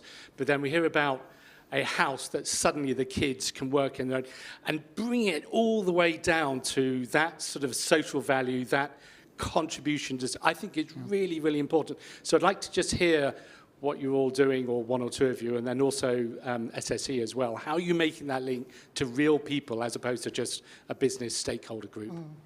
So I kick off with that, yeah, because I think I touched on it earlier. You know, what we're doing to make it real is investing in the communities in which we invest in the assets. So I made the commitment at COP26. I said to Andy, I'll start to take the gamble in a number of geographies, not just in Greater Manchester, but because those facilities aren't yet there for education, for the skills that we need here, rather than wait for it, we'll start to work ourselves with virtual academies. We'll help train up academies. There was a lady in the audience this morning who mentioned about ethnic minorities in this geography and how difficult they find it to actually get onto the ladder of some of these skills. Those are the kind of people we want to reach out to and train people up from those disadvantaged areas, because we haven't got the skills to deliver this without them. So it's a win-win. You know, we win because we get the skill sets to deliver the programme. That raises people's standard of living, and it's not short-term. It's not a flash in the pan. When we raise those skill sets, there'll be jobs there for the next decade or two on the back of it. So it's a really exciting time, and I think it achieves both agendas, carbon zero and levelling up, provided we work together. Yeah. We've got a really live example, Rachel, and I'm going to mention the clean air zone debate that we've got here. I almost deliberately go there. No, I don't mind. No, it's important to raise it because it's. I won't go to all the. You won't get all of the angst, but I think there is something to learn from this, which is, if central government imposes, as they have done, and they've done it in Bradford, haven't they, Tracy, as well, a requirement, and we didn't mind the requirement because we want to clean up the air as well, without sufficient support for people to change, and there wasn't sufficient support, and then just says it's going to be done by stick, not by carrot, you end up losing hearts and minds in an era when there is a genuine cost of living crisis. And the economy of Leeds, Liverpool and Manchester is not London. You know, things are more fragile here, they're more difficult here. And I think if you can do it by incentives, you should do it via incentives, because then you'll bring people with you and you'll get the behaviour change. If this journey is one of charges and sticks and fines and taxes, genuinely, will that, everyone's got to ask themselves, it might work okay if we're on a certain income, you'll say, oh, well, I'll be all right. But if you're not, and you're, as Steve was saying, paying for your electric on a, you know, on a prepaid card or whatever, that journey to net zero is going to be a much more difficult thing. And we could end up with not greener, fairer, but a more unequal country at the end of this if we're not, if it's done by Whitehall in the old way of just slapping requirements on local areas, not funding it properly, then you will get resentment and you will lose people. And I just think incentives is the way to do this. Help people with their business, help people with the cost of living, get hearts and minds behind it. My worry is the public perception is it's going to be the opposite. It's going to be charges, taxes, changes they may not want to make. And that is a real issue that we've got to debate properly as a country. Otherwise, we won't get the public with us on this. Okay. Any other questions out on the floor? Yeah, to the gentleman down here. Sorry, the microphone's at the back, so we'll go to the lady there, please, first, and then we'll come down here. Thank you. Thank you very much. Cheryl Howes, Director of Energy Capital at the Partnership at the West Midlands Combined Authority. I had a question around incentivising behaviour. One of the things that's particularly important to us is that we see a smarter energy system to actually incentivise the things we're talking about in terms of trying to decarbonise the transport system, decarbonise buildings, and actually have a market that makes that happen, rather than just a market that incentivises big building of energy generation and big storage. I just wondered whether the panel had any views on whether they think that's something that we should all be working together on, or whether that's not something that's on their agenda. Shall I go first? I think, you know, if you look at the approach we're taking an approach that does have the macro assets, so we are looking at the big battery, the big solar farms, etc. But we are looking at the more localised energy generation activity on a number of fronts, a number of asset bases, whether that's behind the meter battery and solar, the EV infrastructure we talked about. And probably akin to that, just going back to the incentive point that was made there, one of the commitments we've made is that if we work with local authorities or private sector partners for that matter, once we get over a hurdle rate of return, which we would expect to be a normal rate of return, we want to share that upside. You know, selfishly for us, we want to share the upside because we want a long-term contract. But actually back to it puts money back in the economy rather than having to think about taxing people. And again, I go back to now is a perfect time to do that because this is going to go on for a long time. So I think there's a blend between the macro level assets, and you'll see, especially over the next 5 to 10 years, you'll start to see a real ramp up of more micro assets, often behind the meter. That will happen. Steve, have you any thoughts on that question? Yeah, I think I was saying before about innovation, and I mean that just not about doing things, but approaches. So that's one of the approaches that we're looking at as well. And national government can't do these sorts of things for us, but you will find, I don't know whether you're doing that in the West Midlands, we're looking at these things in the Liverpool City region. I'm sure others are, but we do need help. We need some assistance sometimes, and it feels as if we're out there as outliers, really, instead of piloting stuff that can be used, and the national government supporting that to roll it out. But we'll carry on doing it despite the government.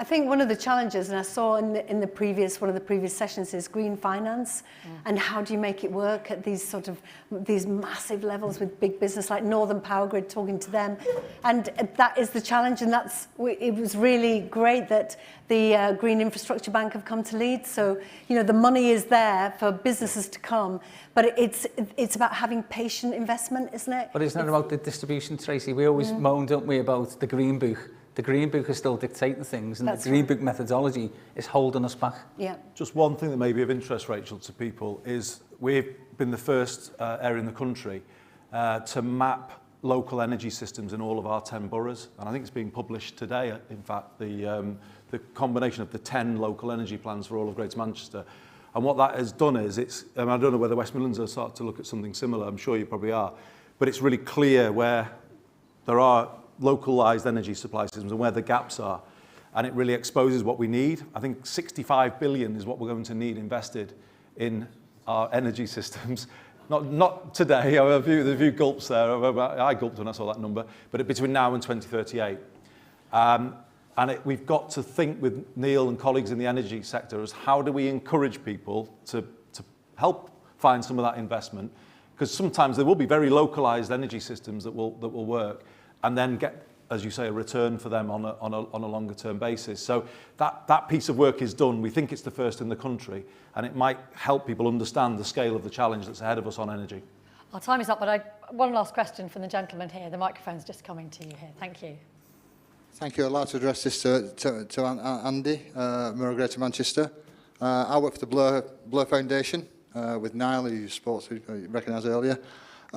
Just going back to retrofitting and training, sorry, maybe to the guy, what standards are you going to have for this training? Who's going to lay out the skills matrix for all this training?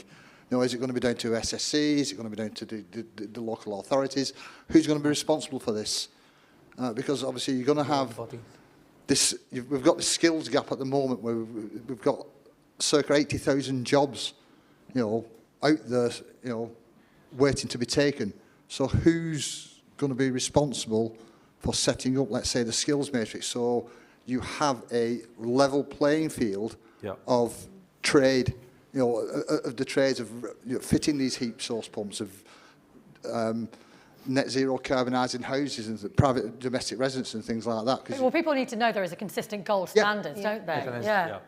Well, I think this is obviously where the government comes in, isn't it? So, you know, we can't do that at our level, and we wouldn't really want to, because if I want us to go more quickly on retrofitting so that the young people who get that experience can then go to other parts of the country, so their skills are transportable, and they've got jobs for life, which is, we always say this, Steve and I, we've lived in the northwest of England all our lives. At no point have we been able to say to the younger generation here, if you train in this set of skills, you'll have a good job for life. But that is the case now with the 2050 challenge for the UK. It's a great thing to be able to say, but we're not ready yet in terms of the clarity about qualifications. So I think it is T-levels. So I think the Secretary of State wears his badge with T-levels on. Well, good, we support T-levels, but get them in the right place now. I'm sure Neil will know it's other qualifications, isn't it? We need the Qualifications and Curriculum Authority to really set out the standards. And that's their role, and then it'll be our role to get the numbers of people coming through with those qualifications. So it is not just us taking over it all, it's a partnership with the centre. But I think we would all say they're nowhere near that at this stage. We're talking about retrofitting. Central government is some way off the pace, I think, when it comes to... Just on qualifications, though, it's not even the government, it's the industry lead bodies that come up with the standards, and the standards then are set and they're agreed through QCA to be funded, and then we can fund those programmes, but we need the money to fund those programmes. So the standards are there. You could do one. Anyone can do a course. They're available to you. And they are a bit patchy at the moment, though, aren't they? Yeah, we can fund those programmes. Well, that is the supply side of things. So the stuff's there, and we just need enough people to do it, but we need the young people to be funded.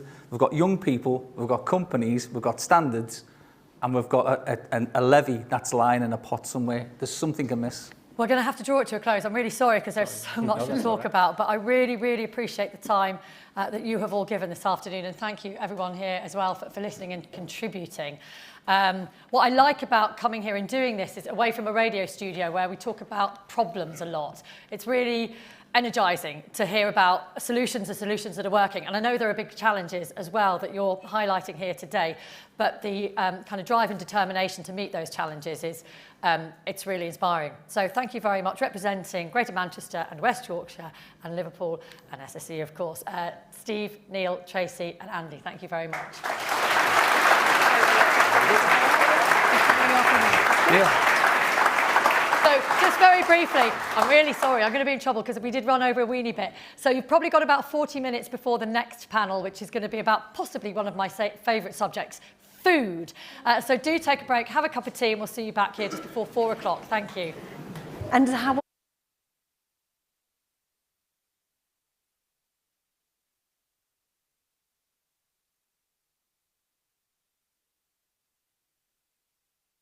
My name is Gregory Webb and I'm Head of Local Government for SSE Distributed Energy, having worked with local government for the last 20 years on some of their largest capital projects.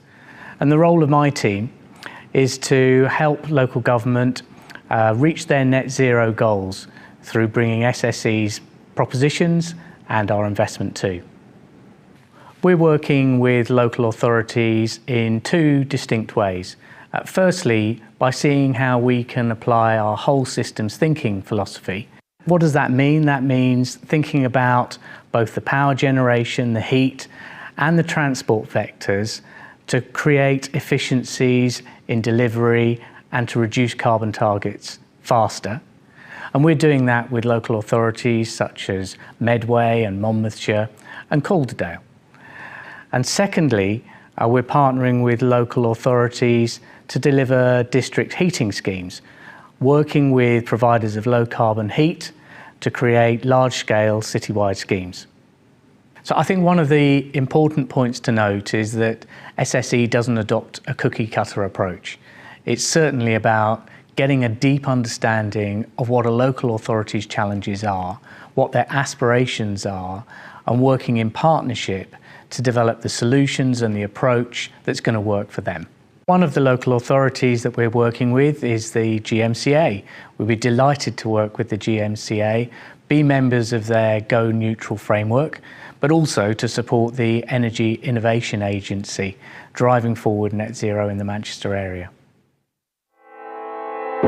We are all facing a set of key challenges. And with this need to change power, you need a partner that powers change. At SSE Energy Solutions, our industry-leading engineers, energy specialists and experts provide innovative solutions for energy infrastructure to support the zero-carbon transition for our partners. Our whole system thinking approach accelerates your path to net zero and creates a more resilient and sustainable energy system. We invest in, build, own and operate energy assets at your site.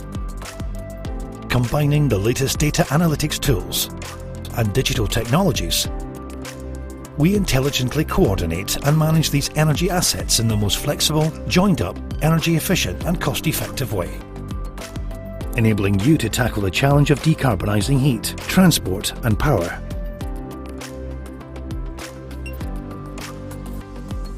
Together, we can shape a smarter outcome and build a better world of energy.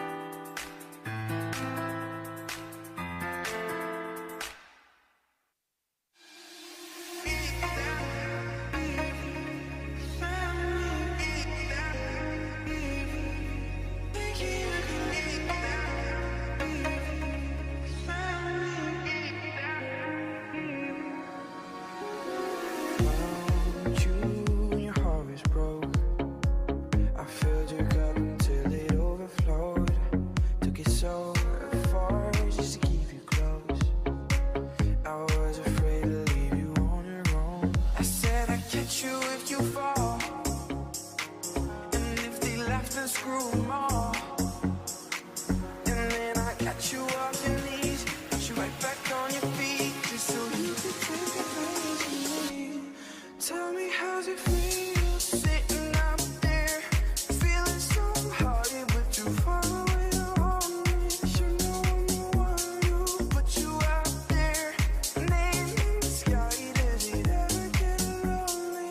Thinking you can leave without me, leave without me. You know I'm the one who put you out there. I don't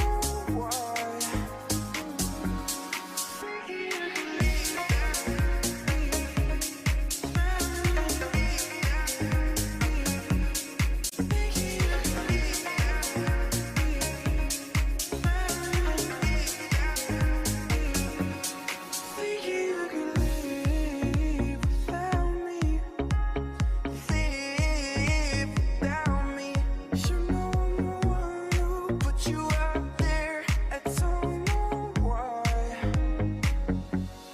Tell me how's it feel sitting up there, feeling so hard but too far away to hold me. You know I'm the one who put you out there, name in the sky. Does it ever get lonely? Thinking you could leave without me, leave without me. You know I'm the one who put you out there. I don't know why. Thinking you could leave without me, leave without me. You know I'm the one who put you out there. I don't know why.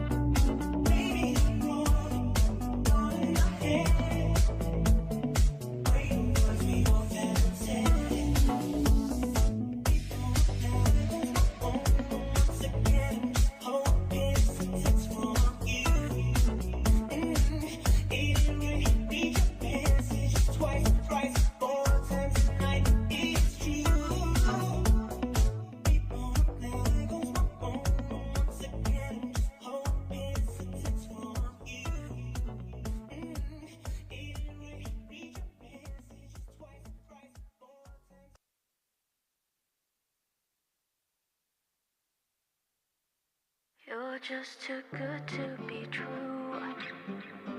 Can't take my eyes off of you. You'd be like heaven to touch. I wanna hold you so much. At long last, love has arrived, and I thank God I'm alive. You're just too good to be true. Can't take my eyes off of you. I love you, baby, and if it's quite alright, I need you, baby, to warm the lonely night. I love you, baby, trust in me when I say.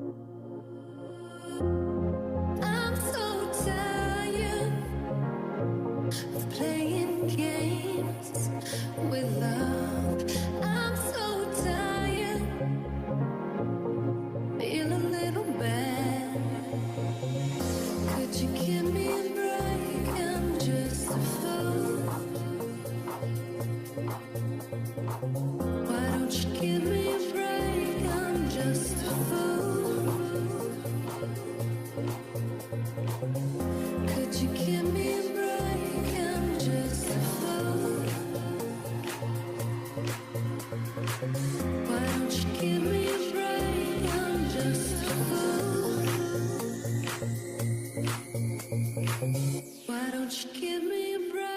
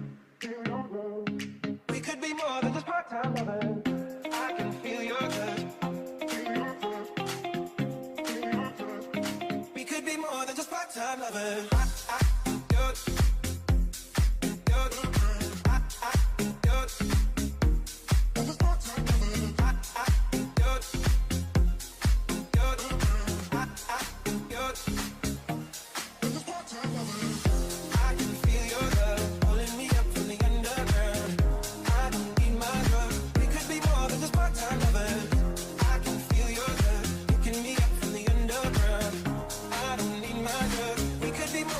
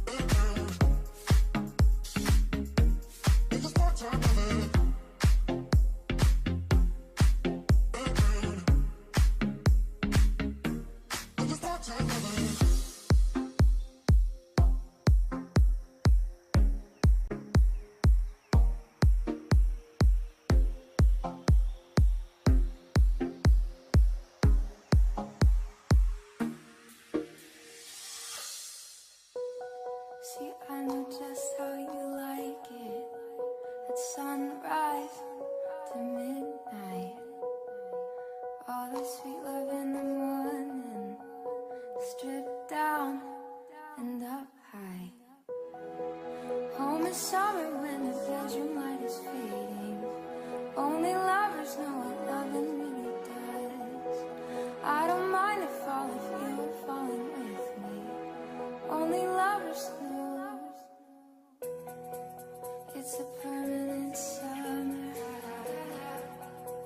Permanent summer. It's a permanent summer. Permanent summer.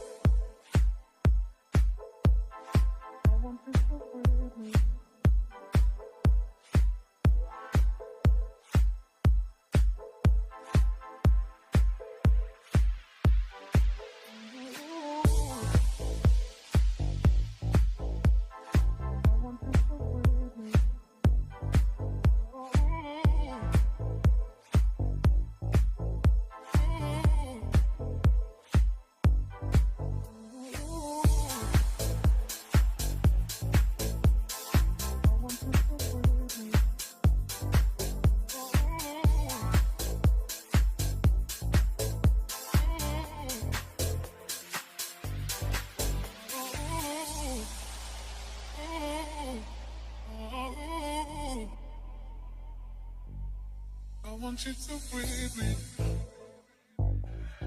Let me be your air. Let me roam your body freely. No inhibition, no fear. How deep is your love? Is it like Nirvana? Hit me harder. I am. How deep is your love?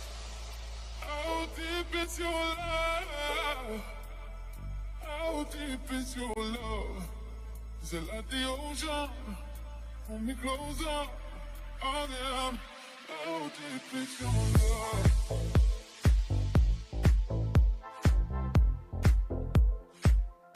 How deep is your love?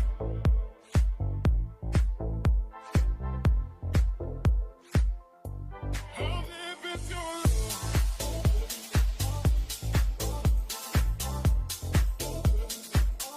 How deep is your love?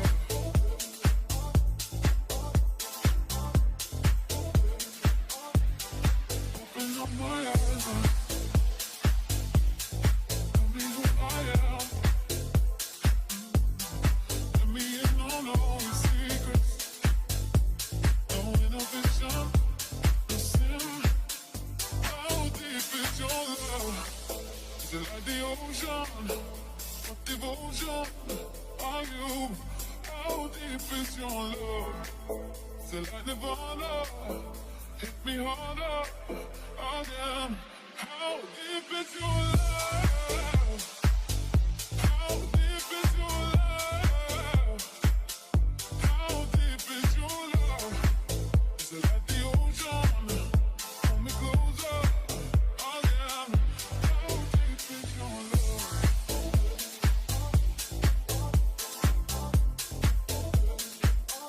How deep is your love?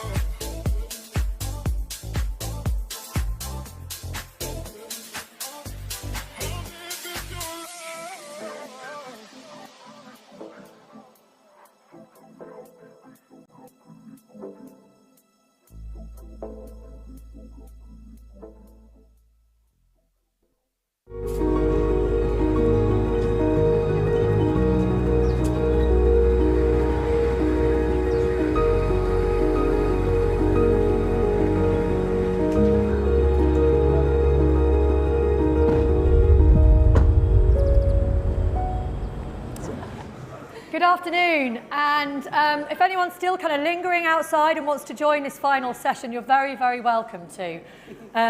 Thank you very much for being here. The final session of the day is always quite interesting, isn't it? Because I know everyone's been kind of using their brains quite intensely all day to absorb a lot of the information and discussions that have been taking place. But I think this one will be an opportunity, not necessarily to relax, but to fully engage with in a way that's, well, fun. Sure. As well as, of course, exploring the challenges of decarbonisation in the food industry. And there are huge challenges with that, of course, as well. Just to go through a couple of figures for you, the plant-based food sector is set to see rapid growth through this decade and is expected to be valued at over $160 billion by 2030.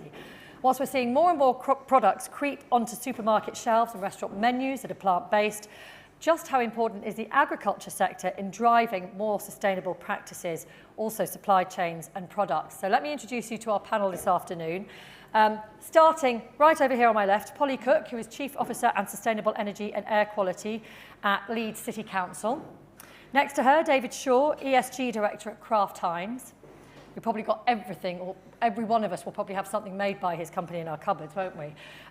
Next to David is Faith Thompson, who's Director of District Eating, and we'll explain a bit more what that organisation is all about. And then Ben Scott Robinson here, co-founder and CEO at the Small Robot Company. Thank you very much for being here with us this afternoon. I hope you enjoyed our plant-based food that we provided for you earlier, which is provided by the catering company here at the Science Museum. So, before we get into a discussion with our panel this afternoon, I'm very pleased to hand over just for a few minutes to someone who's had probably a fairly busy start to the week already in Westminster, and is now joining us in the sort of relative peace and harmony of the Decarbonisation Summit.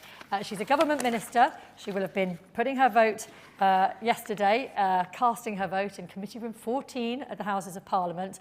But right now she's going to address you here this afternoon. She's Jo Churchill, Minister for Agri-Innovation and Climate Adaptation at DEFRA.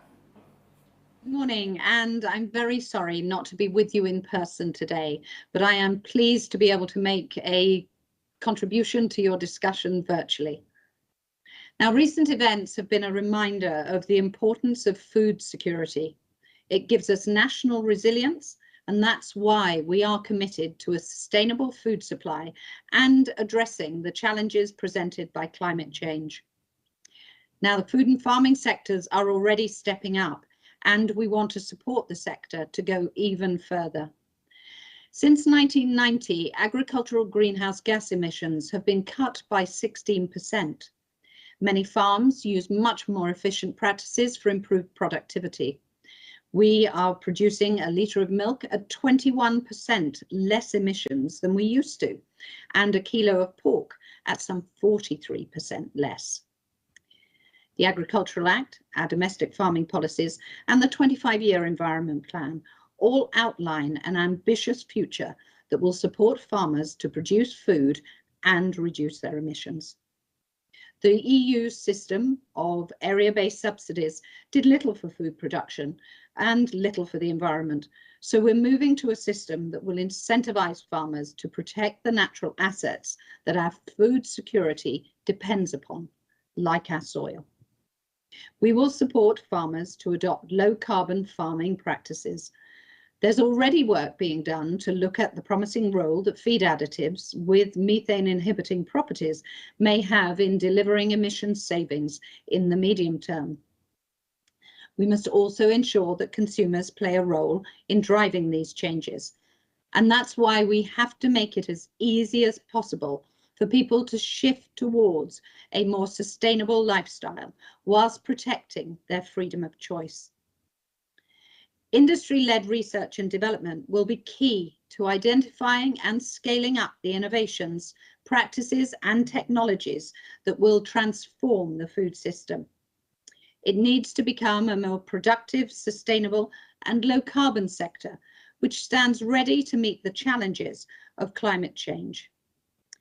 We're funding a range of products seeking to deliver these changes through DEFRA's Farming Innovation Programme. One of these is a project looking at developing recycled renewable substrates based on coconut fibre to replace the use of unsustainable peat in horticulture.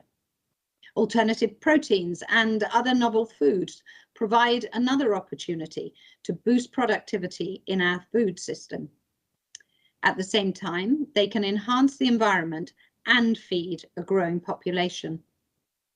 Within government, we also recognise the huge potential of precision breeding technologies, such as gene editing. These technologies can help deliver and develop crops that are more resistant to climate change, more productive, and less dependent on fertilisers and pesticides. Through the Genetic Technology Precision Breeding Bill, we are simplifying the regulatory regime for precision-bred plants and animals. We want to make it easier to conduct research, bring products to market, and place the UK solidly at the forefront of a more sustainable and environmentally friendly agricultural system, whilst also bolstering our food security. Our up-and-coming food strategy will build on all these areas and more. It will go further to outline the opportunities to create a food system which is built on a welfare-driven and sustainable agricultural sector, which delivers diverse, healthy, and affordable food, and that looks to the future, supporting a long-term food security and safeguarding the environment. Now, this event today is an important chance to consider these paths and to discuss other opportunities to decarbonise the food system. I look forward to seeing the outcomes of what I hope will be exciting and innovative discussions. Thank you once again, and I hope you have a great day. Well, thank you very much to Jo Churchill, and I'm sure we can send her a recording of the panel this afternoon to help inform her in some of the challenges that the food industry is facing. Very interesting, food security came up twice there, which is something that we will certainly talk about given current global situation. But we could start almost anywhere here. It's such a vast subject. Can we start with biodiversity? And I'm looking at you, Ben, because you work in the agriculture sector. You come really more from a tech background, but you will be well aware of the kind of challenges involved in decarbonising agriculture. How much reform do you think is needed in terms of reorganising agriculture, and how much is possible? So I think that I come from a position of looking at cereal crops, so the crops that are grown across the largest number of fields, the biggest area, and under really the sort of the fundamental things for allowing us to be able to eat. And I think there's a huge opportunity within the cereal sector to move from a system which is quite bad at sort of emitting sort of carbon and CO2 equivalent gases to ones that's actually sequestering it and storing it.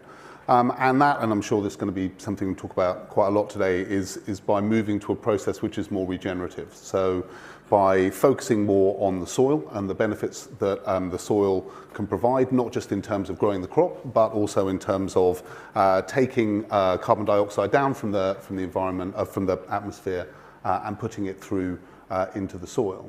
And that's something which is very doable. It's something that a lot of farmers are starting to do now. It's certainly a big driver from what we're doing at the Small Robot Company. But I think that to encourage farmers to do that and to push them into a situation where that becomes the desirable route to go down, then it really has to be a drive from consumers to be able to move that forward. I'd like to talk about how much consumers drive this, but just tell me about what the small robots do. I'm very curious. So we are providing a service of robots for cereal farmers, so farmers who produce wheat and oats and barley and things like that. And the service of robots basically allow farmers to farm at a per plant level. So to literally have an ongoing near real-time view of every single plant in the field, whether that's a crop plant or a non-crop plant, and to be able to look after that plant individually across the season. So it means that you cut out absolutely all the waste. You have the option of, for example, of being able to decide whether a non-crop plant is a weed, is going to threaten your crops, so therefore you have to kill just that plant. Or if you leave it alone, it's actually going to benefit your crops. And by doing that, you can save 90% plus of the herbicides, for example. And by understanding how the crop plants are distributed in the field and what they need, you can save up to 60% of the nutrients that are going there. So we have produced this service of robots called Tom, Dick and Harry. Tom is the monitoring robot that goes out into the field and drives up and down and monitors the crops, as I say, on this sort of near real-time view. And then Dick is a robot that goes out and acts on that data, so either sort of providing nutrients or killing weeds using electricity, or looking after the crops and avoiding fungal infections and stuff like that. And then Harry is a planting robot, which then goes out and precisely plants the seed in the ground. That's amazing. So technology definitely provides some solutions to the whole decarbonisation project. Completely. Can I just ask, how long until we see an electric combine harvester in our fields? I know there are electric tractors, but... So that's a really good question. So when we first started, we went out to speak to farmers and find out what they thought was acceptable and not acceptable about sort of adopting robotics and AI in farming. And the thing that they said is not harvest. Not at the moment. You've got a long way to go before that's in place. Yeah. But the opportunities there are massive, because as soon as you can start harvesting on a per plant level, you can then start having fields that are not just a monoculture, but are made up of multiple different crops in the field. You can plant them in an algorithmic way to make sure you've got no two crop plants next to each other, so you don't get a spread of disease. And then if you can go out and harvest those in an individual way, then you're literally creating a meadow or a prairie type environment, which is exactly what the soil is used to. That's pretty mind-blowing. And biodiversity is so important in this whole discussion. And Faye, you know that. On a much smaller scale, tell us about the work you're doing. Oh, yes, so I do a few different things. I've got a business called District Eating, and we help to facilitate development of horticulture projects that use waste heat and CO2. So it's about building greenhouses next to where there's already heat and CO2 that's being wasted and going into the sky. So power stations, anaerobic digesters, industry is everywhere. Heat and CO2 is everywhere. Just build the greenhouses there. That's one thing. But then I've got another company, and we work with farmers, helping them to measure and manage their carbon and plan their decarbonisation journey, and to help increase biodiversity. And on the biodiversity front, one of the things that we're seeing is the farmers that are doing regenerative agriculture, they're planting wildflowers all around the edges of their fields, and some of them are planting strips into the middle, because the wildflowers attract all the beneficial insects, which actually sort the pests out on their own. And there's some amazing studies. There's a really good study from the States that showed, it studied 20 farms over a period of a season. Some were regenerative, some weren't, some were in the middle. And they actually found that the farmers that were doing regenerative farming had a tenfold, they had 10 times less pests in their field with no pesticides. And the farmers that were using pesticides actually had 10 times more because they'd messed up the balance. And actually the net profit of the farmers doing regenerative farming was 78% more because they didn't have the input costs. Yeah. How much work do you have to do to engage farmers with this kind of decarbonisation project? There's a massive shift happening in farming at the moment. It's huge and it's happening really quickly. There's sometimes it's a pushing an open door, and for others it's just too much. The average age of a farmer in the UK is 59. So, you know, it's the younger ones, I think it's a bit easier and they're more up for it. Yeah, fair enough, fair enough. Yeah. So, David, you represent kind of big food, effectively. Just tell us across the board what you're doing, because obviously there's the products, but in terms of manufacturing, how much of a challenge is decarbonisation? So manufacturing is a relatively small part of the overall emissions that we would have as an overall manufacturer. So roughly, if we take into account the fuels that come from Scope 3, it's about 12% of our total footprint is from manufacturing. Actually, the bulk of it, and the bulk of most food companies, is going to come from agriculture. And it's this type of technology, these types of approaches that are here now and are very much the future that we need to head towards. You know, ultimately, from a global perspective, more than a third of our carbon emissions come from the food sector. So it's really sad that at COP26 food wasn't represented in any of the days, and it's one of the things we need to change for COP27 is food to have its dedicated day. It's such a big factor, second only to the fossil fuels industry. Now, the most amazing thing about agriculture being the cause or the problem that we're trying to deal with as a food manufacturer is it's also the solution. Like when we look at carbon sequestration, like you said, 80% of the carbon, terrestrial carbon that's within our planet is in the soil. And it's this biodiversity that drives it, the microorganisms that we have. 1 teaspoon of soil has about 6 billion microorganisms. And the minute you start to throw that environment in the same way that Faye's describing, you create this huge imbalance. And sadly, the industrial farming approach, the factory farming of the last 100 years, has contributed to the vast majority of the loss of biodiversity that we see within topsoils. So in terms of products themselves, how much are consumers driving now what you're producing? Well, I think that's probably one of our biggest challenges, which is consumer behaviour is notoriously slow. Whilst there's huge amounts of awareness when they think about environmental challenges, they typically think about ocean plastic. That seems to be the biggest challenge. And even when they have an understanding and a concern in that area, we don't always see the consumer behaviour follow. And it's one of the things that I think it's on us as a private and broader food system opportunity for us to help nudge some of that consumer behaviour. It's about making it easy to understand. Absolutely. Can you have you got, or are you thinking about like little green flags to indicate low carbon food, for example? Yeah, so we're part of one of the work streams that the government came as part of the National Food Strategy on environmental labelling. There's huge challenges because we have nutritional labelling on packets now that the data suggests consumers don't look at. And you look at the obesity levels in this country and it's clear consumers aren't acting on it.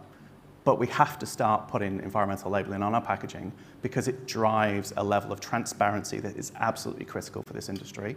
And it enforces companies, big food, like you say, or all food providers, to act on the output and the impact that they're having within the environment. Food for the masses. Is it possible to produce sustainable food for the masses, Polly, do you think? Because often when we talk about this, and I know it puts off like our audiences because you talk about, organic grass-fed beef or locally produced fruit and veg, which is more expensive, or the perception is very often that it's more expensive. So how do you make green food accessible? Yeah, so I think as a local authority, we have an absolute responsibility not to talk about things that are exclusive and unaffordable. And so our focus will always be on how we make it a message that's deliverable and achievable by everyone. And also as a local authority, we are really careful about not saying to people, you must do X or Y, because the chances are people do the opposite. So it's more about giving people information, informing and nudging them. So, you know, a classic example would be, we were talking earlier, weren't we, about spaghetti bolognese. You know, you can put either meat alternatives, which sometimes can be actually quite expensive, but you can use things like lentils, which actually are quite a cheap alternative, and then have the lower carbon footprint. But I think one of the biggest challenges, and we found it as a council, is actually the data behind it. So, you know, often people talk about the miles food has travelled, but actually that's really tends to be quite insignificant in terms of the overall carbon footprint. So you could go into a supermarket, you could buy something that had been grown in the UK, and it could be much higher carbon because we've used fossil fuels to grow it in greenhouses. And actually people don't buy the banana that's come from the Caribbean, which is actually quite low carbon because it's been shipped over. And I think we've got a massive journey to go on in terms of helping people to make decisions based on right information. So people will be buying things and thinking they're doing the right thing and actually having perverse consequences. So I think, you know, as a food system, we need to kind of up everyone's understanding and help people to do that. Yeah, Ben. So I think the conversation around whether or not you can make the food affordable for everybody comes back to the fact that actually a lot of the food system as it stands at the moment is massively wasteful. And it's massively wasteful because it's been converted into an industrial process. And whether that industrial process is the sort of massive fields producing cereal crops or, you know, sort of turnaround of vegetables in sort of massive greenhouses, you know, all those processes are limited by the sort of the technology and the engineering, if you like, that allow the fruit or the food to be looked after and picked. As soon as you get to a situation where you can start being a lot more precise with what you can do, you can radically change the economic balance of what's happening. As I say, from our experience, we work in cereals.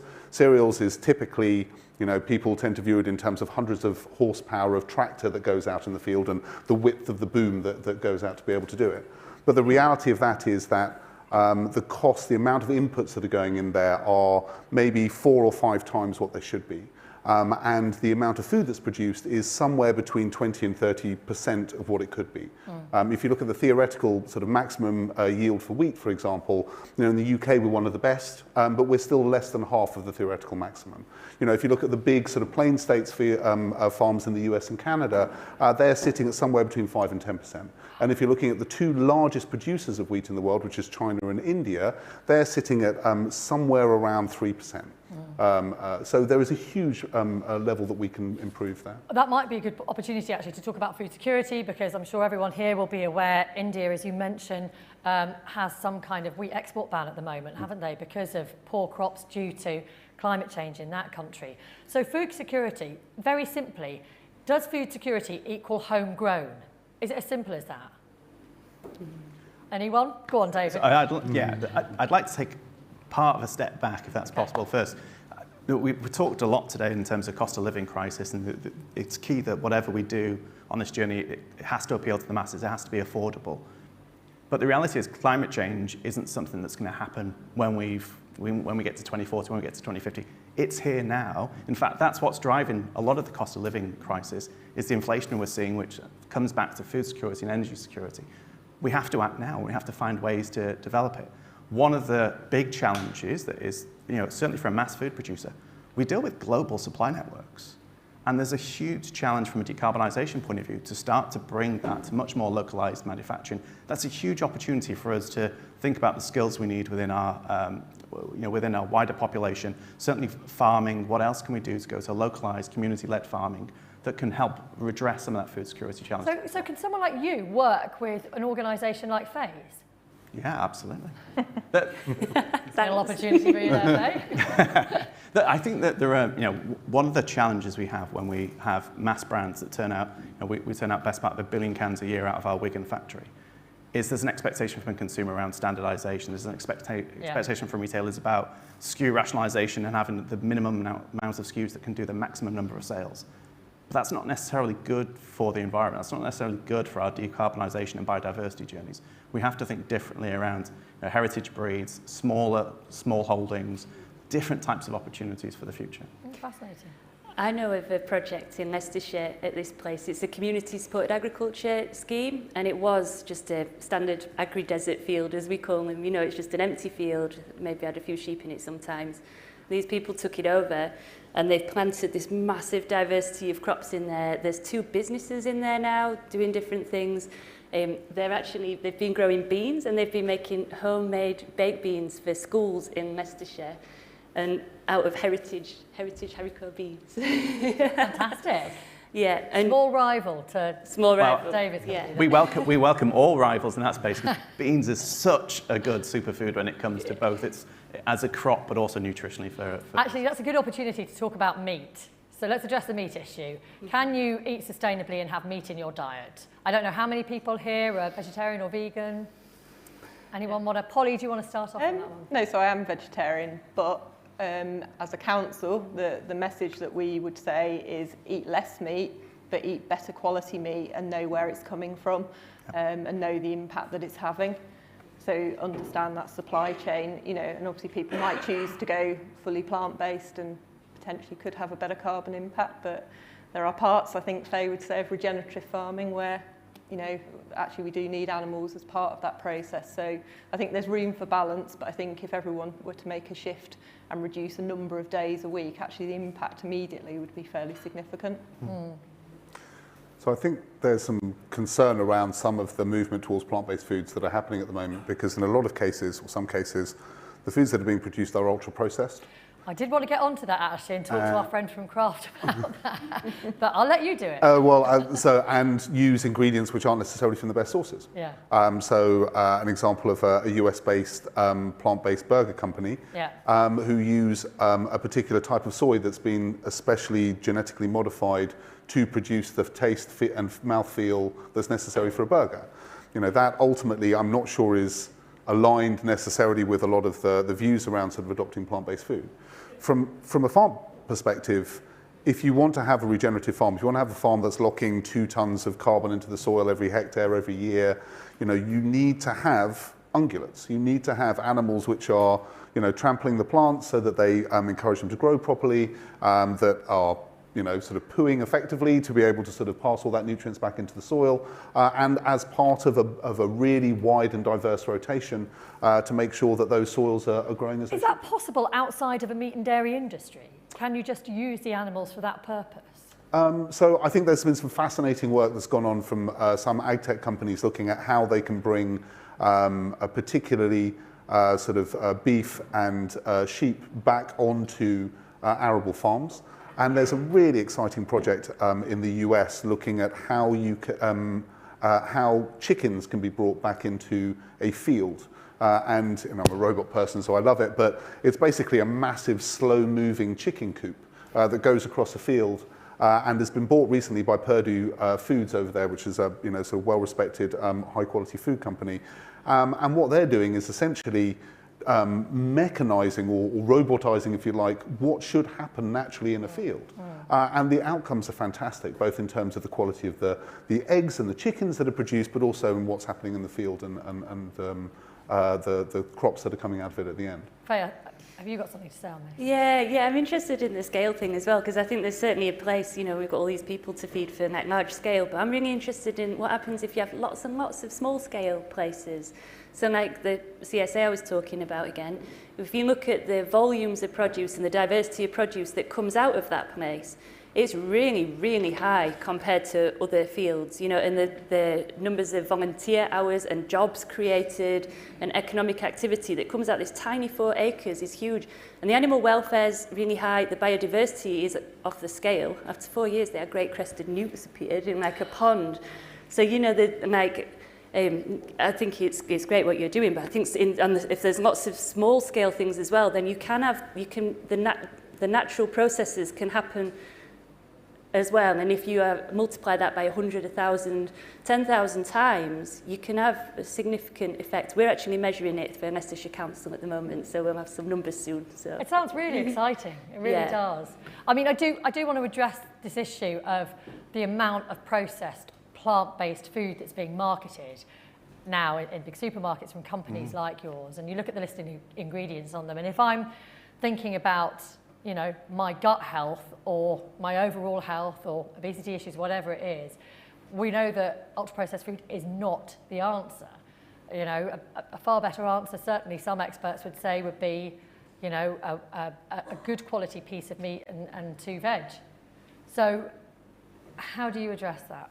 Firstly, I fully agree with the approach from a meat point of view in terms of higher welfare, locally produced. There's a huge amount of value in that. But unaffordable for many, many people. Yeah, absolutely.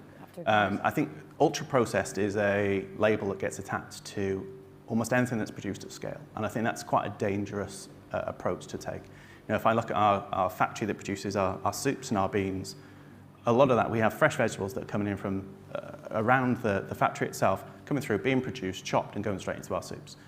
It's the additives, though, isn't it? It's the emulsifiers. But there aren't any additives that we're adding into that canning process. But you're absolutely right. As a broader approach, particularly in the meat replacement market, there is a huge amount, and dairy replacement, there is a huge amount of additives that are being added. For us, the standards that we apply on our current lineup should apply to all of our meat replicas as well, and plant-based alternatives.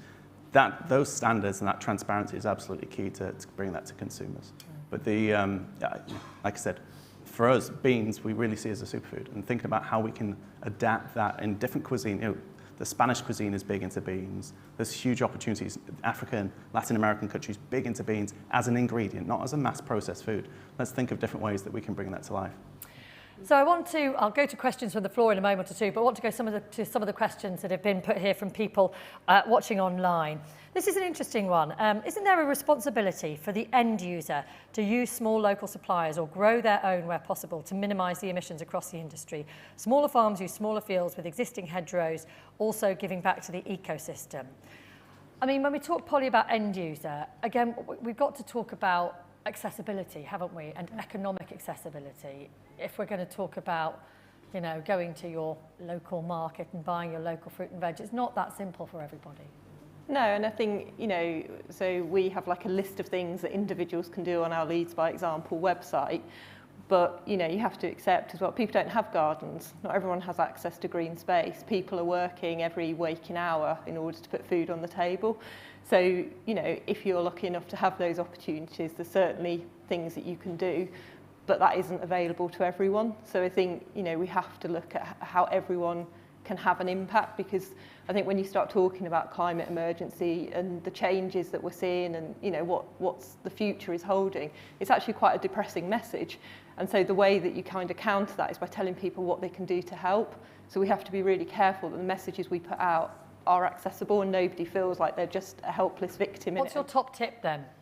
For food, it would be, I'd be shocked, but it would be to probably less meat, but better meat would be probably the top impact. And in fact, that's a question asked by someone else here. What are the most sustainable foods for consumers to buy and why? Oh, gosh.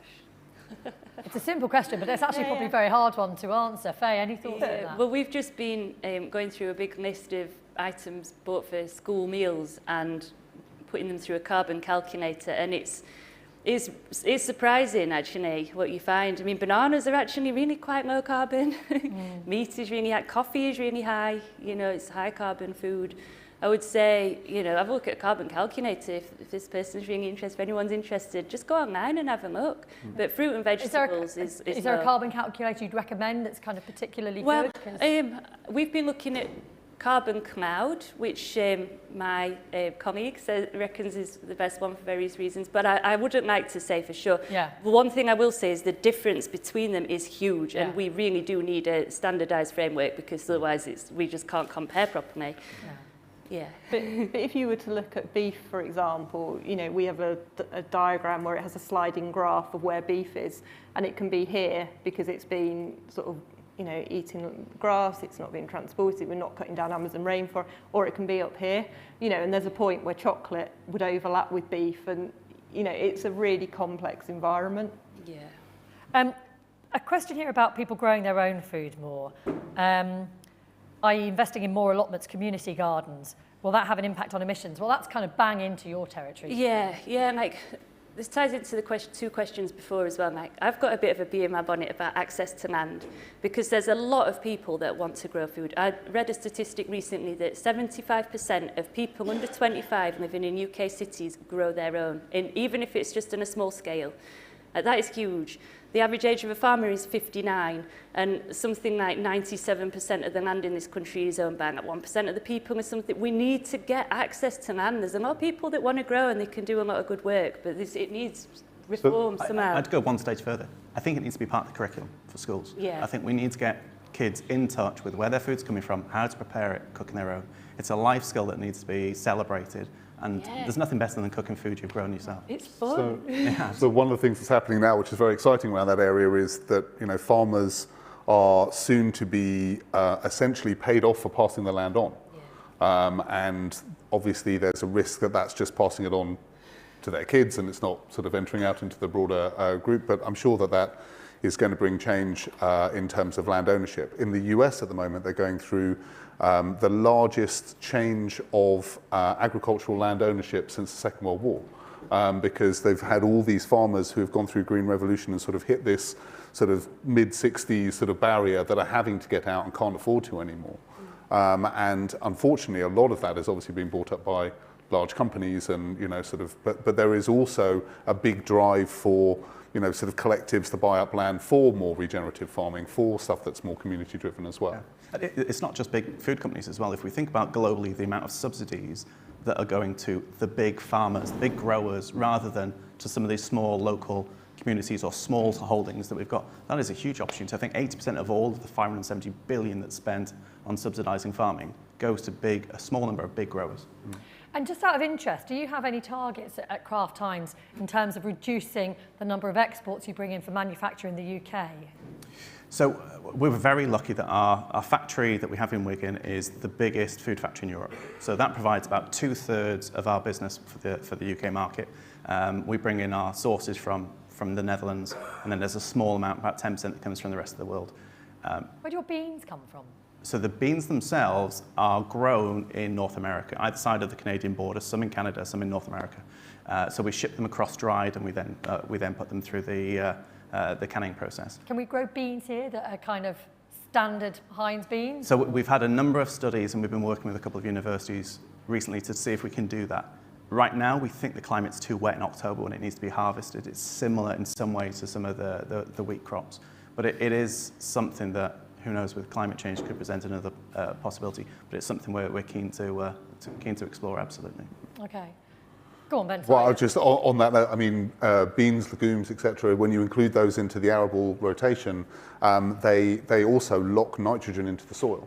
They are fantastic to balance out sort of the wheat and the sort of the extractive nature of some of the cereal crops. So they're really, really good for that. Yeah, and in fact, we work with some of the No, carry on. No, I was going to say, we work with some of the farmers in Saskatchewan on starting to work with them, and that's exactly why they grow them, as well as being able to sell them to large companies. But they have their soil quality is so poor that they've been forced into a situation where they've had to be regenerative in their thinking, even though they don't like to call it regenerative because that's what other people do. So that's why they've had this much broader sort of rotation in what they're growing, which is really good. You said you were a robotics guy, but you clearly do know a bit about agriculture as well, don't you? Right, we've got a few minutes left, so I'd like to open it to the floor. Scott, are you going to ask your own question? The man with the mic. A little bit of a microphone hog first and ask the first question. Around this time last year, I wrote an article on Seaspiracy, which was a massive Netflix show, and previously there was Cowspiracy as well, that got everybody thinking about dolphin-safe tuna, the pollution in the sea, and what we trust in what we eat and how it affects the planet. I guess two parts is how important is framework and benchmarking and certification, which I guess leads into policy, but also what are the quick wins for a consumer that is now thinking of just putting food on the table, and that's as far as their thought process goes? Well, I feel, David, the question about sort of benchmarks and certification is probably one for you. Yeah, I think we've touched on regenerative agriculture, and I would like to think that most of the big food companies that you I guess labelled us with are right now committed to finding ways to advance their agricultural methods to become regenerative. That's certainly the approach that we're taking, and working very closely with a standards platform, SAI, to make sure that we start to develop those standards. But those standards don't exist. The only real standard and label that a consumer gets as well is things like organic. And that has some real benefits, and it has some real drawbacks. So there is a huge role that needs to be played to establish what are the best standards that we can all work towards. I absolutely agree. But I guess it's finding that broad consistency. This is where it goes beyond us as a manufacturer, even ourselves as a value chain, and it really requires a full coalition, full whole system review for the sector, and that's something that we really want to drive, and we're trying to work with some of our peers to make sure that that's the case. And the wins you wanted to talk about? Yeah, for a consumer that's thinking of just putting food on the table, like what can they then look for those wins? So I've been banging the beans drum a lot, and it's not a self-serving interest, I promise.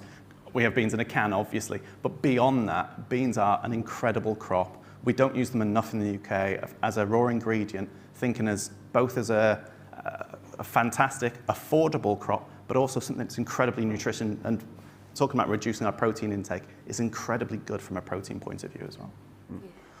So one of the things on a slightly different note that we haven't really touched on here is the amount of vegetables particularly that are wasted, and the companies and organisations going everything from sort of trash food cafes and sort of zero waste shops all the way through to companies like Oddbox, you know, that are providing veg that might not be the best grown, but the point is that they're being wasted. And you know, for me, if you want to do good very quickly, just buy food that wouldn't be bought otherwise, you know, because that, you know, is a zero sum. I mean, you get that range in Aldi, don't you? The wonky veg in Aldi. It is there in the more budget end supermarket. I'd also add to it that the vast majority of waste happens in consumer homes as well. So a simple way to fix it: get your fridge, make sure it's set to 4 degrees Celsius. You can eliminate about 30% of the food waste that you're seeing. It's absolutely incredible. Apples, for example, if you keep them out on the counter, I'm not sure who would still do that, or put them in the fridge, it extends their life by 100 days. They're freezing when you bite into them.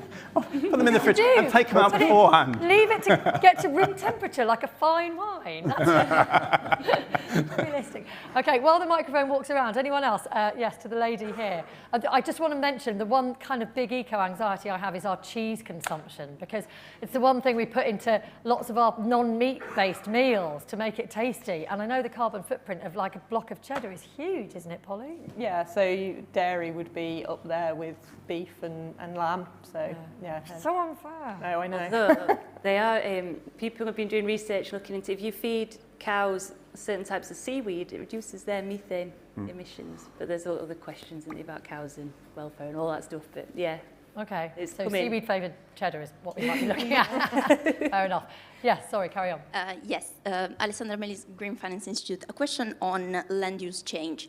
It is now very difficult to separate agriculture from land use change, and afforestation. Also in the 6th carbon budget, they were together from the Climate Change Committee. And perhaps a question for Fea, how big of a role does land use change play in farmers' behavior and their actions to achieve the transition to net zero, especially I think if they are pushed by consumer change and consumer behavior change, with eating less meat, for example. So I'm thinking of changing land used for grazing into maybe afforestation or agroforestry, or even a bit different peatland restoration. Yeah, it's an interesting question.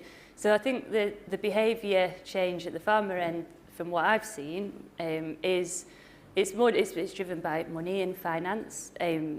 So this year, for example, the input costs have gone up loads, but the value of a tonne of oilseed rape has gone up 4 or 5 times. Same with wheat. So they're still making money, and a lot of them doing what they're doing. Although the margins have been very squeezed, haven't they? The farmers that are moving to regenerative, so their yields are less, but their net income tends to be higher, generally speaking.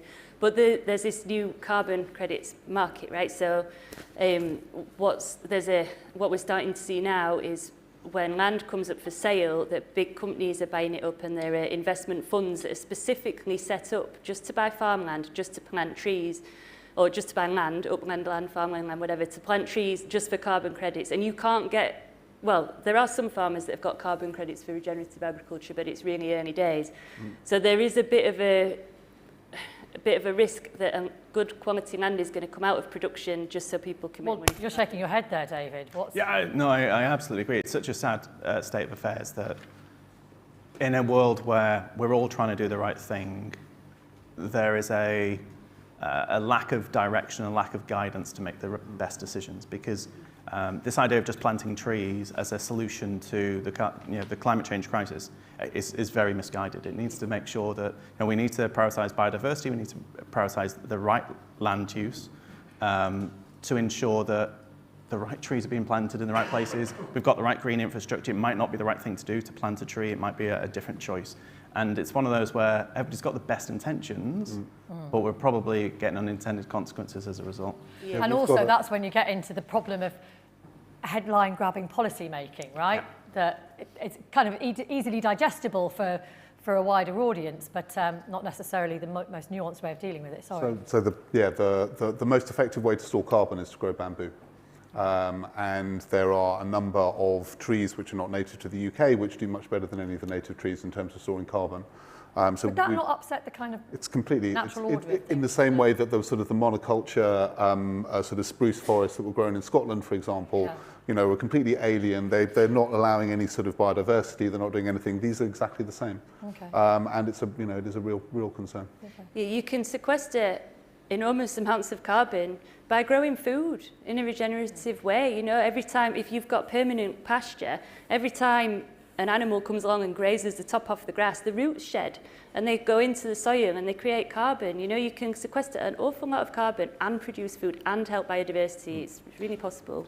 I think there was a question right at the back there. Oh, sorry. Yep, we'll take it down and then I promise we'll come to you at the back there. Yep. Good afternoon. My name is Jo Bell from the University of Surrey, but it was more my farming background that I was asking the question. It's more about your thoughts on the cost of food. My father would have been 100 this year, and he says that when he was a young man, a pint of milk, a loaf of bread and a pint of beer was the same price. And obviously today, there's huge discrepancy between a pint of milk and a pint of beer and a good loaf of bread somewhere in between. And you just actually hit on one of the areas I see as the next big issue, because a lot of house builders are having to buy this farmland in order to offset the carbon for any new development. And then there's the, we are here at SSE, I'm about to it's fine, you can say whatever you like, Joe. I'm about to launch a solar farm on agricultural land next to the university as well. So, I'm doing it, but that's more land coming out of production. So how are we going to keep food cheap? Because it is, as a percentage of our pay, it's very low now to what it was, 30, 40 years ago. Are you saying that that's not necessarily a good thing? Because it's something I don't think it's a good thing, but I can't see that it's going to maintain it if we then lose more land, or will that just mean that we are less resilient in terms of global food security? I think it's a brilliant point. And it's a double-edged, so there's 2 points there that you're actually making. So yes, absolutely, as a percentage of income, food has never been cheaper. But there is this huge disparity, particularly when it comes to farming, where we haven't seen the level of inflation in prices and effectively their profits growing at the same rate as other foodstuffs. And I think that's a real challenge. I've moved recently to an area surrounded by farmers, and these guys are working 80-hour days. The fact the average age is so high is probably because they're working. If your father had still been here, God bless him, he probably would have been 100 still working, because that's unfortunately the level of support that they're getting and the level of benefit that they're getting from the system. We need to, hopefully over the last 2 years, we've seen the impact that they can have, and we need to recognise them as some sort of community support. It's enormous public service. And Polly, from your point of view, if food prices have been kept artificially low to an extent, how do you help consumers, particularly on low incomes, manage price rises, but also get their heads around the fact that maybe this is inevitable and irreversible? I don't know.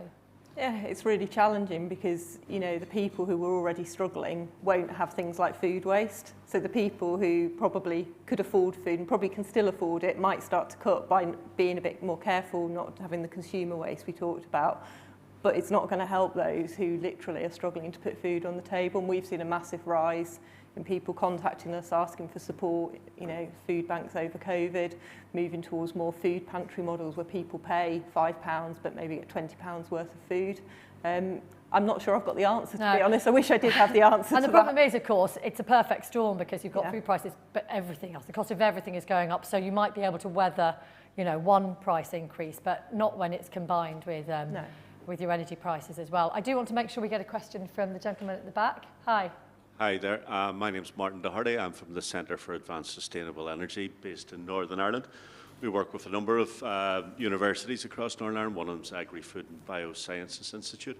But one of the things I would like to say, I think with a degree of caution, there will be a biodiversity of solutions for farming, I should have put it that way.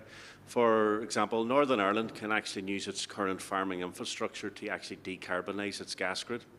And we can actually become a net gas sequestration thing. So we can actually turn farming as it stands into a negative carbon industry. And we're now tying that to large-scale glass bottle manufacturers, concrete manufacturers to create cooperatives. Now, this is one of the things I would like to see is what has been mentioned is we have a situation where large-scale bits of farms will be bought up by the likes of BA, Aer Lingus, various other bits and pieces to actually offset their carbon thing. So we need to be very, very careful that if we do transition to low carbon farming, is that the actual benefit of that low carbon farming stays within the farming network and indeed local communities. So Mike, somebody mentioned it, we need better evidence, and there's no point having a simple carbon tool for how carbon intensive is your carrot, you know, because it's not going to work. It's a more holistic, better understanding of how we actually grow food and make sure that we actually do that purposely for the betterment of, say, local communities and the people around there. And we can work, we're using farmers, well, a lot of the solutions will be based in and around cooperatives. And, you know, for example, Ireland started out collecting cooperatives as far as to use milk to make butter and cheese. We're now one of the largest exporters of dried milk products or baby food around. So you can't switch that off. So we need to be careful in how we make decisions, and we need better evidence as opposed to emotion. And that's sometimes where we make the mistakes with emotions. You know, so my, you know, classic example is almond milk going to turn into the next palm oil disaster, which has happened as well, because it was based on emotion and advertising as opposed to an evidence-based decision making. So that was more of a statement than a question. But no, it's a really useful statement, and actually, I guess in many ways that's why we rely on great minds like yourself. Well, whatever, but the industry that, you know, educational and institutions that you represent, to feed that kind of information and exploration into the whole debate. A question to you, you're a broadcaster. How do we improve, how do we make it easier for you to broadcast that? Because, I mean, there is the blood on the carpet element of broadcasting, like I'll not accuse you any more than anybody else is in that. So therefore, that's one of the difficulties. We've condensed everything into a communication thing of 140 characters on a tweet. You can't get that level of sophistication across. How do you play your role in the behavioural change, which is utterly necessary for the people of this country, this planet, essentially? Yeah. And understand that you have a role in playing It's that. a massive challenge, and I think particularly, and I'm aware we've gone over time, but particularly in the in any debate around sustainability and climate change, it becomes very binary very quickly. And of course, broadcasters love binary news because they love a row and they love drama and they love, you know, the kind of theatre that creates, and you do lose the complexity of the argument. I mean, I suppose I will defend what we do at 5 Live just very briefly. We did a big project all last year called Leeds City on a Mission, where we went to Leeds to look at loads of individual projects that were taking place in that city in its kind of journey towards net zero, and really focused on telling that story in a way that was accessible to an audience that doesn't necessarily have a huge appetite for a subject like that. But it is a massive challenge, and I'm not saying we by any means got all the answers to it. I suppose I'm aware of it. I would say a lot of our presenters are, but we're definitely guilty of inflaming kind of slightly nonsensical debate. I will hold up my hand to that, where the kind of nuance is lost. So, we cannot let guilty. net zero be the new Brexit. Like it just must no, not be. No. And this is where the whole debate around meat within, and this is what so often comes down to, it's meat or electric cars. That's what people want to talk about. They love it. And it's either I can't afford an electric car, it's nonsense, or I don't want to give up meat, you know. So, yeah, there's a lot more to it than that. I think it's useful to hear that feedback. I think on that point, one way of like selling almost the green story to people who wouldn't otherwise be green is it's the food security issue. Yeah. I think it strikes a chord. Yeah, and I, David, you were saying consumer behaviour is slow to change. I'm surprised to hear that, but that might be in my kind of, you know, little bubble because I buy local food and meat and blah, blah, blah, blah. Particularly in packaging and things like that, but that's the visible, I suppose, expression of the carbon footprint of food. And so it's maybe easier to kind of get to grips with a bit. Anyway, look, I'm very aware that we've gone over time, and I'm really sorry because probably many of you have places to go to. So I will draw this to a slightly unsatisfactory close because there are loads more questions and issues that we could get into. But thank you so much. It's been a fascinating panel and a really broad range of experience that we've brought to you today from Ben and Faye and David and Polly. Thank you so much to the four of you for coming. Stay there just for a moment while I say goodbye to everyone here, and thank you for being here today. I'm back tomorrow afternoon for another couple of sessions. Ada's here tomorrow morning for the sessions earlier in the day. But I hope it's been sort of instructive and energising and provided an opportunity for people to get together and share that horrible phrase, best practice, but at least share ideas and take something positive away from the event today. And I hope that we see many more of you here tomorrow as well. And particular thanks to anyone watching online, be it at home or in the office or wherever you are. Thank you for being with us. So day 2, just a little tease ahead. We're going to be discussing the fundamental questions surrounding electric vehicles, renewable technology, district heating, job skills and opportunities in sustainability, and finally exploring alternative routes towards the decarbonisation of Britain's roads. So that's all tomorrow. I'll say thank you very much for being here today. Have a wonderful rest of your day. Thank you.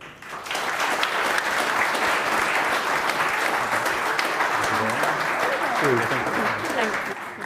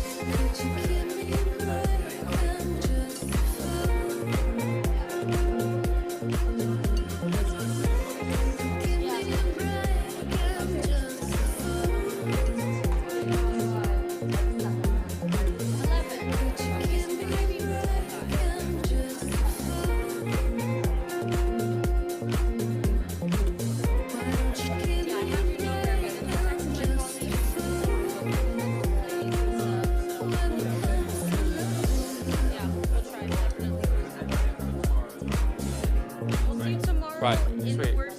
Yeah, but if not, sweet. Thanks for coming. See you guys.